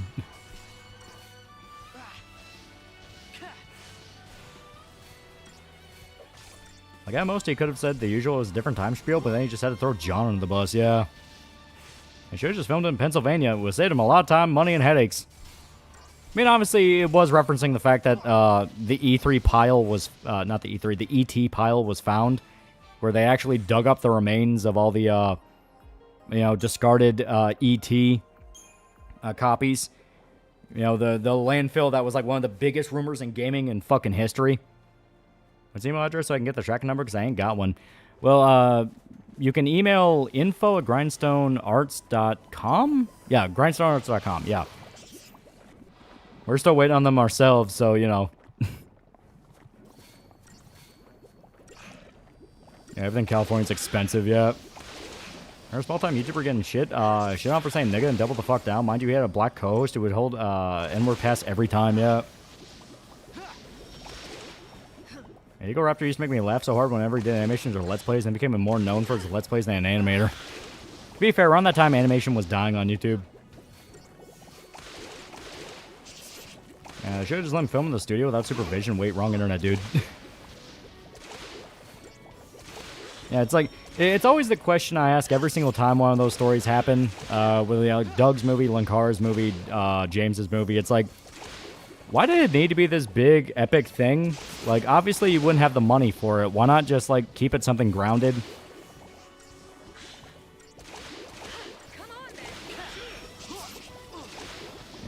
Yeah, it was Johnny made me say those racist things, but you were saying shit like that before you hung out with John. Shut up. Yeah, it's very true. My counter-argument, you should have utilized the shorts feature. I don't have the tracking codes yet, then let me know when you get them. Yeah, that's a big thing. We're waiting on them ourselves.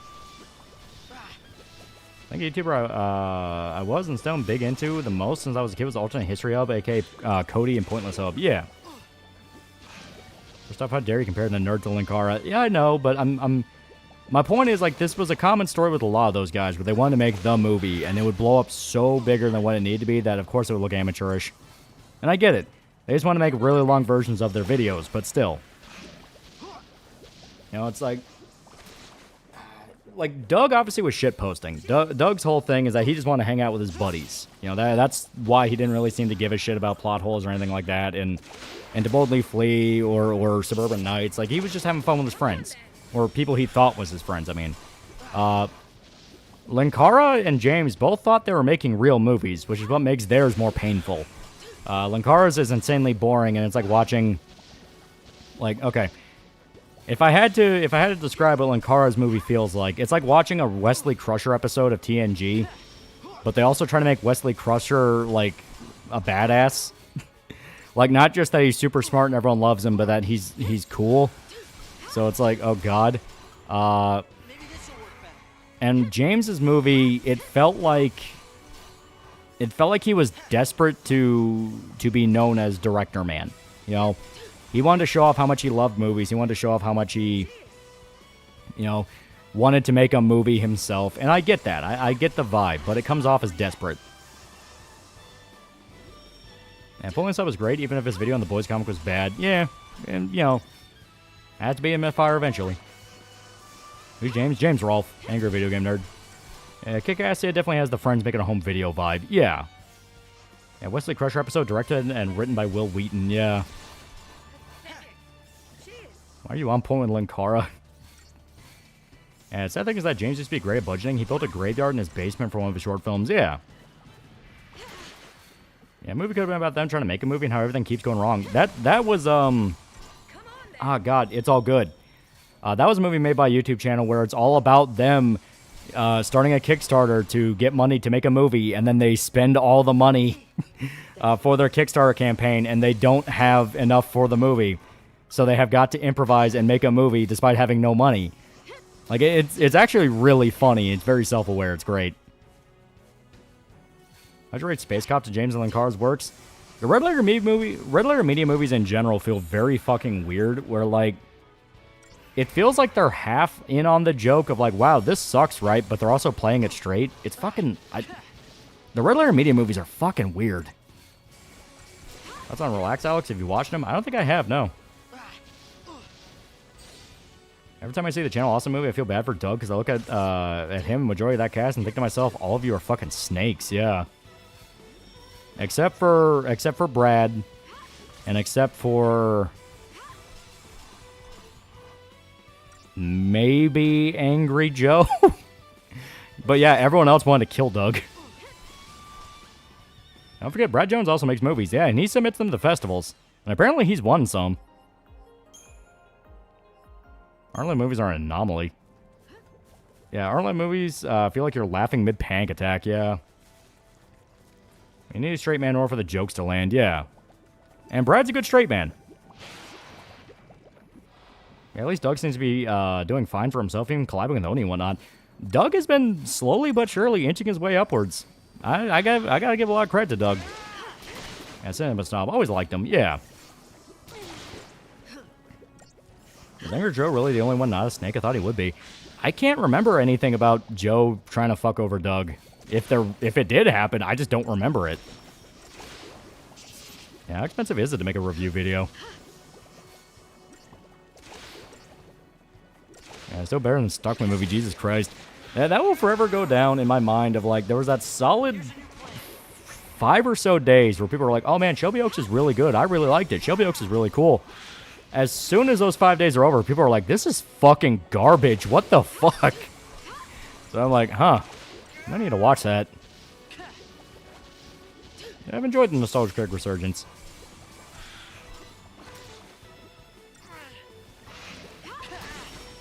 Yeah, Joe just felt like it was time to move on, yeah. Like the Arlen movies being terrified of any sincerity honestly makes them worse than the Nostalgia Critic AVGN movies. I will say Rich Evans is genuinely a good actor. Like that's something that, like, because he showed up in a few cameo roles and other stuff, and like he's good. He's a good actor.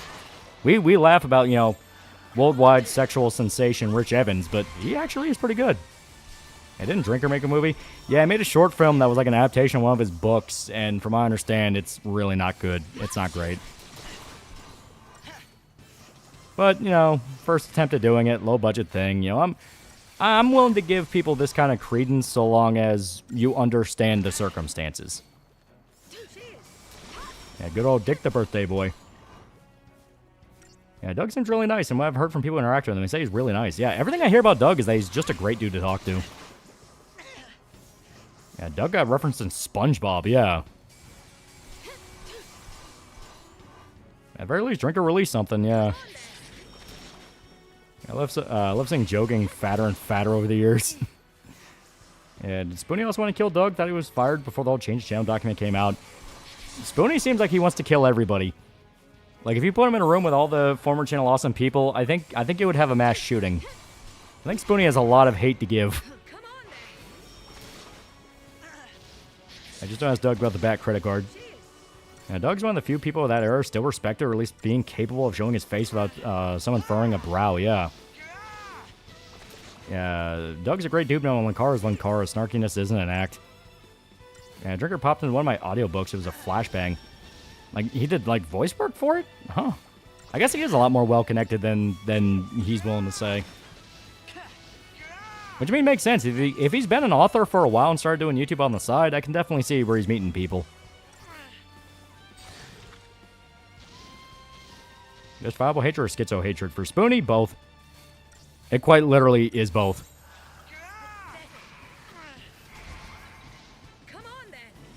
Drinker Film was basically a low-budget TV show pilot. The problem is that it feels like a low-budget TV show pilot down to the will they, won't they love interest, yeah.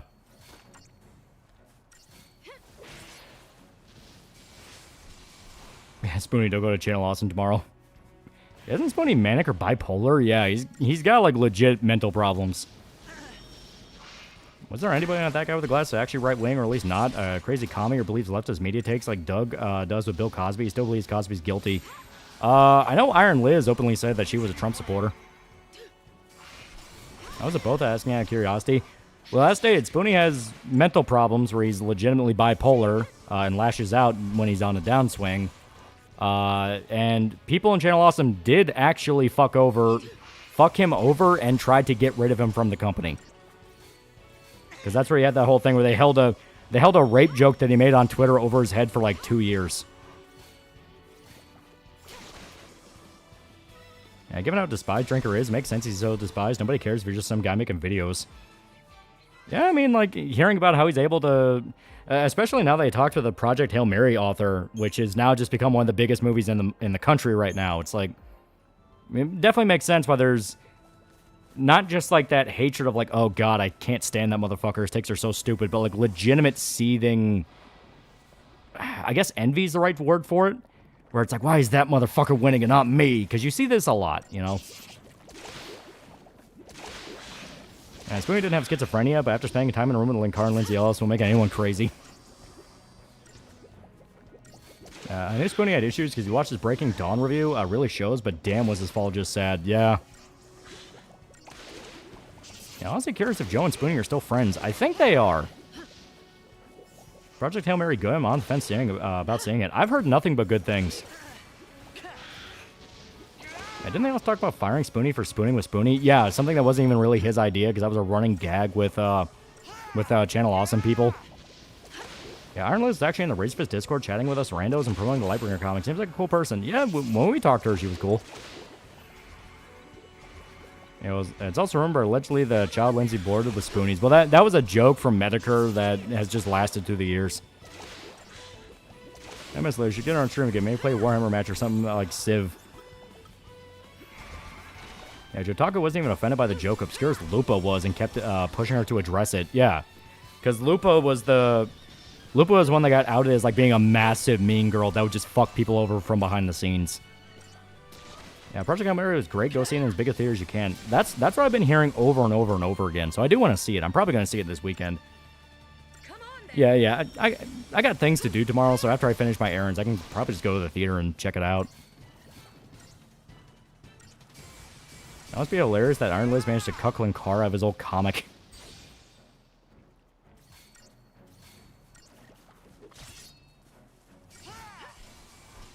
I heard July said it best. They don't want anyone that's not in their card-carrying club to be successful. Yeah, it's a click. I'll try and watch Project Hail Mary tomorrow if I have access to a car. And remember Nash from that guy with the glasses? I fully blame Jesse Wataka for tuning out. Yeah.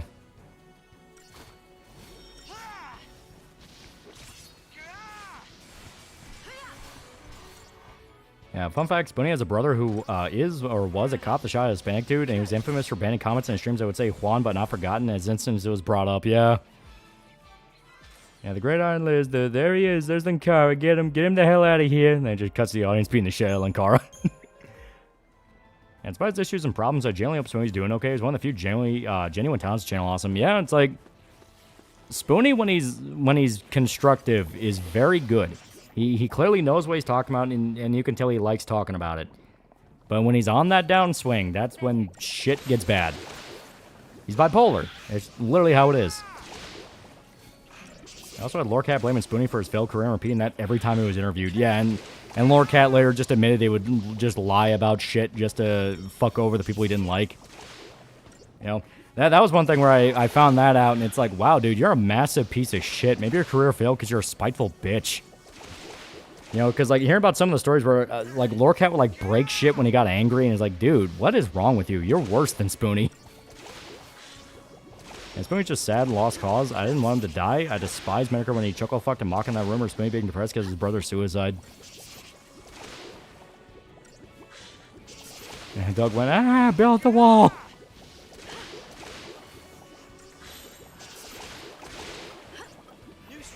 I'd like to go see it, but all my local theaters got closed down during COVID, and I have to drive 30 minutes, yeah. If people go to a stream to utter Juan, but not forgotten to torment them, yeah. There's a little nobody at that. Why the ego? It wasn't Mike Ellis part of Channel Awesome at one point. Yeah, I worked for Blistered Thumbs. He talks about that.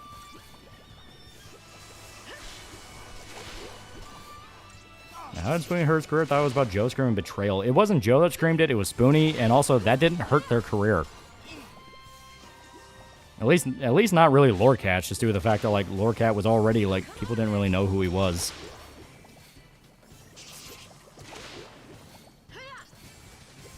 Yeah, Spoonie's Final Fantasy and Ultimate Retrospectives keep gaining views. They're clearly still fans, yeah. Yeah, Lorecat's Rain, I was just waiting for her, and at SummerSlam I'll expose you for the fraud you are, yeah. Remember, Spoonie's the theater kid, yeah.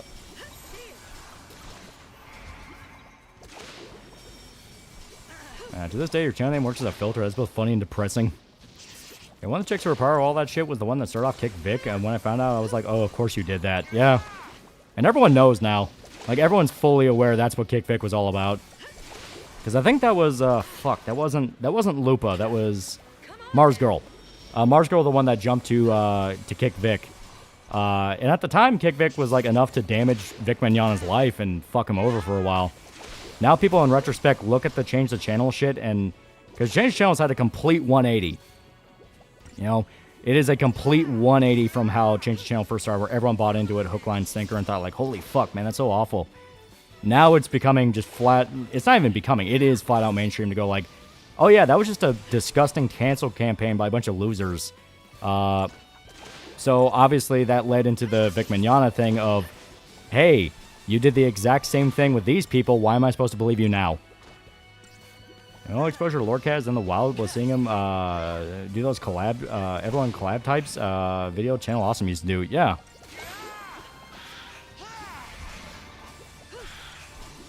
I still enjoy Spoon's old videos, unironically. They're really fun. Heck, even early nostalgia good to watch for Debility Flea. People like Linkara, Lupa, Lindsay, Fellas, just fuck them.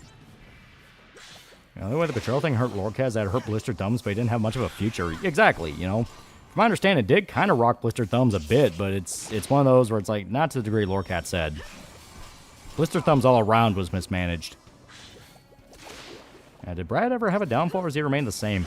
He's remained the same, but he has had issues where he himself also had mental problems. Because, you know, you couldn't be part of Channel Awesome without having a string of mental illnesses long enough to fill up a CVS receipt. I'll never forget the chick saying I was physically 19 and mentally 16. This isn't how pedophile accusations work. Yeah. God, there was that dude who went through, like, the entire Channel Awesome doc and ripped it apart part by part. I can't remember his channel name, but he did a really good job. Because he had, like, shitloads of sources to actually talk to different people. Like, he went out of his way.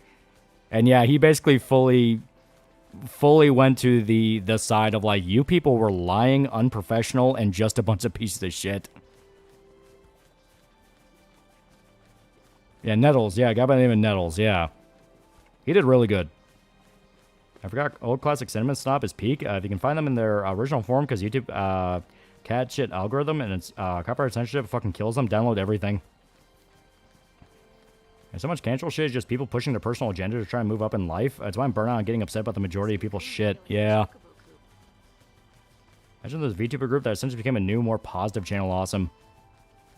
Hypothetically, how much longer could that guy with the glasses have possibly stayed around? Channel Awesome movies were not made. Of course, Change the Channel would still happen, but it did accelerate the outcome. Yeah, it was Nell's Change the Channel doc. Yeah. Yeah, Cinemac Venom. Yeah, Cinemac Venom had an interesting story involved in all that, where at first he was like a very big pro Change the Channel guy. And even he flat out admitted he basically went along with it because he liked the people involved and he liked the fact that it was a boon for his channel. But because Cinemac Venom obviously also has mental problems, he ended up burning a lot of the bridges there, and it just turned into a case of everyone wanted the throne, and when someone sat in the throne, that was the next target. You know, that kind of shit. So that ended up turning into a whole fucking thing. From what I understand, he's better now, but still has problems where it's like, yeah, he's kind of a... I remember when Behind the Voice Actor used to have an all-time best voice actors page that suspiciously disappeared because guess who was #1? Yeah.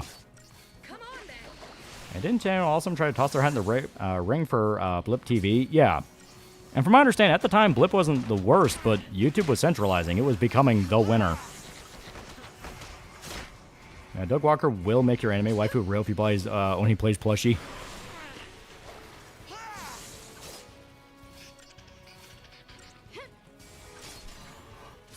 I actually kind of like Blip, but it was doomed to fail. His Cinematic Venom taste for movies not exactly good. Like this case, his opinion on Lord of the Rings, yeah.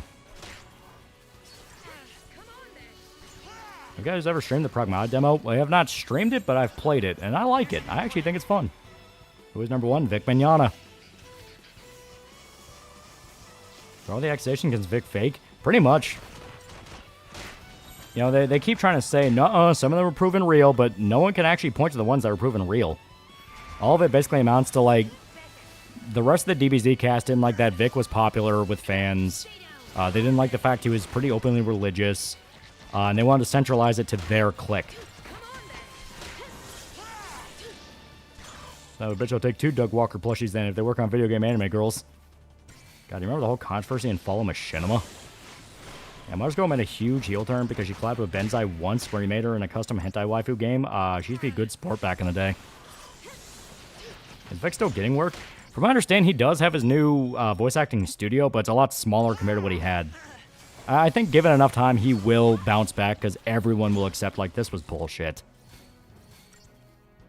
I love how they shit on Vic while Vegeta's VA was running a casting couch. Yeah. Remember Spoonie's Highlander reviews? Yeah, they were good. Yeah, Vic was Edward Elric. That's hard to beat. I ironically watched Linkara's History of Power Rangers in like 2014 because I had a coworker who was into Power Rangers and wanted to chat with him more. I fully believe the conspiracy Google helps keep sites like BitChute and Dailymotion alive because it stops them from having a monopoly. That is true. Technically, on paper, they're not a monopoly if there are competitors. Whether or not the competitors are good is a different story. Biggest complaint Monica had against Vic was this. He ate Jelly Bean with her name on it. That was it. Yeah.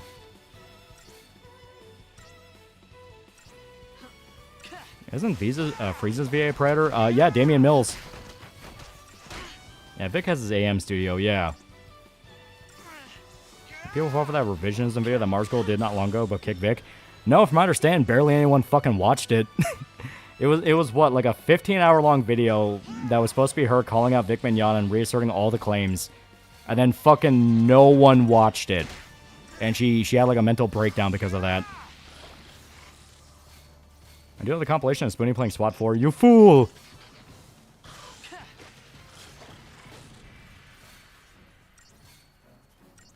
Yeah, Violent Car made a long rant today just saying, sorry, I'm busy, yeah. How's Rumble when it comes to algorithms, favoritism, or censorship or monetization? I don't really fuck with Rumble too much. I don't even know if it's still uploading my videos on it. As we're Kick Vic being bullshit continues to disseminate Vic, Vic will be able to come back perfectly fine, yeah.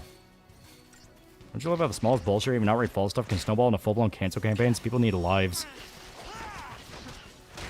And seriously, what kind of logic is that? Oh, fans love your VA, better ruin his reputation. Again, just saying, you'd never do a takedown what video, just like you did with that in Praise of Shells, yeah. Yeah, it was 15 hours long in order to make it unrespondable. Unrespondable and milk watch time. Because I guarantee you, she made sure that shit was monetized. And seriously, what is small-time Western VAs gaining egos size of the moon? Like, it's far too common to be a coincidence.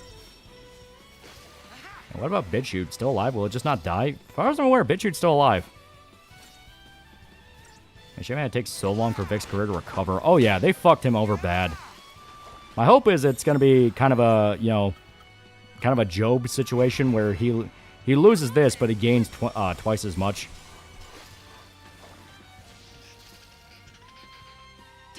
Also, need to do something about that 15-hour Kick Vic movie.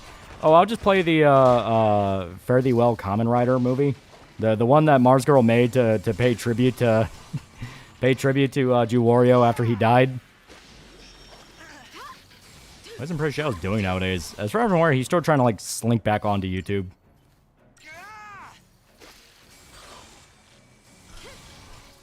Yeah, guess who just had a shower coitus? Good for you. I'm proud of you. Yeah, faith in the Lord is strong. It'd be like Job.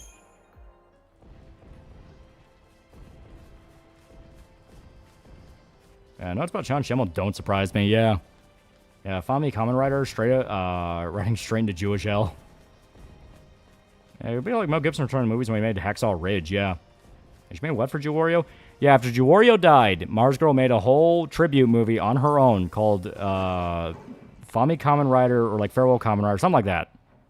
You know, to pay tribute to her friend that died. And then people found out what Jew Wario was actually up to and what he was doing. So that became such a massive, oh no. A lot of people think that's why she got involved with Kick Vic in the first place, to basically bounce that off herself. Where it's like, well, no, I didn't know anything about that. Look at Vic Mignogna. Isn't he a piece of shit? It's like, bullshit. You fucking knew. Yeah, it was Fami Kamen Rider for Famicom. Yeah. Yeah, damn, Mars Girl, Kamen Rider, and Tojima won't accept your pedo coworker as one of them. Thanks.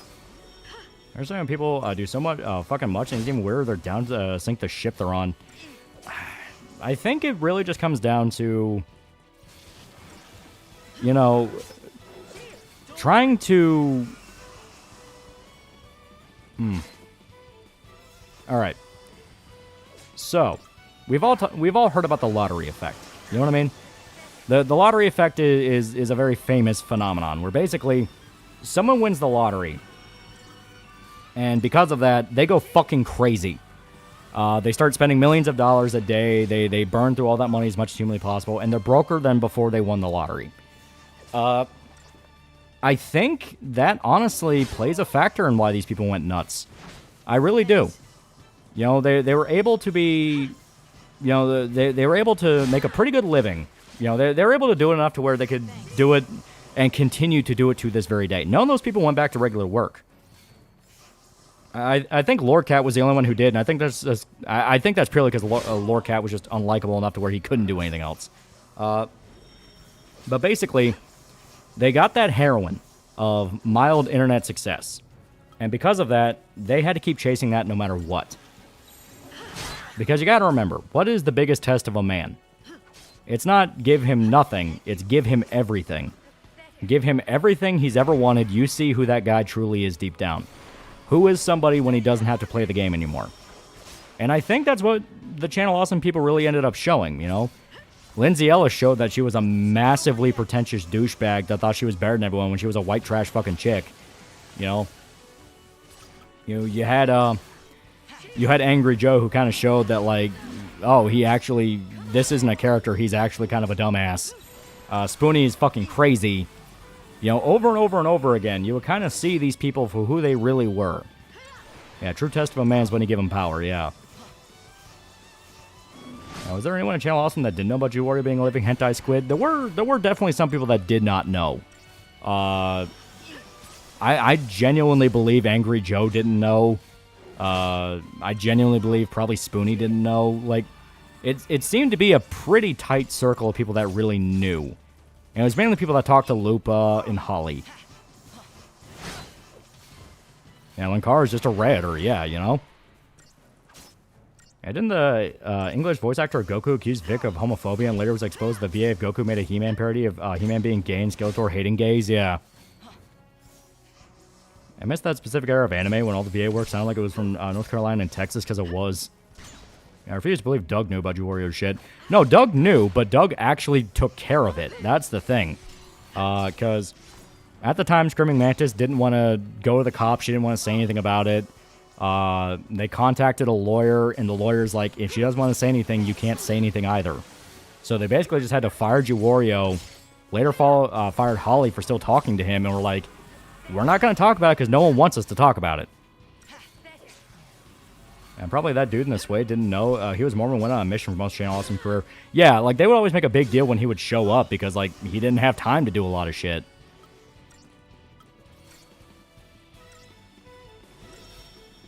Yeah, Vic is Christian and Funimation and Click is Jewish. Make it that way you will.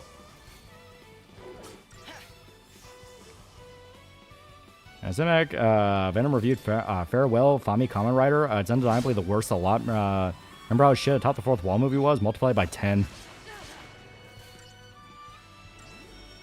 Linkar knew but didn't care because it didn't care because it struck his ego enough, yeah.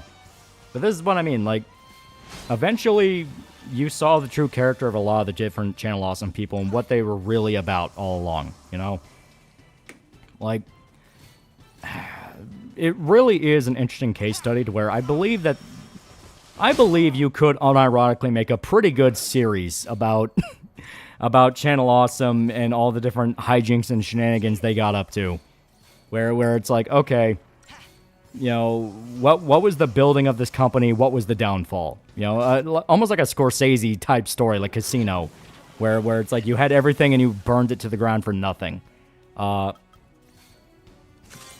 basically, it basically amounts to a lot of the people, I believe, genuinely did have good intentions. I think they actually were friends in the beginning. You wouldn't want to stay in that company if you weren't friends with these people, and it's the easiest job in the world. Just make YouTube videos, you know? Yeah, dark side of the glasses, yeah. Yeah, a situation where everyone was the asshole, yeah. But, and when I say it's the easiest job in the world, I genuinely mean it is the easiest job in the fucking world. You know, a common complaint, and this is something where I really recommend the Nettles video where he goes into it all. A common complaint that management would have with you know, different producers is the fact that basically they would never fucking upload.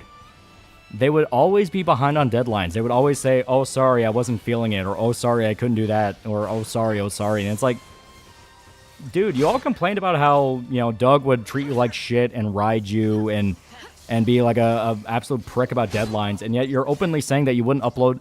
I think Lindsay Ellis was one where, like, she didn't upload for like 2 months. And it's like, what the fuck? The amount of leeway you people were given is insane. Yeah, Casino comparison's fitting. Remember, the MC is the only one who comes out somewhat clean at the end. Well, I mean, yeah, everyone else was dead. Almost like he was running a business, yeah. Yeah, they never upload or never on time. Yeah, because remember, one of the big complaints was that they always treated Doug favorably. It was Doug's channel, it was Doug's this and Doug's that. Yeah, as Nell said, if you didn't like Warwick at Channel Awesome, why'd you stay? Yeah. But, you know, they would always complain Doug took up too much time, and yet Doug was the only one that very consistently put out a shitload of videos. The reason everyone saw Doug first before anyone else is because Doug uploaded that much. He was able to keep up with what they needed. Yeah, Dark Side of the Glasses, directed by Martin Scorsese. Yeah, Doug was Jesse, while everyone else was Walter White. Yeah. It's kind of weird when you find out Doug was the only guy who was only pretending to be an asshole. Meanwhile, everyone else is the asshole. Yeah, I think he was doing a video a week at one point. Yeah. That reminds me of the commentary community back then. To give them some of them a tiny bit credit, some of them did actually leave. They did, yeah. Yeah, Doug proved over and over who was better. Doug has Corey Taylor. He has Corey Taylor from Slipknot. He had the actual voices of Pinky and the Brain for a video. Doug can just call up a celebrity and go, want to be in one of my videos? And they'll say yes. What does everyone else have? Lindsay Ellis has books. Those are books. Yeah. Why does it feel like every leftist video YouTuber has a fucking book? Probably not even a fun book where it has tits in it. It's probably just like some fucking gay-ass essay shit. About like, this is how society treats women. And I'm like, I know society treats women badly. Who do you think is society? That's me, motherfucker. I'm society. Yeah, Doug has chronic fatigue syndrome and still tries to do a video a week. Buy my book. Buy my book. Lindsay Ellis is a movie about her abortion. Yeah, exactly. It's like everything right there. Yeah, Doug had Pinky and the Brain read abusive smut. Yeah.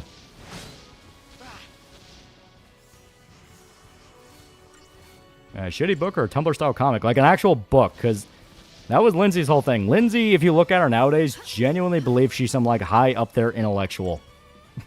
That is the funniest part about Lindsay Ellis' whole story. She's a white trash fucking drunk that's got arrested for being a white trash drunk in public, and she considers herself the cultural elite. There's a what movie? Yeah, a movie about when she got an abortion.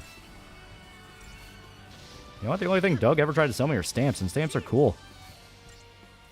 H. Bomber Guy also has a book, a really fucking shitty one that contradicts everything he stands for.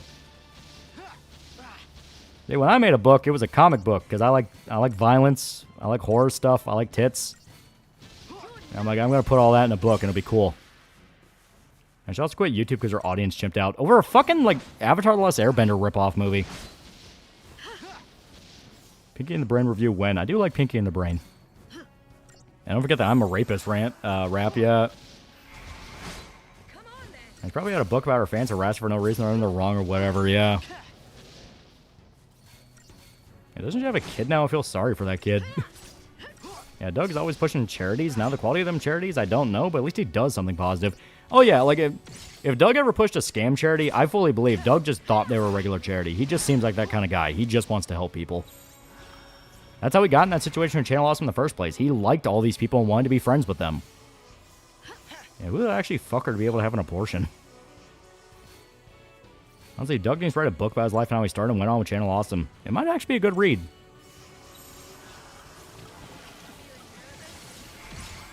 I can understand the statement of wanting to grow up beyond your beginnings, but my dad pulled IT off by honest work, not performing a bullshit. I'm the cultural elite. Lindsay, you're in your third bottle of whiskey. And doesn't Doug make a lot of money these days through running out a studio and production team like JonTron? Yeah. Doug is successful. Like, across the board. He's successful. His company's a company.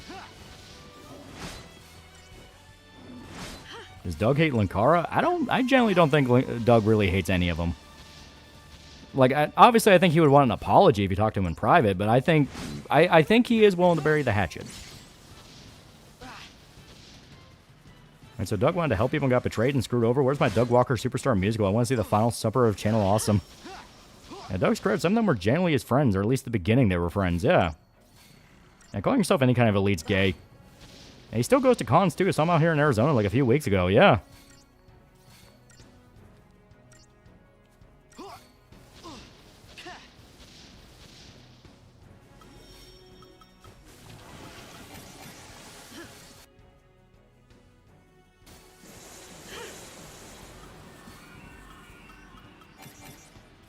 There we go. Yeah, if anything, it's more like Linkara hates Doug. Oh, yeah. Now the crash out was over fucking Raya and the Last Dragon, the fucking Aquafina movie no one watched. Yeah, right? that was the beautiful part about all of it. It's like, no one gave a shit about Raya and the Last Dragon. Yeah, Doug's a guy that doesn't like people. He rarely hates people. He probably hates you, Wario.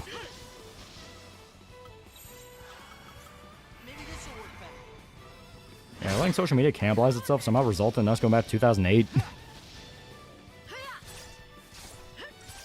All I know is Angry Joe keeps up his content with Tiny Mexican and Alex. Yeah. Angry Joe's still consistent. He's still doing what he's doing. Actually, still deserve getting her ass over that. Yeah. Fuck's a Ryan the Last Dragon? Exactly. It was Raya the Last Dragon. It was some shitty Avatar The Last Airbender knockoff that I think Lindsay Ellis got in trouble for basically just saying was an Avatar The Last Airbender ripoff. And everyone accused her of, like, Orientalism, of, like, how dare you say they're the same? But even people that hated Lindsay were like, but she's right, though. Like, it literally is. Wasn't Guru Larry a Channel Awesome? Wasn't he the last dude there? Am I thinking Cinema Sins? No, Guru Larry was the last guy there. And he wanted to stay there simply to be the last man standing.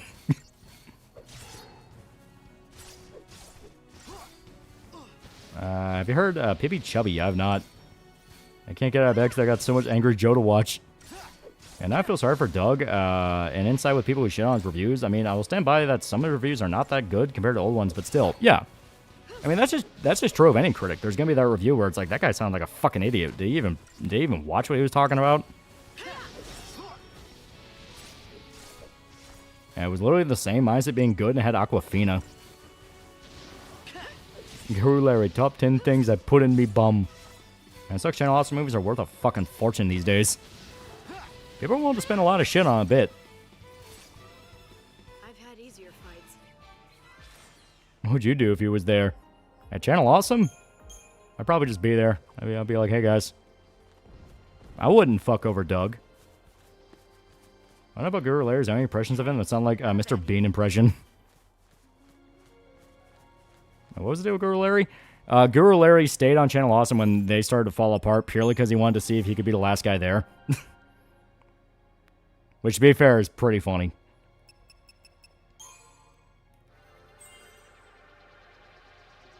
Yeah, a lot of movie reviews are best watched when you haven't watched the movie before, yeah.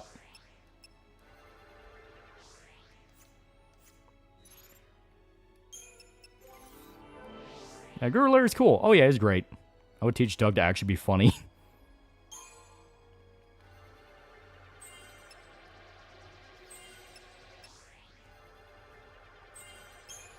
Here we go.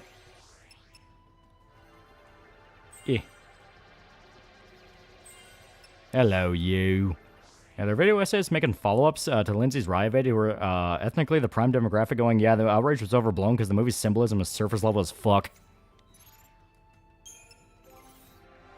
Yeah, it wasn't After Last Airbender knockoff completely. Be more proper to call it Disney's Chinese Lord of the Rings. Still a bad movie, though.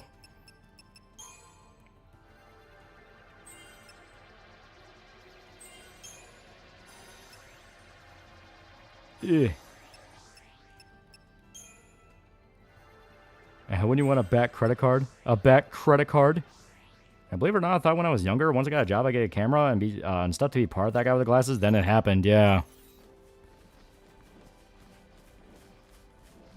On top of set average being mostly white people, yeah. A Guru is a king. All I need to say is hello, you, and you're hooked, yeah. Or make a joke about Pierre Molyneux. Don't lie to me. You wouldn't at least try stealing Linkara's fedora. Oh, I would fuck with Linkara. Yeah, I would tap into my old instincts from high school and just fuck with him relentlessly. Where it's like, you know, where's my hat? Oh, I don't know, man. I think Angry Joe said he had it. They didn't find it in the restroom. I had the unfortunate circumstance of having to watch the movie, and all I can say is the theme of not betraying people's trust kind of falls flat on its face, and characters keep doing exactly that. Guru talked about Pierre Molyneux.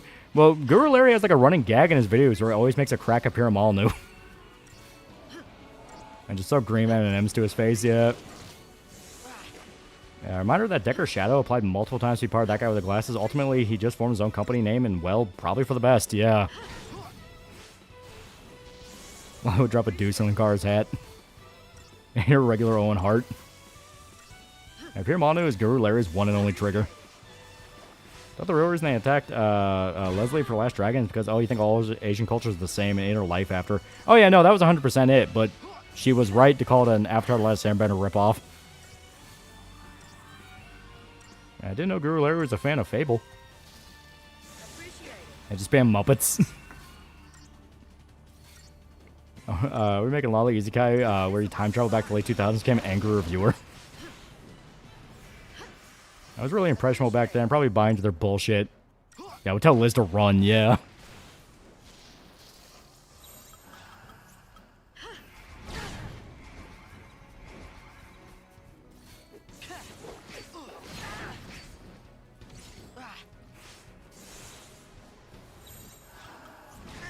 Ow. I'm sorry. I can't do this. Damn it, Hope.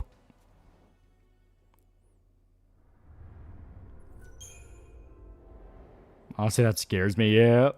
Yeah, who wouldn't take a shit in Linkara's hat? Speaking of internet video producing companies, when's the Ruby review? Yeah, I know, right? It's still going to be a while, but on the upside, after next review, you're getting Dead Rising 4 and Persona 4 Part 2. Also have a special one that's going to bridge Dead Rising 4 and Persona Part 2, because I've been on one of my kicks lately, and I'll make you suffer for it. Yeah, he's the guy where he killed Doug by accident. I have to take his place. I won't confirm anything, but I will say incidents of vigilantism skyrocket and local crime drops whenever Linkara attends a convention. When you mention the review, the longer you have to wait. My Life in Another World in New York City on September 10th. I really wish I could help you with a Ruby review, yeah. I remix the Linkara theme to the tune of Ram Ranch and change the Linkara timeline. What kind of kicks you bet on? Don't worry about it. Don't worry about it. All I'll say is I'm beating a dead horse. That's because I came to the realization. I woke up one day in a cold sweat. You know, I ran out to my neighbor's house. I banged on his door. I screamed in his face when he opened the door. It's like, dude, everyone who reviewed this thing got it wrong. I'm the only nigga that can talk about it. And then I ran back home. Can't believe 8chan has a Ruby board. It's probably porn, isn't it? It's mostly porn. Let's drop the Ruby video next same day Netflix comes out with a trailer for live action Ruby.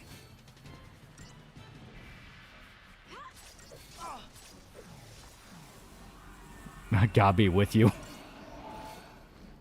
Review is your trucker video, yeah, right?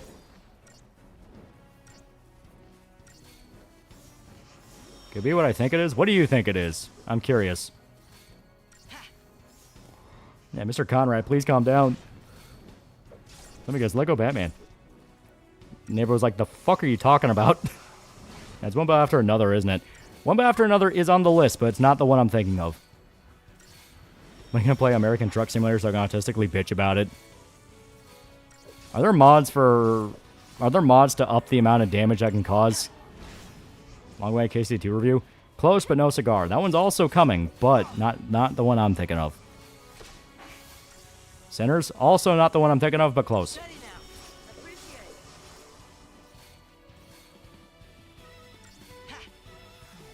Is an Adam Sandler movie? Close, but not close enough. Yeah, it's mostly porn. Yang's best wife.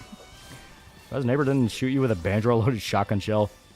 Sin City? Close, but not close enough. Man, when are you going to review the Halo games? Long way Gigant review, isn't it? Close, but not close enough. It's Paul Blart Mall Cop, isn't it? Close, not close enough. Adaptation or original work? Both. I'm just going to keep fucking with you. I'm going to keep doubling down. No, okay. So, like I said, I've been on my kick where I've been going through my Marvel comics. I even went and bought Marvel Cosmic Invasion because I was in the mood for a fucking superhero game. And I realized, holy fuck, there's like no goddamn superhero games anymore. Fucking Batman and Spider-Man are the only guys left.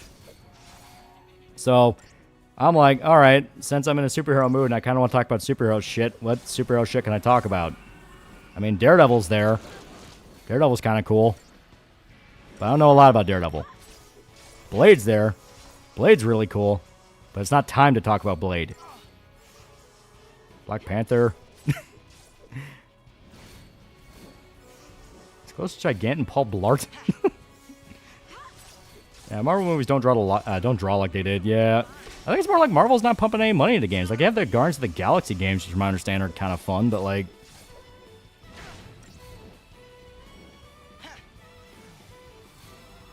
is the French movie close but not close enough? The fucking Punisher game.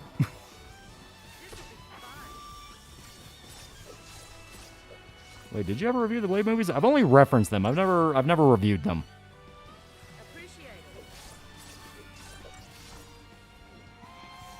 I like all the guesses. Now, full review of the She-Hulk show. There you go. You got it. You got it. A dude finally worded it in the exact way I was waiting for. It's like, none of you motherfuckers can read my mind. Yowie Yo is the only guy that can read my mind.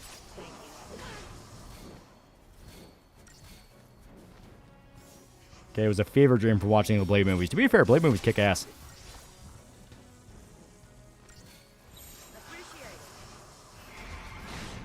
Didn't you review the She-Hulk show? I reviewed the first episode, not the full one. Yeah, Megan Thee Stallion time, yeah. Yeah, better late than never, yeah. I had to wait for it all to die. I put She-Hulk earlier. You only said She-Hulk. You didn't say full review of the show. I made your wife a green Karen.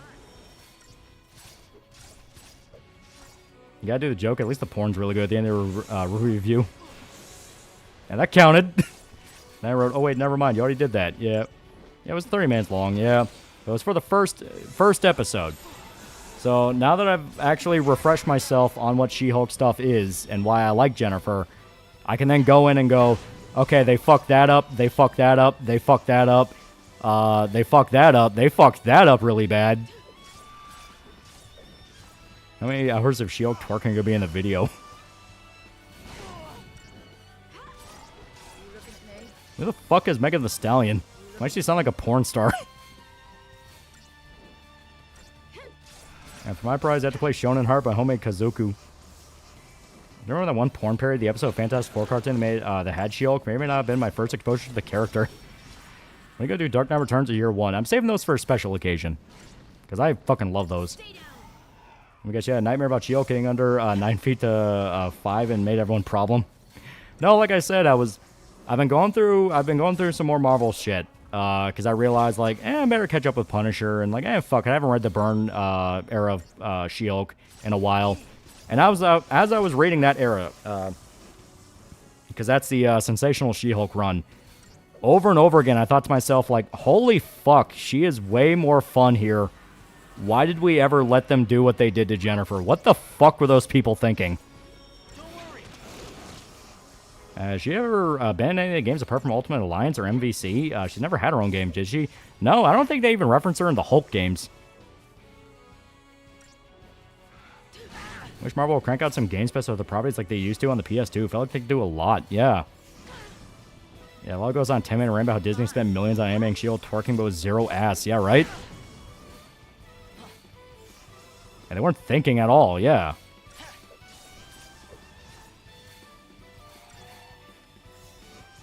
Yeah, was she in the Lego Marvel games? I think she was. Yeah, no, just MVC and Ultimate Alliance. Oh, you know what? To be fair, she was also in that Diablo-like, because you had that like live service Marvel game. God, it was like Marvel Heroes or something like that. Heroes Online, where you could like form a team with like different characters. It was basically like Diablo meets Ultimate Alliance, but it was live service. And she was in that. And she was in Marvel Superheroes too, yeah.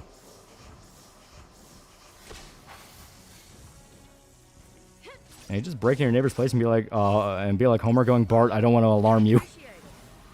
Actress who played She-Hulk, do you think she was pretty? She's not a bad actress. To me, what really let it down was purely the script. Because if you watch her, she's in The Monkey, which is the horror movie about the monkey that kills people, Final Destination style. She plays the mom in that, and she's actually pretty damn funny in that. Now, granted, the humor's way more bleak and fucked up, but she's funny in that. You know, like after the boys lose their babysitter. Yeah, I think it was the funeral for their babysitter. They're sitting outside with the mom, and she's just like, just so you know, you're all gonna die. There is nothing you can do. You will die eventually. Let's go get ice cream. And it was fucking funny. Was she Hulk in Midnight Sun? She wasn't, no. Wait, she was the mom in that movie? Yeah. It always comes down to directing and script, yeah. Honestly, if I was offered to work at Channel Awesome, that guy with the glasses, probably do an anime, cartoon, comic, and gaming review channel. And she's also technically a Marvel Snap. Fun game, but just a card game, yeah. To be honest, the monkey is a blur. I liked it. I thought it was fun. To be fair, there are going to be more Marvel games coming out in the future. Maybe on DC games, they don't really have anything. They just shorted with Suicide Squad, yeah. Oh god, that's so something I'd say. Yeah, it's a good movie. I like it. It's got a really good sense of fucked up humor.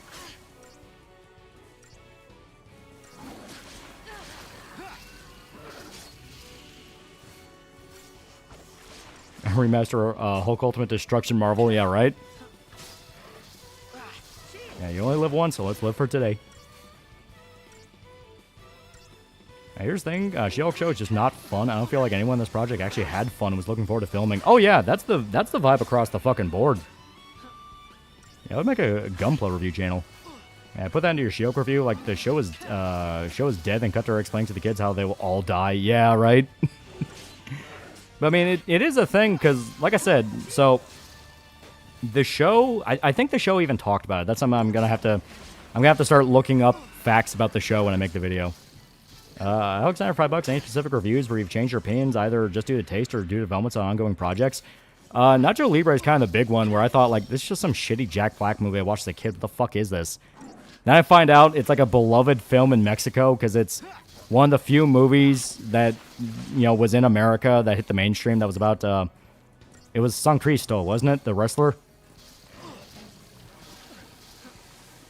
Yeah, She-Hulk show fucked up my boy Scar, yeah, right? See any She-Hulk animations by UK? No, what? Any role play as a neighbor who you're traumatized by talking about Ruby to him? Shall have a single taste of what your brain's cooking? Hope you cover Nadia's Secret of Blue Water sometime soon. You'd like it. I won't spoil jack shit, but it's one of the Hideki Anno works that isn't depressing. Plus Miyazaki. Yeah, Freight Tormenta, yeah.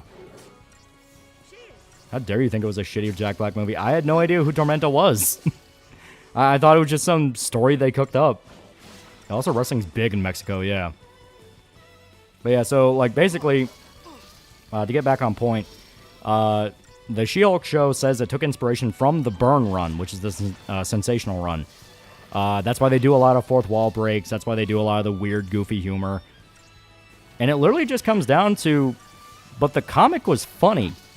Because it leaned way harder into the fourth wall breaks to the point that, like, She-Hulk will completely change the genre of the comic midway through because she doesn't like the direction it's going. You know, that kind of thing.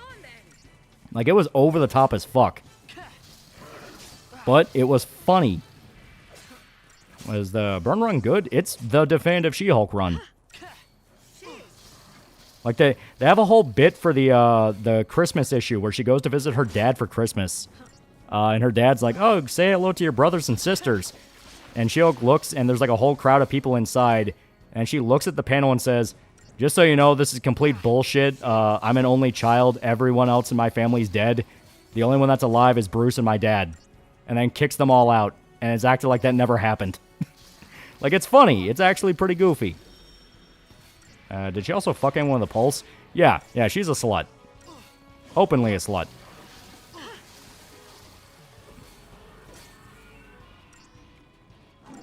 WUK is an animator on YouTube. Animates very short vids of She-Hulk transforming or breaking stuff. I think he's drawing a fan comic now. See, I hear that, and my mind immediately jumps to like, oh, he's a fetish artist, isn't he? Yeah, Jen gets around, yeah. One of the running gags in Sensational is that she really wants to fuck Hercules. But every time she actually sees Hercules in real life, it's like, oh, that's why I fucking hate you. You're annoying. Yeah, openly a slut, but only when She-Hulk, yeah. Maybe this will work better. The show didn't show what it wanted. Fourth wall break where she climbs around Disney Plus menu looked interesting, but it felt burning. Yeah, right? Around the time She-Hulk sexually harassed Peter Parker when he turned 18, yeah. And why didn't She-Hulk use her fourth wall break to be cool in the main Marvel storyline? Like, why did they turn her into Savage Hulk? Yeah, right? Well, to be fair, Savage She-Hulk was a thing. But the point is, that was early on when she couldn't control it. When she actually took control of it, it just made her life better. That was the thing. They make jokes about the time she was Savage She-Hulk, because it wasn't meant to be taken seriously. Like, the whole arc where she found out that they're making a movie about her life. And she's like, I never signed the fucking papers. What are you talking about? And they flash back to when she was Savage She-Hulk and on a rampage. And one guy just walked up to her with papers saying, can I have your autograph? And she didn't realize it was a contract. Like, shit like that, that's funny. You know? She-Hulk is not meant to be the serious one. She's only serious if Bruce is in a serious situation. You looking at me? Man, I figured him being a She-Hulk fan would imply the fetishes. Are you saying She-Hulk was trying to preheat the oven with Peter? Yeah. Yeah, She-Hulk smash, huh? Imagine. Yeah, right? When they showed us She-Hulk and Peter. Yeah, Wolverine. Hey, okay, I just feel like your cousin's a slut. Wolverine flies up in the air. We're watching It's a Gundam review of She-Hulk. My dad walked in. He literally got pissed off Gundam because he liked the show. It was funny. Like, it's one of those where I can imagine normies who genuinely don't have a sense of humor thought it was funny. But I'm sitting there as a fan who likes the character and understands what Jennifer's supposed to be. And I'm like, none of this shit's funny. And She-Hulk completely shits on Bruce trying to say She-Hulk had a hard life because she's a woman while Bruce had an abusive father and tried to kill himself. Yeah. No, not that. I mean, when they try to turn her into Ugly Hulk with a ponytail. Oh, yeah. That was like one of the newer things, yeah. And yeah, that was stupid. Now, the reason Jen can control it is because she doesn't have the same baggage, yeah. That's like a big aspect to it. She doesn't have the split personality issue that Bruce does. 13 gives me brain rot. Props to you actually playing it. Yeah, here's She-Hulk, your new car, a Subaru. Listen, I like, man, new car spawns. Honda Civic. I look like I drift on the weekend. Sponsor Corvette. Perfect. Guess what? There's actually a joke in the comic that's kind of like that. You gonna need to explain She-Hulk sexually harassing Peter? She sexually harassed Peter. And Bruce shot himself in the mouth and Hulk spit out the bullet. MCU never really went to Bruce personalities. Only really the Ang Lee movie did, yeah. And everyone got mad because it's like, oh, how dare you try to be introspective with the Hulk? It's like, that's kind of his thing.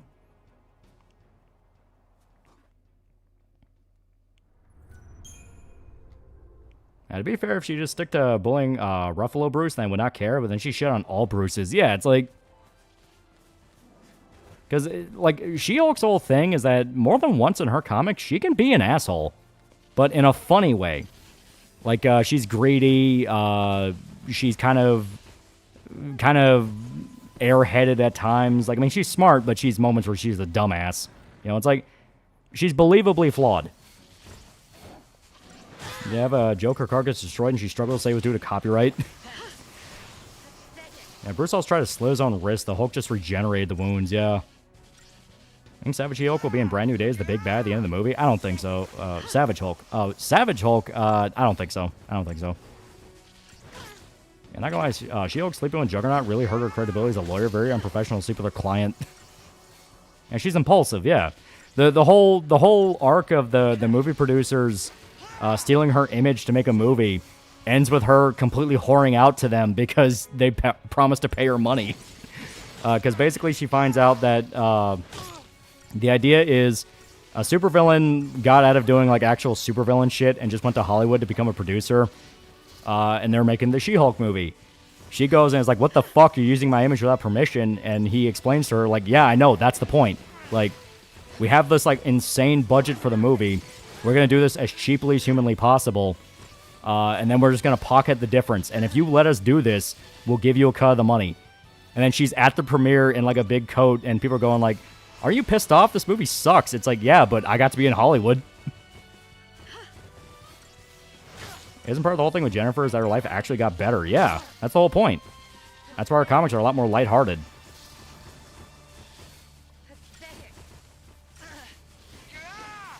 I don't care about my id, ego, super ego dichotomy. It's about the green rage monster smash stuff. If you let She-Hulk bang, even though it's life risking. Yeah, Eric Banner's best Hulk. He was pretty good. Why me? I'm gonna torture She-Hulk. Look at her. She's muscle as fuck. Easy. Bring up the DeviantArt. She-Hulk screams so much inflation porn. Oh, she knew how bad Bruce's life was, yeah. Yeah, why the hell did you star in this film? Money! Yeah, quite literally just, that was the joke. It was money. Did She-Hulk ever have sex with Punisher or crossover? I don't know why, but I feel like that would be funny. They've never interacted, which is funny, because they reference him more than a few times in the comics. But it's always, like, detached. Like, oh, Punisher was here, or... In one of the sensational comics, they have the cover be Logan... Spider-Man and Punisher all being up a bunch of bad guys. And then She-Hulk pulls the cover out from, you know, kind of like a curtain and goes, man, wouldn't that be cool? Too bad you're stuck with me. And it's like, okay, that's pretty good. I like that. Yeah, it's like, oh, Michael Caine talks about Jaws 4. Yeah. I like that someone made a comment on that comic panel was basically EA after they made the Dead Space remake. Yeah. I know that in the show, She-Hulk drives a 1980s Corvette, yeah. Man, it's weird people think it's that a character for She-Hulk to not be greedy. I mean, she's green. Remember the hot mercenary Punisher Max, whose whole bit was that she wanted to fuck him? She wasn't a mercenary, she was a CIA agent, but yeah, that was O'Brien. Typical lawyer fashion, She-Hulk refused to give a specific opinion about Punisher's actions. Like, it's a thing where it's like, yeah, they've never interacted, which is weird because she's friends with Daredevil, and Daredevil runs into Frank all the time. But that might be it. It's like, you take care of him. It's your guy. She mainly deals with, like, space aliens and shit. And Nick Nolte is very creepy in that movie. He can absorb everything except his son's trauma, yeah.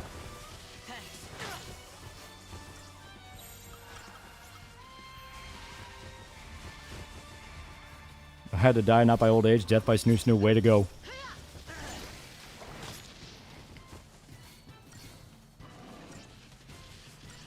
Speaking of Punisher, did Marvel come to its senses and retcon the whole Frank was a horrible husband thing? Yeah.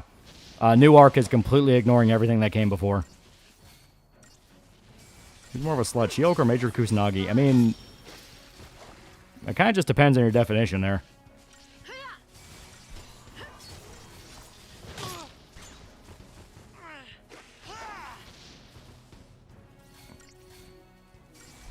Come on. Damn it, Hope. We handle punch for me, Shiok. Fuck no, I've got things to do and people to, things seeing people to do. Yeah, basically. And like I said, her thing is more like genuine threats, like alien invasions and bad guys are at least kind of dangerous or gimmicky. You know, not really Frank's world. Frank's world's when shit stops being fun. Kusanagi's using Robo Body, that's not her human body, that's not a slut. No, I'm not biased. Yeah, Major Kusanagi is a lesbian polycule in the manga. It's implied in the standalone complex, but she's basically asexual in the movies. Yeah, they felt Shiok was too much gooner bait and tried to write her as sexy toward themselves. That's sort of what it felt like. Yeah, it felt like the typical, like, she's owning herself, and because of that, she had to be arrogant as fuck. And it's like, Shiok could be arrogant, but she was always friendly arrogant. Like, she just knew she was better. I always thought Frank couldn't have been a horrible father because he was serving the Marines and he cherished the time he had with his kids. Yeah. The tragedy does not work if Frank did not love his family.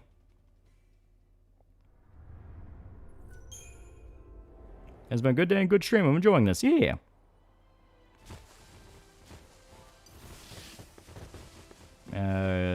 Doesn't she have a villain called Titania? Yeah.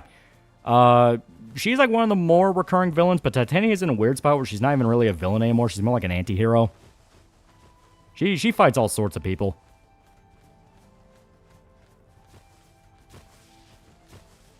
Kusanagi using a robo-buy is like Kirsch using a robo-dildo. Does make them the men they date she dates less gay. Gonna review Ghost in the Shell new anime when it drops. I want to. It looks so fucking good. Yeah, the fuck does sexy towards yourself mean? Is it a weird way of saying self-confidence, self-love or some shit? Basically. New age white woman therapy speak, which means like, oh, you're a fucking sociopath.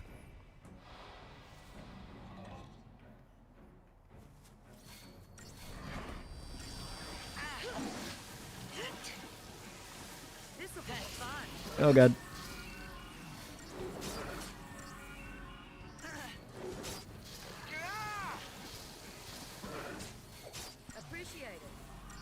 Come on. Wasn't Titania a gorilla at some point? I remember an edit of this one villain simming over her and shrugging when he learned her backstory. No, that's Giganta, and that's a DC villain. Titania's whole thing is that she used to be crippled, then got experimented on, and became, like, basically evil She-Hulk. But like I said, calling her evil now is weird because she's not really evil. I just find a lot of the guys Kirsch dates ends up either being pieces of shit or turning gay. Yeah, it's bullshit they tried to make Frank an abusive asshole, because why the fuck else did he become the Punisher? Him hating his family defeats the whole point.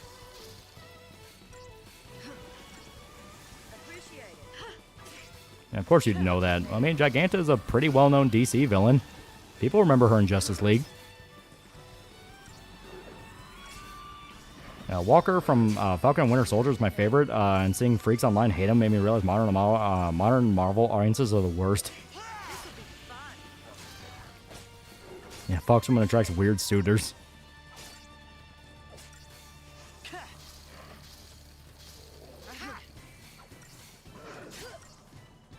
Why would you try dating Kirsch? Nah. I'm good. I like being straight. Yeah, didn't Giganta marry Crusher Creek, aka the Absorbing Man? I don't fucking remember. 2004 Punisher's a good movie. Yeah.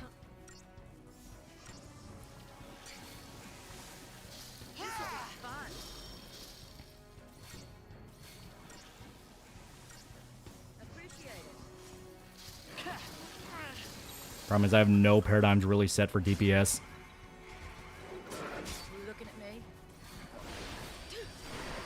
One of the best moments in Max was when Frank Castle kicks the guy's ass for leaving his family for a much younger woman. Frank loved his wife and wouldn't have done anything to hurt her. Yeah.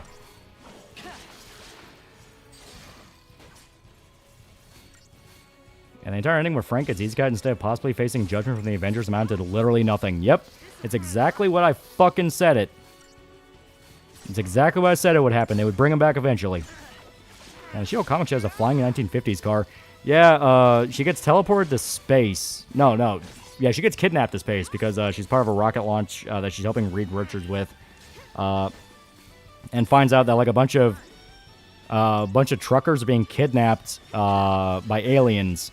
And after she helps them out, they rebuild her car as a flying car. Yeah, she did in Immortal Hulk comics. Giganta and Crusher are both part of the Alpha Flight, and they're married and trying to go legit. That Giganta's not part of... that's not part of Marvel. She's part of DC.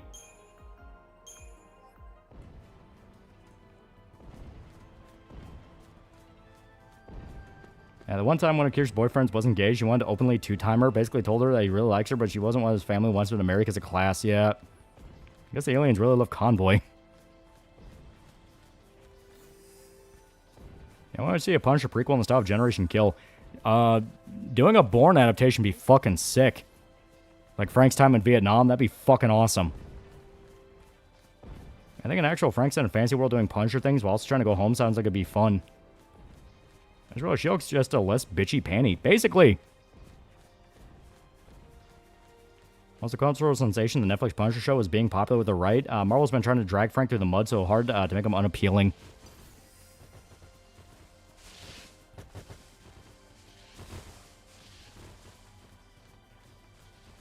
Yeah, Bourne's a masterpiece, yeah. Yeah, best Punisher story after Valley Forge, Valley Forge.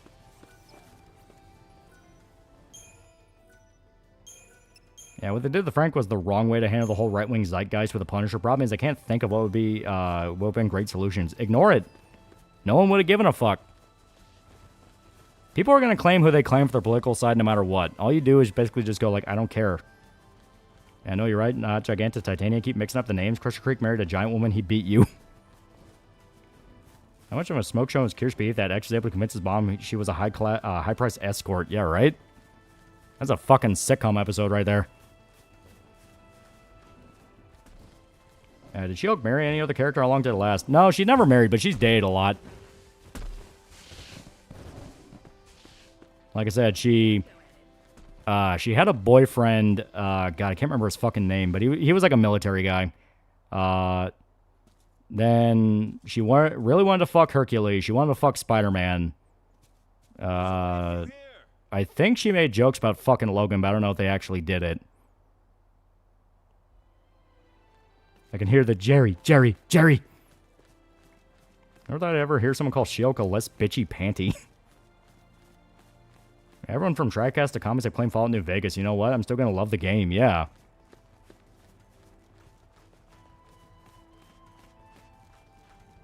Hey, he told her he wanted to marry an approved wife and basically make her the side bitch he'd have fun with on the weekend. It was a piece of shit. Yeah. Kind of sociopathy that can only exist from nepotism, babies.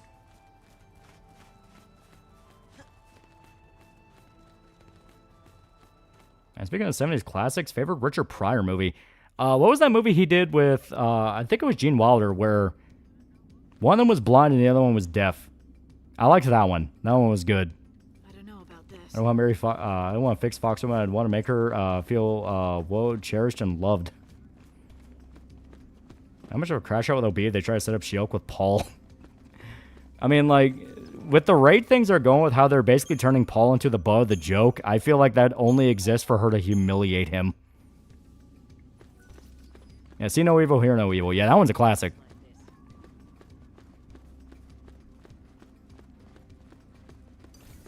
Yeah, She-Hulk fucking Logan, how would that work? Especially how much of a little guy Logan is. Like I said, I think she only made jokes about it. I don't know if she actually did it. I feel like I would have a good conversation with Kirst. Yeah, throw a rock at your favorite superhero. She's probably been with them, except Bruce, because that'd be gross. Except Old Man Logan, but that's another story. Yeah, no, that's a whole other fucking story right there. That's one of those where it's like, oh god, oh no.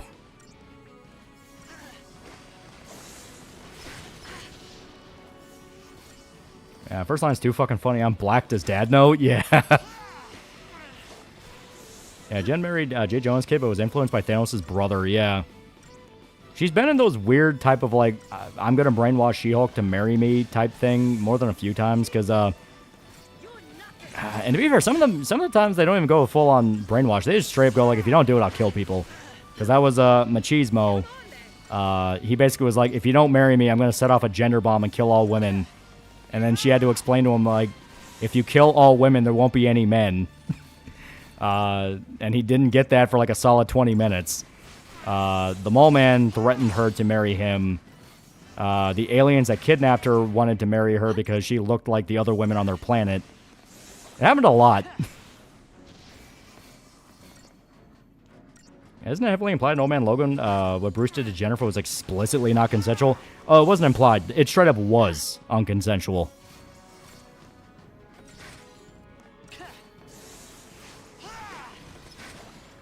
Isn't the DC equivalent to She-Hulk in terms of sleeping with everyone who's into it? Somehow Dick Grayson?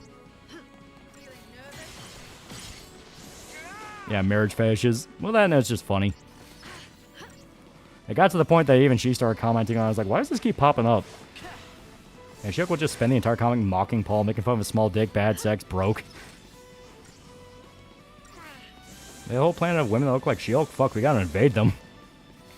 What happened to Bruce and She-Hulk? And Old Man Logan, if you ever read that, there's that part where Logan finds out that Bruce started a family. He started with Jennifer. Unconsensually.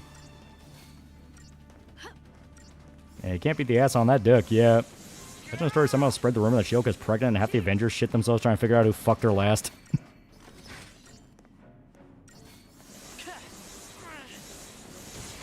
Yeah, it's the weird incest Hulk family, yeah.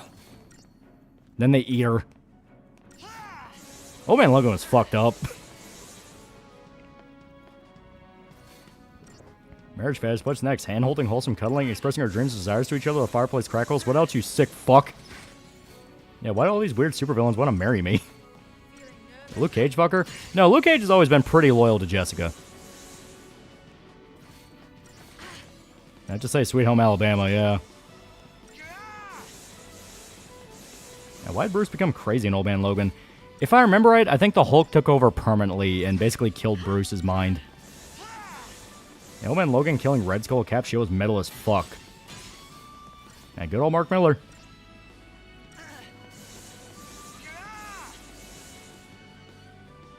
And so Hulk's Middle Eastern now. Yeah, Fox knew basing Logan off Old Man Logan, they knew they'd be fucked if they fumbled it. Yeah, the Hulk was weird. Why didn't Bruce vent his anger like a normal person having a porn addiction?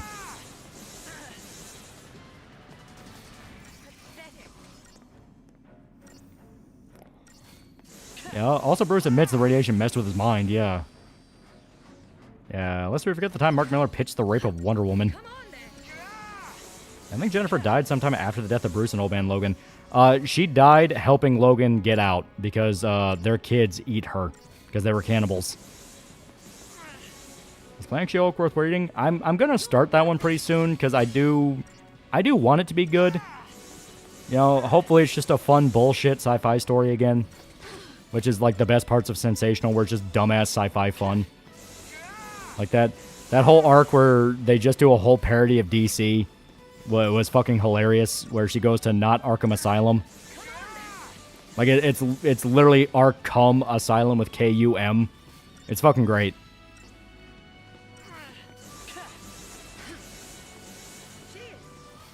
No, She-Hulk and Spider-Man would work. She has immunity to radioactive sperm. Yeah, Campbell, Redneck, Incest, Hulk Clan. Yeah, Logan raised her last kid after that, yeah. Old Man Logan's original comic has some legit fucked moments in it. Shame the sequel comics had to go all weird with the universe travel. Old Man Logan's killed by covered in adamantium. Arkham? No, it's A-R-K-U-M, something like that. Because, like, it was a parody of Batman, but they couldn't use Batman. They already turned Batman to a chick. Just to, like, really drive it home. It's like, hey, don't sue us. This is a parody. But it's pretty funny. Yeah, Sawney Beam, but with Hulks. I'm picturing the Redneck Gopher family scene from Rango, but with backwards murder hillbilly Hulks. I likes it when they run. Yeah, bad chick. Yeah, her name was, like, Nosferata. She was funny. Because they addressed the fact that, like, she was just kind of a normal lady that dressed up like a bat and beat the shit out of people. So Jennifer's like, are you fucking crazy? What's wrong with you?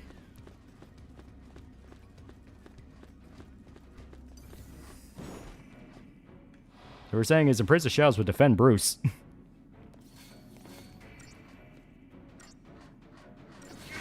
But Batgirl exists. Yeah, but they had to have the Bruce Wayne parody. Had Ryan Class taught by a guy who worked for Mark Miller and thought he was the biggest dick he ever worked with. Pathetic.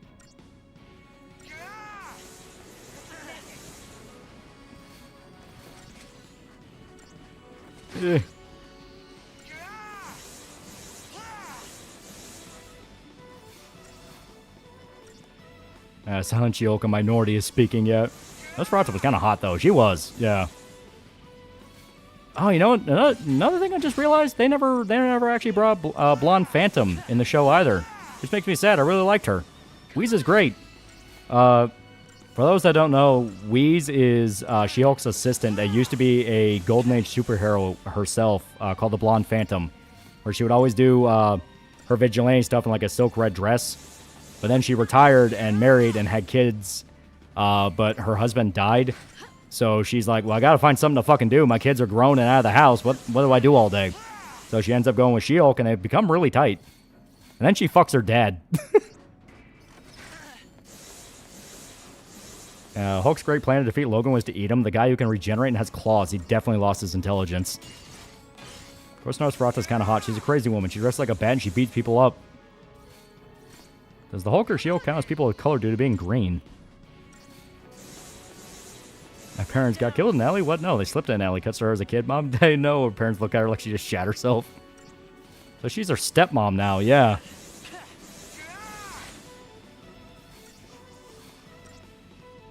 What kind of Alabama shit is this? Oh, talking about the Hulk clan? Yeah, that's a whole thing.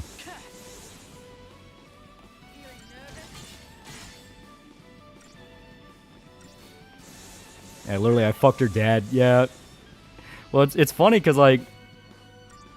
Yeah, what? Wait, does the Blonde Phantom fuck her dad or does She-Hulk fuck her dad? Blonde Phantom fucks her dad. Because, that's the whole thing with the mole guy, where the mole guy creates, like, this vat of, like, crystallized diamonds that he turns into goo that he says will turn you into the opposite of who you are.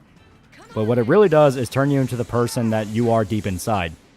Well, Wheeze, when she meets She-Hulk, is like an old woman. You know, it's like, hey, she's retired, she had kids, like, she's elderly.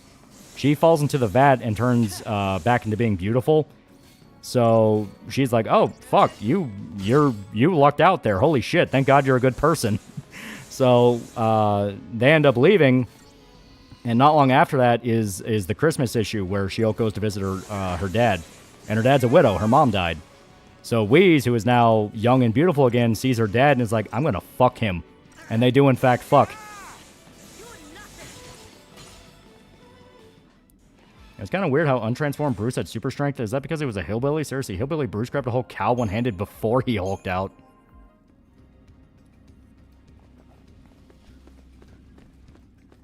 It's now Dearborn New Euro Muslim culture. Yeah, it was Dorkham Asylum. Yeah, that was it. It was Dorkham Asylum, yeah.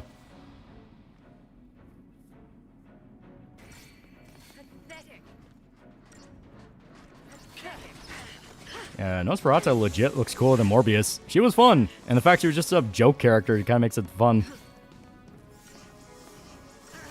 I think the dad's gonna get mad when she turns back into an old woman. Oh no, it completely rejuvenated her. Like she was still gonna age at the same rate, but now she's beautiful again.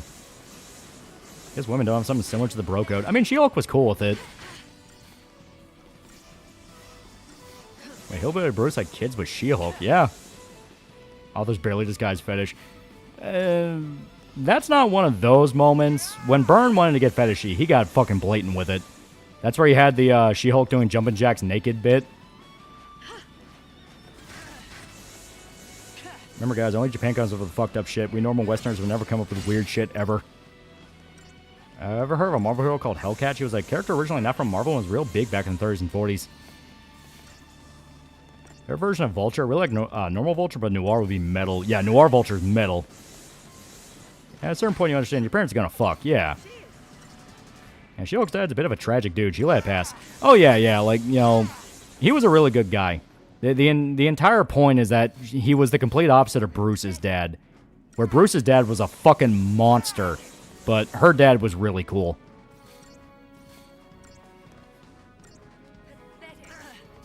Who's spelled? Nosferatu? Yeah. That wasn't a fish, that was art. Hey, fuck you, jump rope thing was art. And it's funny as fuck, because, so a running gag is that, John Byrne himself was a character in the comic. It did the Deadpool speech bubble thing, where, like, a speech would come up and they would yell at each other. But then you also had Renee. Renee was the adder at the time. She also was a character in the comic. So Byrne and Renee would argue back and forth about different shit, like, I think it was like the opening. Yeah, it was like the opening arc, where it was just establishing the run was going. They had a fleet.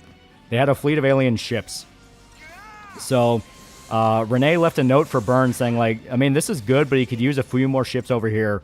And Byrne just writes, I'm not drawing this fucking fleet one more time. Get over it. It's pretty great.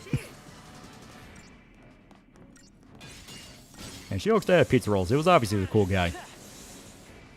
If Hillbilly Hulk's just Hulk without Bruce, then does that mean Hulk has been a hillbilly the whole time?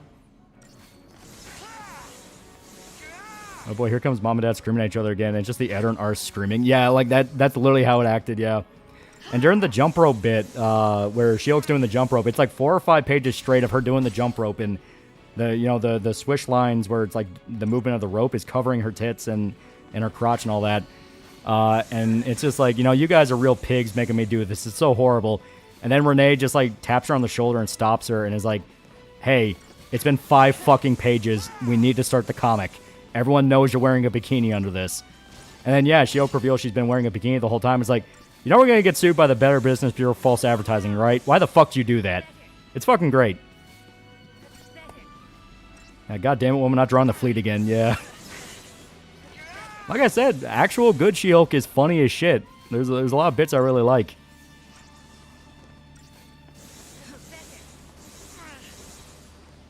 I forgot, was this run during the Jim Shooter era of Marvel? Yeah, it was the late 80s to 90s. Like early 90s. It was like fucking 91, I think, when it ended. That sounds fun, yeah. You promised nudity. It got to the point, like, because when I say the fourth wall breaks get in depth, I'm not fucking kidding. Are you gonna bring this stuff up in your She-Hulk video? Oh, yeah. But, like, when I say the fourth wall breaks got in depth, I'm not kidding. When they actually reintroduce She-Hulk's boyfriend, who was in Savage She-Hulk, which was the one that Stan Lee did to, like, introduce the character, he got forgotten about for a while. Because she made appearances like Fantastic Four, Avengers, stuff like that. And they bring him back in Sensational She-Hulk. So She-Hulk literally has to, like, explain his backstory to him.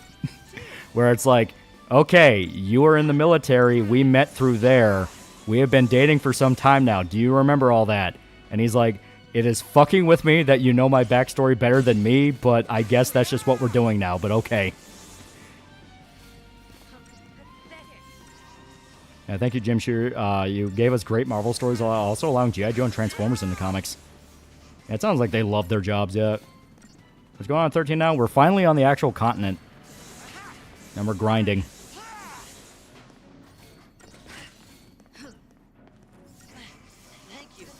Yeah, when people have actual sense of humor and they make fun shit, yeah.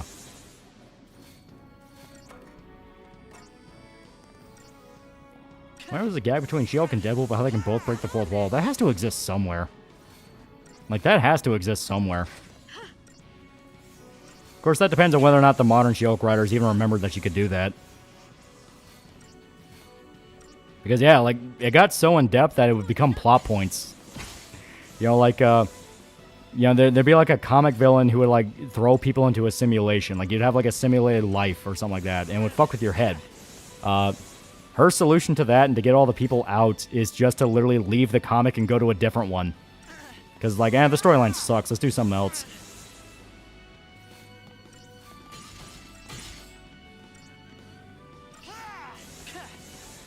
I'm sad that Stan Lee has passed away, but at the same time, I'm glad that he's not alive to see what happened to the books. Yeah. Hey, guys, here's my boyfriend, the whole male Marvel cast. Why didn't you tell us? Because we weren't dating at the time.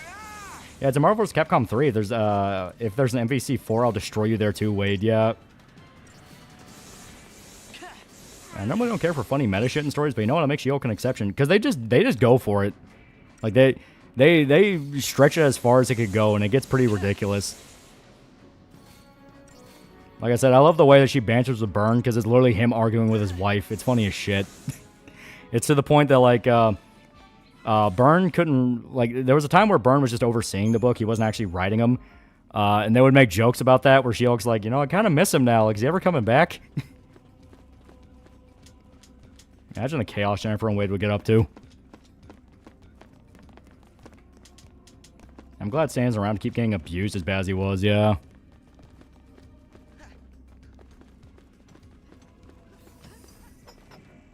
Also under victory screen, if this was in 1987, I'd be there when the one smacking you with a health bar. Yeah, I swear She-Hulk cameo that way in a Gwenpool book, possibly. Gwenpool all around was very meta.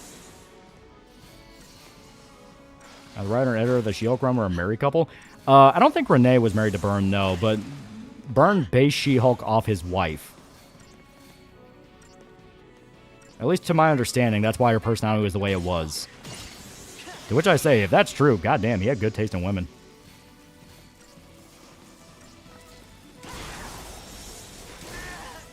Ow. I'm sorry. I can't do this.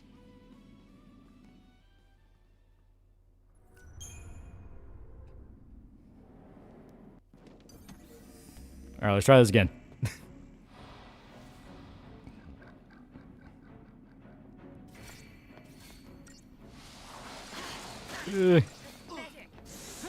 Yeah, lucky fucking man, yeah.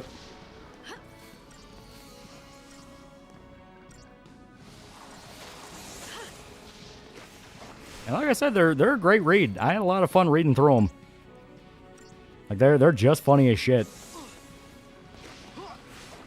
Like how there was that time where she had to help Santa Claus solve a murder, and no, I'm not kidding. Like just straight up Santa. Also threatened to beat the shit out of Howard the Duck. She did a lot of weird shit, but the weird was what made it fun. Are you sure that's the right way?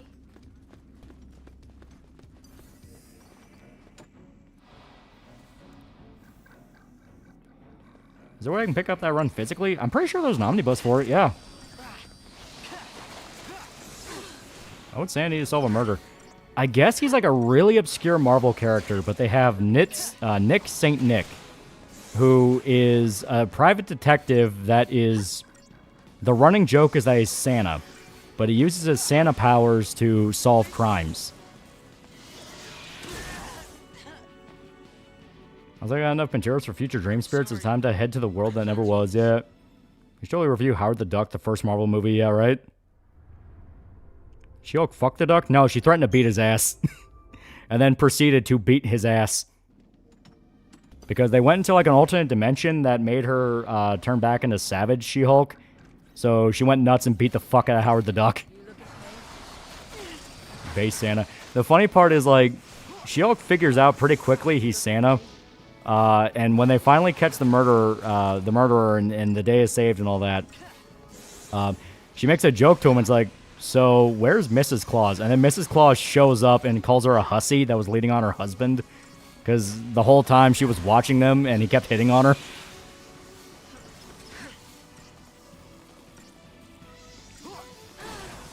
I haven't read any Gwenpool comics, but did they ever do a gag with Deadpool being our mentor? They kind of do a different thing than you think with it being called Gwenpool. I'm sorry. I guess the duck was out of luck.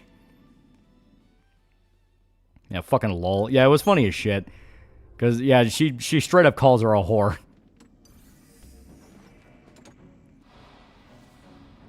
Who's most likely for her to fuck, the duck or Paul? Neither. She has a very specific type. She likes the big brawny guys, because that's why she kept having wet dreams about Hercules. Not kidding. Like, the running gag in Sensational was she would always have a wet dream about Hercules. But then when she actually met Hercules again, she's like, oh, right, I fucking hated you. Why did I ever do that? And homies, love y'all, but I'm not okay right now. It's all good. It's all good, man. It's all good. Jesus Christ, Jennifer, man, I have more restraint than you. Yeah, Jen's in himbos. Quite literally, yeah. That's her whole thing. Ow. Why me? I mean, isn't she? She looks funny and enjoyable, but she's straight up a whore. We'll do it. One more shot for the goal. One more shot. Yeah, if the other option's Paul, definitely the duck.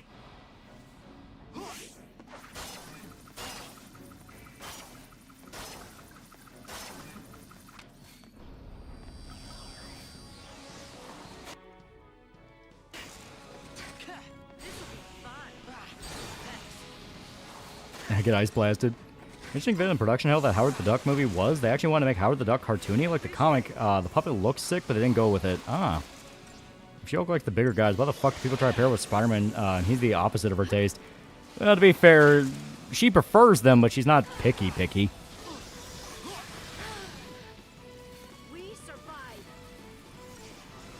I'm gonna read their She-Hulk comics now. Thanks. They're really fun. They're genuinely a lot of fun. I'm sorry. I can't do this. She-Hulk be more or less interested in seeing the corkscrew penis? That's a good question. Who would She-Hulk fuck first, Leon or Chris? Probably Chris. Yeah, she's explicitly not picky. Basically, just don't be a raging douchebag. That's all she really wants. Guess the duck was out of luck because he got stuck and left in the muck when all he wanted was a fun time. And plus, have you seen Peter? Maybe slim and smaller, but he's very, but he has muscle. Plus, Peter's a sneak build. He's very built. Yeah. Plus, women just kind of like Peter. That's kind of Peter's whole thing. But Leon's cooler.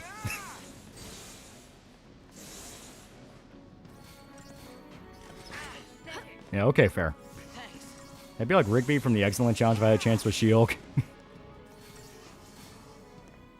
Like I said, check out, at the very least, check out the Sensational She-Hulk run. It is genuinely really good. It is funny as fuck.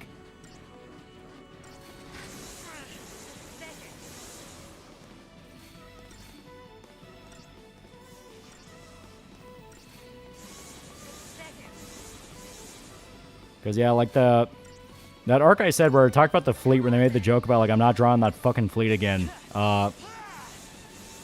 There's another gag where it's like this massive invasion fleet over New York, and she's like, oh my god, I bet the Avengers are coming here. Like, who is this? Is this the Skrull? Is this is this fucking Thanos' army? Like, who are these people? Then they're little toad men who are complete jobbers, and she gets genuinely offended and looks at the panel and goes like, are you fucking kidding me? The fucking toad men? Really? I'm not allowed to have anyone cool in my debut? And John's basically just like, yep, deal with it.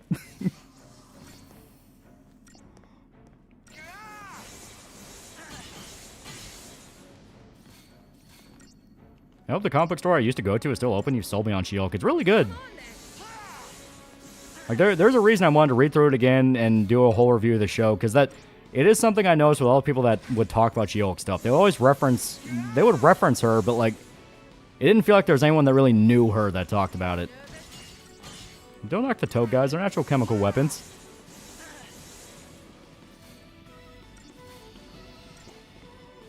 Remember, you could just have fun, yeah. Yeah, Frogman are absolute jobbers, yeah. And then she finds out the fleet is literally fake, and she gets even more pissed off. Like, I'm not kidding. The fleet's fake. It's like a whole, like, not quite simulation, but they faked an alien invasion to get to her, and that pisses her off even more. I do like the trope of someone being offended by someone weaker trying to attack them. Like, am I a joke to you? Yeah. And Bruce Banner, how are you breaking the fourth wall like this? I can't do it as Hulk. I don't know. You mean the Toadmen from one of the first Hulk issues? Yeah, like the little alien guys. The ones that are like total fucking jobbers no one takes seriously. Yeah, it's like some kind of star control, yeah.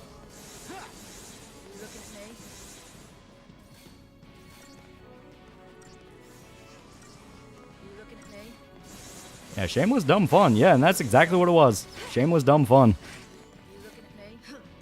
Like there's also there's another arc where basically a villain is fucking with reality and teleporting in people from different times and places.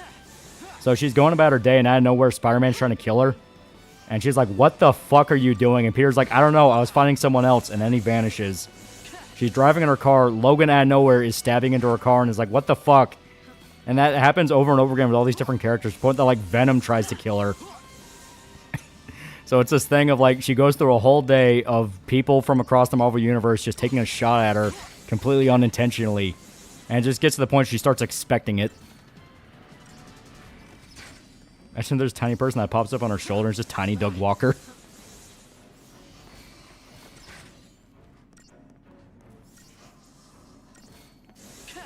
I would say She-Hulk is a better rogues gallery than, say, Wonder Woman. Well, they're mainly joke villains. If she has a serious villain, it's usually someone that's fought other people as well. You know, she fights some Hulk people. She has Titania, but Titania, like I said, she's not even really a villain anymore. Fuck. God. Yeah, like I said, usually if she's fighting someone, she's fighting someone else's villains. She's fought AIM. She's fought, you know, Sentinels before, you know. And to be fair, Marvel New York is crawling with cape bullshit, yeah. And that's a thing that the Sensational Run especially makes a point of. It's like everyone's used to this, you know. Some guy walks up one day and says, I have psychic powers and something's coming to kill you. They just believe it. It's like, all right, where do you want me to go? Has She-Hulk ever propositioned Venom on specific uses of his tongue? Kind of weird Deadpool kind of ended up taking her place and being the character that breaks the fourth wall. Yeah, right? I think it's because Wade's edgier. You know, he kills people, he's more violent, you can do more fucked up humor, and people love that. I love that. Yeah, Wonder Woman is a mad rogues gallery. Most of them are just Greek gods or Cheetah, yeah. That's better than finding a furry and a midget psychic. You think about Apocalypse Now just being openly free to watch on YouTube. Thank God for Wendigoon.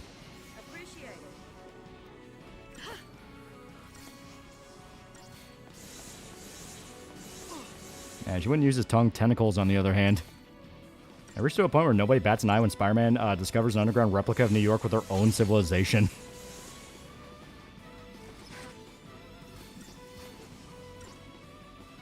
Yeah, it was one Marvel Universe, but it was endless New York, the horror. Is it ever explained in the universe why Marvel's so concentrated in DC? Because all the NYC, because all the writers lived in New York. What on that Hulk issue with the Tobin ends up with Hulk being the main threat, wanting to destroy the world with their ship? Yeah. I think Marvel gets sick of Gwenpool soon. They never really push her that often. That's the weird part. Like, as much people say, like, oh god, she's everywhere, you don't really see a lot of Gwenpool. I like to see She-Hulk with Chris. She keeps hitting on him and he doesn't catch a clue. Eventually Chris asks She-Hulk to fuck Claire. I think of the original Red Dawn. I think it's a classic.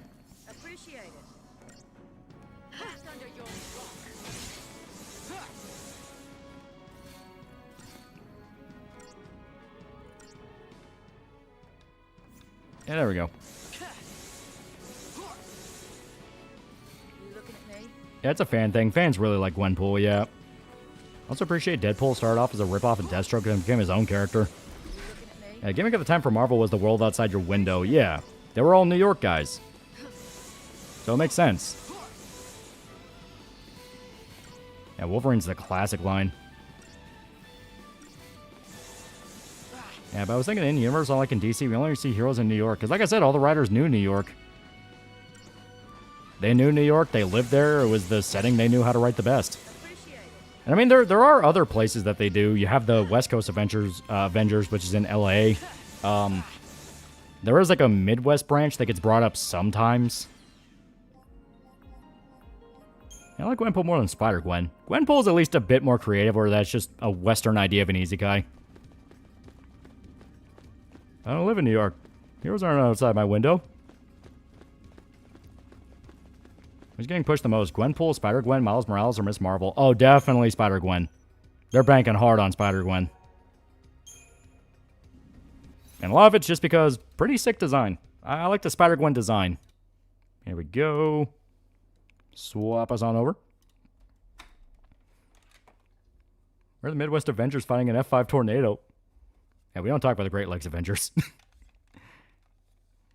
Yeah.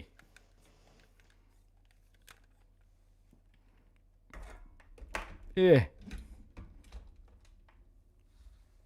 Ironically, both Chris and Jen were both in Marvel's Capcom 3, but ironically, she gets with Spencer for Bionic Commando in his ending. Like, not even Phoenix Wright. I thought Miles was pushed more. He was, but now Miles is kind of in a place of, like, people are just waiting for the next Spider-Verse movie, and that's ironically kind of hurt them. And She-Hulk sounds pretty fun. Like, the Hulk was, she's a loving parody. Yeah, here. I'll even show you, just to prove I'm not a liar. And that the shit I'm talking about is real. And cutest murder bot, yeah.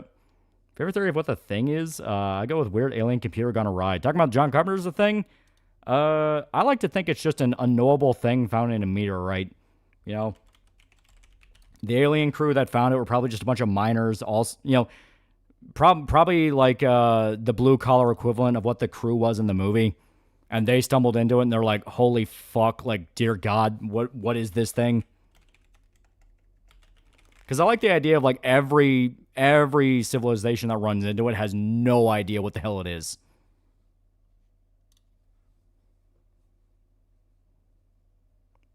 Marvel dropped Miles after their What If Miles every other hero failed. Yeah, here, I'll go ahead and hide that image. All right, now I'm gonna try to find the one that I really liked that I thought was funny as shit. Just so you guys actually do try to give this a watch. Well, not a watch, a read. I think it was actually before that.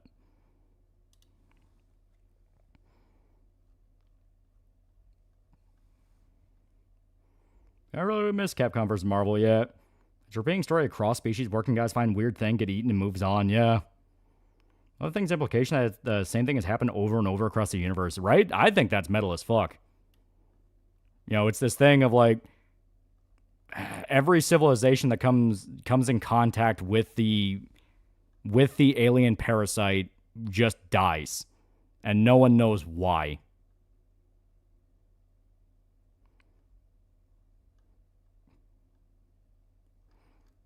All right, okay. This isn't the one I found, but this is another really funny one. So here, give me a sec. It's further up here.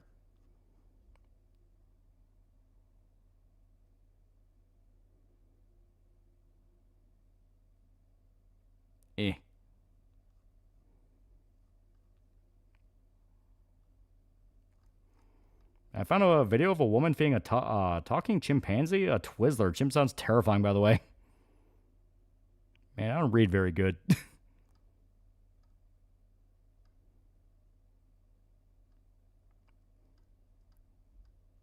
I don't think it lowered the page. Oh, that might be the problem. I'm trying to find the one where she shit talks immigrants. Because, yeah, that's a thing.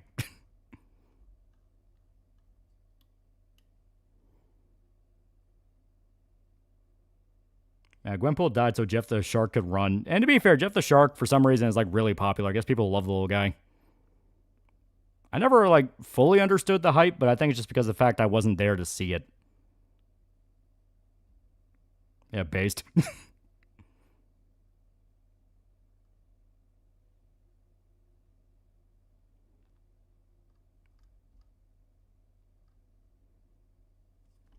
Penny Parker was cool, though I'm tired of non-Parker Spider-Man. Yeah.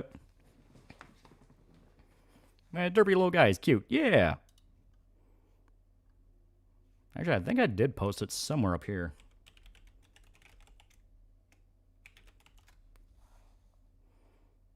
In fact, I do believe I have it. Yeah, here.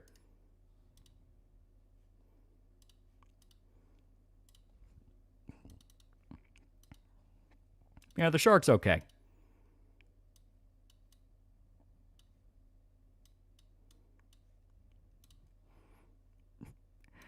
But yeah, I'm not kidding. Like, so the whole context is rich guy sits her down and talks about how a guy stole his technology to do evil shit. And the way they found out he was evil was because they found something out about him. And her first mind jumps to, so he's a liberal, right? It's like, no. So he's an immigrant, right? No. It's pretty good. Yeah, Jeff the Shark is like Moonmate from Hololive, the cutest thing you've ever seen from the deadliest thing on the fucking planet.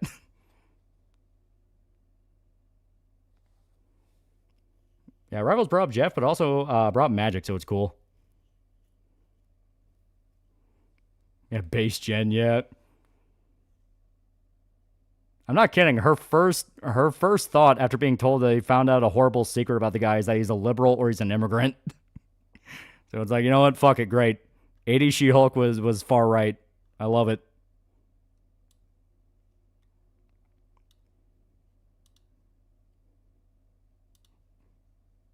Who runs this? What runs this? Sensational. It's Sensational She-Hulk.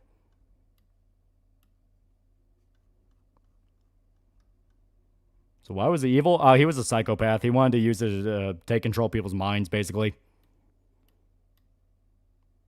Gotta love classic Jen, yeah.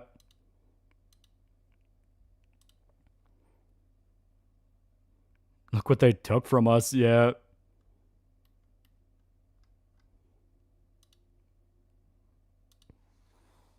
Yeah, I love her more, yeah. Like I said, it's good shit. It's funny as shit. Unironically, a great time. So he was a liberal.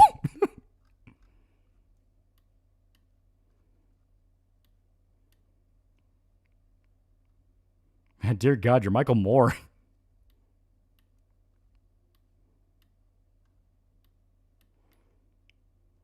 Yeah, this should be in the first minute of the She-Hulk review, yeah. And more to think about it, I would like to see a show about Gwenpool and Deadpool as her mentor. But like I said, Gwenpool's not really the same thing as Deadpool.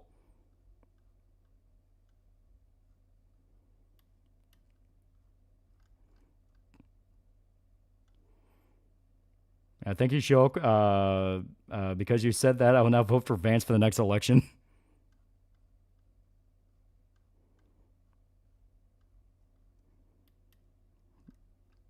Yeah, Gwenpool also doesn't actually have any powers. Just makes her funnier. How big a show is that? I was asking for a friend. Give me a 5-point layout. That'd be great. You can fit a fridge in there. Oh, yeah. Here's the one I actually wanted to find.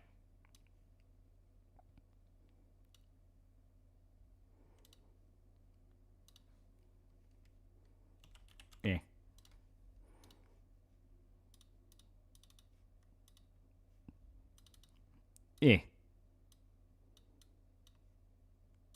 But yeah, this is the one from like the movie producer arc, and she finds out they're making a movie based on her likeness and her life without her permission.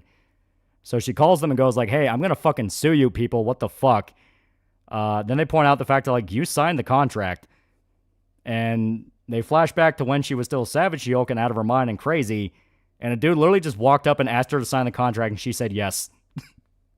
It's pretty great. It's pretty funny.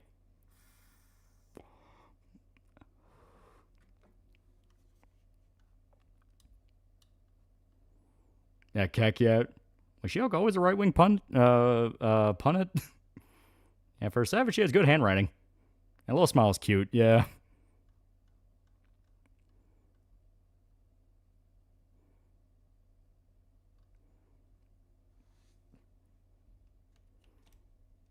Yeah. Yeah, Wilder's kind of hot. Well, that was her thing. She had like big wild hair. I'd kind of call it like the 80s poofy hair because apparently every woman back then had that hairstyle. This man, Savage She-Hulk had pretty smart long-term financial planning, yeah. And I'm not kidding. Like, so that whole arc ends with her talking to the main villain producer. I'll also get that real quick.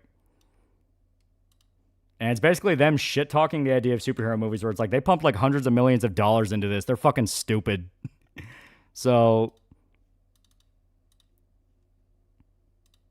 like, yeah, basically just like, hey, you know, I'm not doing anything illegal. All I'm doing is fucking over a bunch of Hollywood producers and stealing their money.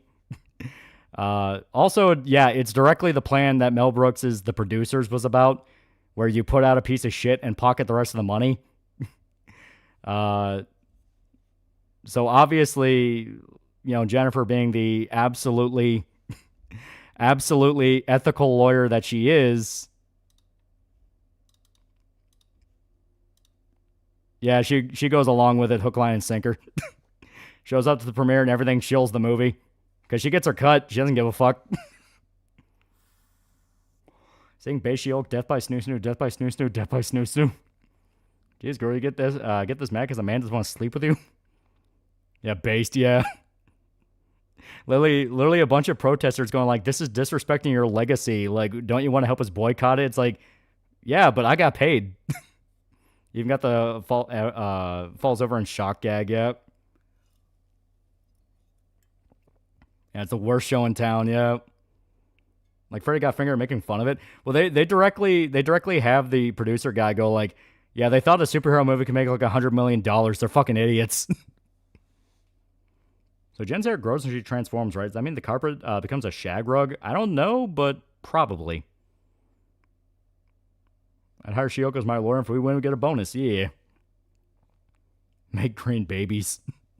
But like I said, it's a really fun run. I'm having a lot of fun going through it again. It's like, God, I forgot just how fun this is. Yeah, didn't she get Doom off on like war crimes or something once? Yeah. And producers, you say Hydra was having trouble with a sad story. Needed a new leader to restore its former glory. Where was he? Where could that man be? Yeah, you guys have done this. Was made before superhero movies made a lot of money. Yeah, because this was like 91, so superhero movies still weren't really the cash cow they were. You know, you had Superman and you had Batman. They were the only ones.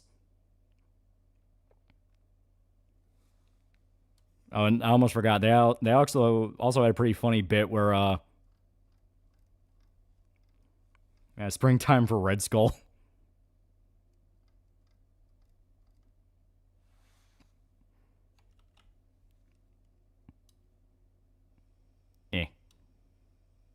Yeah, money. Guys have to understand, it was made before superhero movies would make a lot of money. Yeah, don't forget Ninja Turtles. Yeah, Ninja Turtles also.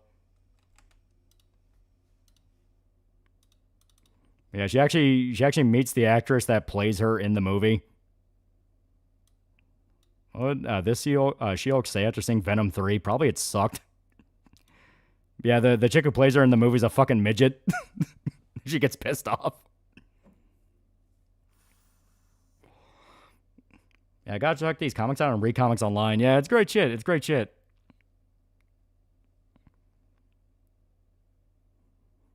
She-Hulk ever get with the black superheroes in the 80s and 90s? Fucking, I don't know. Maybe like once or twice. Yeah, tiny.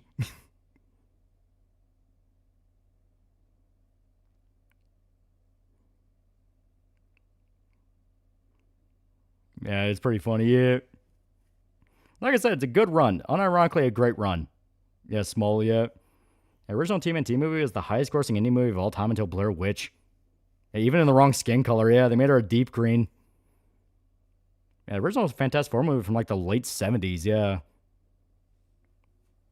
Hear me out, Mesagaki She-Hulk. How tall is She-Hulk? 6'9". She's big. She's very big. Though sometimes they just try to bump her up to like 7 or 8 feet. It depends.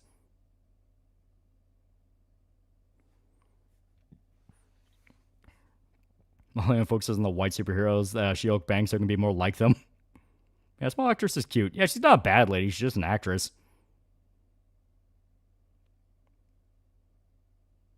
Small She-Hulk looks like Tatsumaki, but more green. I think when people find out She-Hulk is Xavier's lawyer, they start spreading rumors she's the reason Charles is in a wheelchair. And so a foot taller than me. Yeah, she's huge. Man, Bruce never should have shared my blood with her. Yeah. I can tell there's some influence for Yuki here. Now that you mention it, there might have been like some subconscious. Yeah.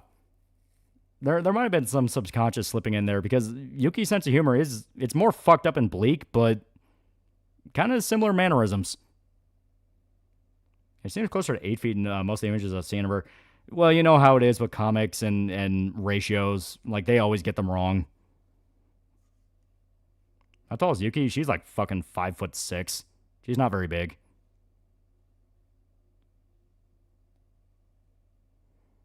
It would be fun in modern day if they have She-Hulk go to a convention and dress like Alcina Dimitrescu. Yeah.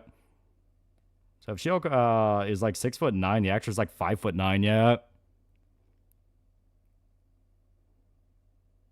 Yuki is Asian She-Hulk confirmed. But like I said, very good run. Very, very fun run. Like they also have a bit where they talk about how they're bringing the X-Men in, and she's like, I was never part of the fucking X-Men, idiot. It's great. I love it. Very good shit. Highly recommend the run. Highly recommend it. It reminds me of being a kid again. And it also makes me realize, like, this might explain a lot now I think about it. Also, yeah, here.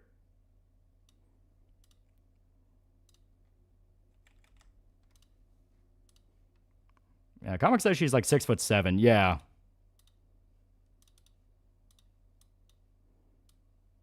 But I was not kidding about Nosferatu. Like, it's just straight up a Batman parody. Yeah, she was part of Fantastic Four for a while. Yeah, part of the Fantastic Four, part of the Avengers. She helped out with a few different things. She knows a lot of people. That's kind of another running gag where she just kind of seems to know everybody.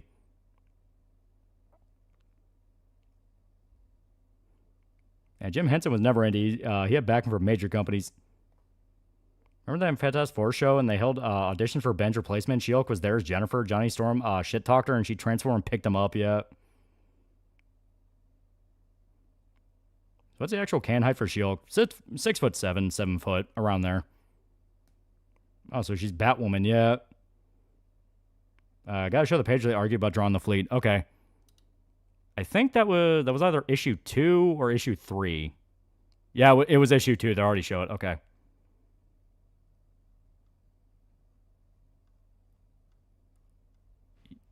Yeah, here it is.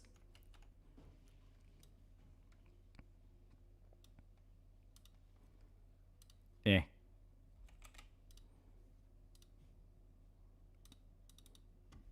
Yeah, we need an omnibus of this. I think there is. An omnibus. Yeah, see? Yeah, it's the Toadmen fleet. So it's the one note says, "Well, Tom, how's this for Cosmic from Bobby? Not bad, but I could have used a few more Toad ships from Tom. Well, take a good look at the ones you got, boss. I'm not drawing this fucking fleet again from John. If you do, I quit from Bob." So they're literally saying the fleet's not big enough, and John Byrne's like, "Go fuck yourself, it's fine."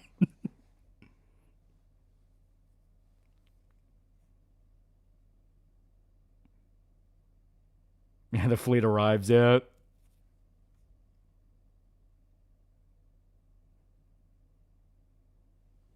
And so gender swap Batman for a guy turned into an Elseworld yet. Yeah, take your stupid fleet yet.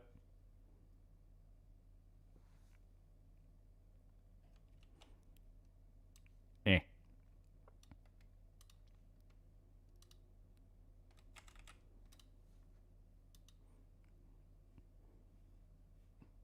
Is it Dan Slott? No, this was way before Dan Slott was ever involved. And needs more ships. Fills the entire sky. How could it be bigger? I feel like she should have known. These were the Toadmen. Look at the ship there. They look like frogs. Yeah, well, that's the funny part. Eh. She gets genuinely pissed off that it's the Toadmen. She's like, really? Really? These fucking jobbers? Really? Okay.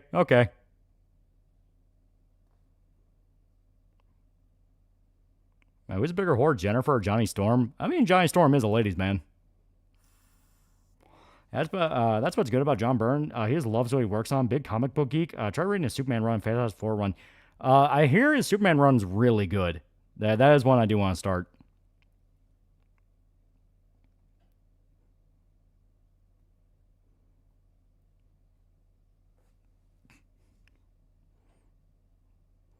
Eh. Jump rope, yeah. Ah, God, which one was the jump rope? That was like fucking maybe 31? Might have been a little bit after. Yeah, I think it was a little bit after. So, like...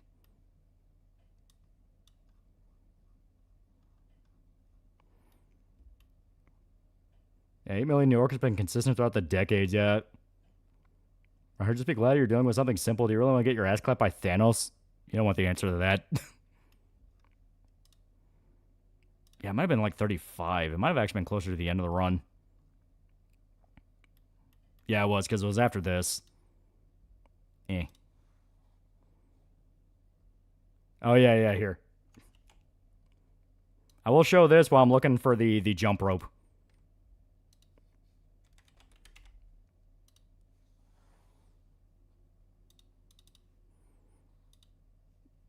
Yeah, Burnhouse made his own version of Life Story with Batman, Superman aging from golden to modern as old guys. Oh, that's really cool. But yeah, this is the one where it's the bait and switch, where you see Punisher, Spider-Man, and Wolverine, and it's like, wow, aren't they so fucking cool?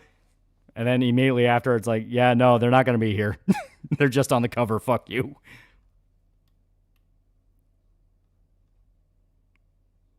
I think people purposely not moved to New York and Marvel. Yeah, it would suck if you couldn't find it. Oh, yeah, no. It's super around here. Just the fact of I got to find out exactly what issue it is.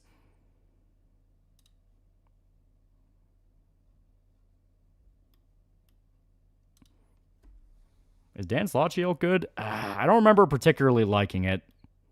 I remember thinking like, eh. Oh, yeah. Okay, here. Yeah, I found it.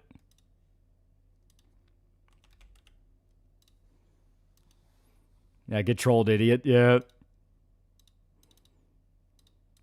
Yeah, here. Here's the cover to the jump rope one, where it's like, quit stalling, we've got 22 pages to fill. And it's not a joke. Like, it goes on for like 5 pages. Yeah, goddamn, we're going to get in trouble with the Better Business Bureau for this, yeah.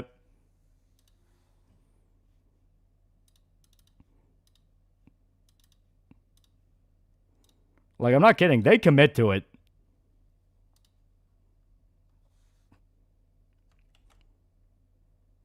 Yeah. Yeah, good stuff, yeah.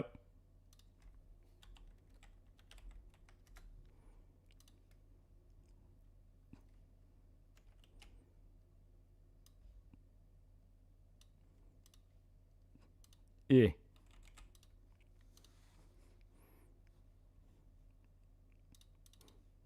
And it's literally, yeah, here. It's literally just her ranting for like 5 pages straight about having to do it.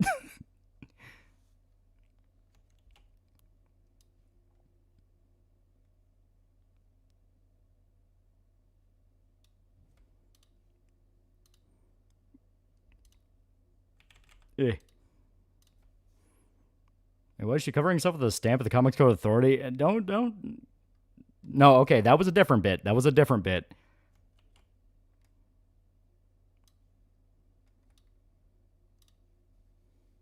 That did happen where, yeah, she got naked during a fight, and they had to, like, rush in and cover her with different stickers that were the Comics Code Authority in order to cover her up because they didn't want to get in trouble.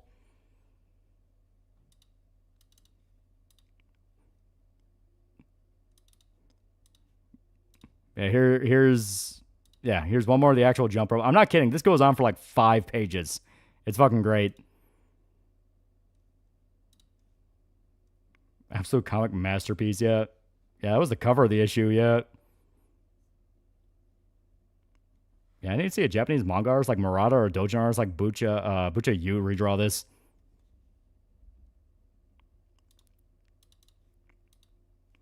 And then... And then, yeah, Renee, the actual editor, steps in. I'm not kidding. They made Renee a character. And it's pretty good. Because basically her going like, why the fuck are you holding up so much time right now?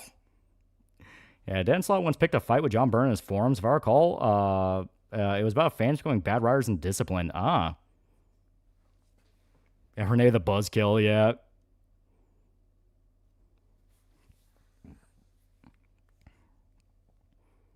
Now, Renee's kind of cute. Yeah.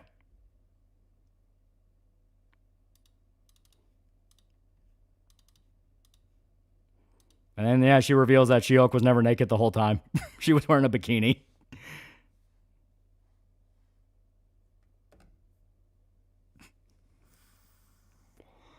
See, women knew how to have fun. Yeah, right? Like, since the creator of Ghost in the Shell rather do hentai, let him do She-Hulk, yeah. Yeah, her next point after being outed that she's not naked is like, you're going to get a suit for false advertisement. You know, fuck you. And yeah, basically Renee goes like, yeah, anyone who thought you would actually be naked deserved to have their money stolen. Fuck them. Nagashima Chosuke, she most definitely do a doujinshi on this. Also, if you don't know who Nagashima is, he's a hentai artist. Yeah, they lied. And can jump rope sensors work in real life? No. I don't know if it was for this expensive because it's out of print. Ah, man, that sucks. Now, positive attack on the 50-foot woman as influencer and design here. I mean, probably. John Byrne's not exactly shy about his perversions. But he was an artist. He weaved it into it. Hell, you know, you would think, like, I'd be all like, oh, man, it was so hot when She-Hulk did this or that. And here I am talking about all the different jokes I liked. Like, it's genuinely funny. But yeah, there we go. There we go.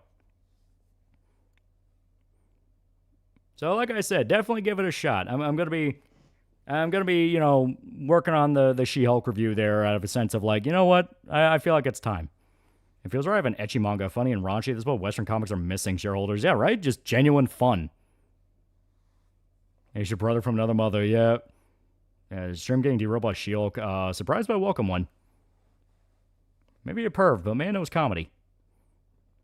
That's probably with Marvel. Their collections are either expensive or out of print. Yeah, they really don't. They went all in digital, and I get why, but it makes like actually buying shit hard. And save the She-Hulk gooning for the private times like a responsible adult. The difference between reading something with your cock out and reading it with one hand. Hey, Martin shareholders. Yeah, everyone does. There we go. There we go. We had a fun night tonight. We had a fun night. We got to talk about more comic shit, and it was great. You know? And like I said, hopefully you guys are more interested in reading this, because everyone knows about She-Hulk, and they know her show. But it feels like there's no one who went in depth with it and why it didn't work, because they know the character. And I'm at least aware of She-Hulk. I mean, I've read her shit. So it's like, you know what? Maybe it's time to actually cover the show and be like, okay.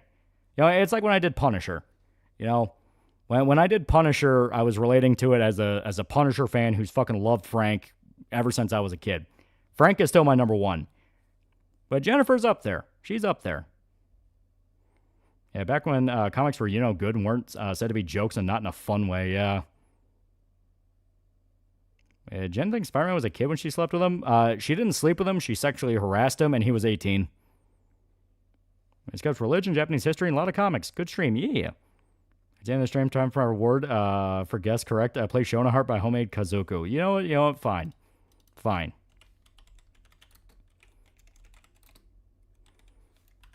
Because you did guess right, and we went on this really fun tangent, you will get what you want. Eh. I will prep it. And charging interviews with Brian, his office contains so much comic book memorabilia. That's one thing I hear. Like, he's one of those guys where the dude fucking eats, sleeps, and breathes this shit. Like, unironically, he's been doing this for years. Decades. Try watching oh, yeah. Yeah, now we got Harley Quinn fetish comic. Yeah, right? I do believe the ability to weave in fan service with being genuinely fun comes down to how good your taste is. If you have shit taste. I mean, I also kind of guessed it too.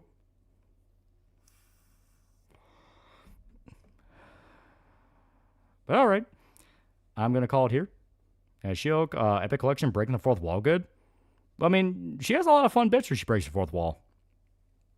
But I'm going to call it here. I am sleepy. I got to, you know, working on a bunch of shit. So,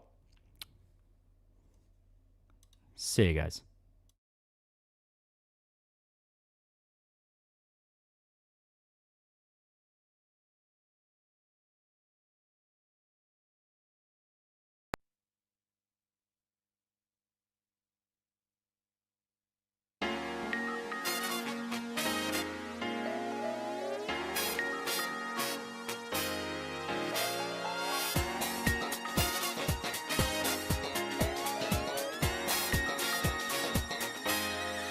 口ずさんメロディーが思い出させてくれメモリーはどれも輝いてばかりいる You gotta remember 今も夢のかけらを手にあの頃のように光り放つ少年のハート将来の夢の欄に書いたあの頃の俺から何年経った現実と理想の狭間揺らいだ情熱の炎も消えかかったちょっとまたちょっとまた勝負はこれからさはったはった諦めた時点でゲームオーバー現状をこの手で切り開こうか覚えていますか昔は確か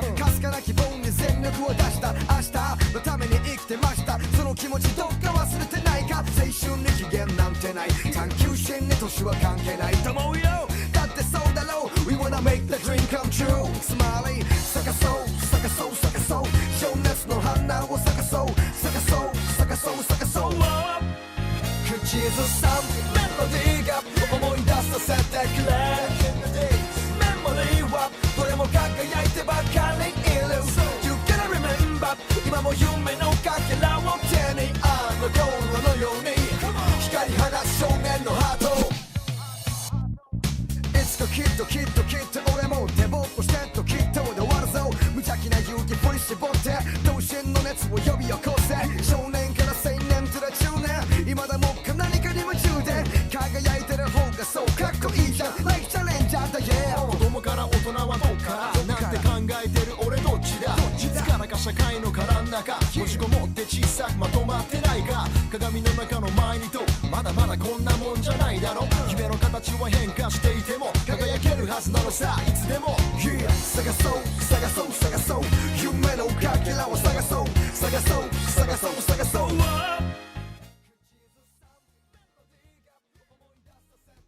Junebug for $2. Song name, please. It's Shonen Heart by Homemade Kazoko. It's one that Yawa wanted.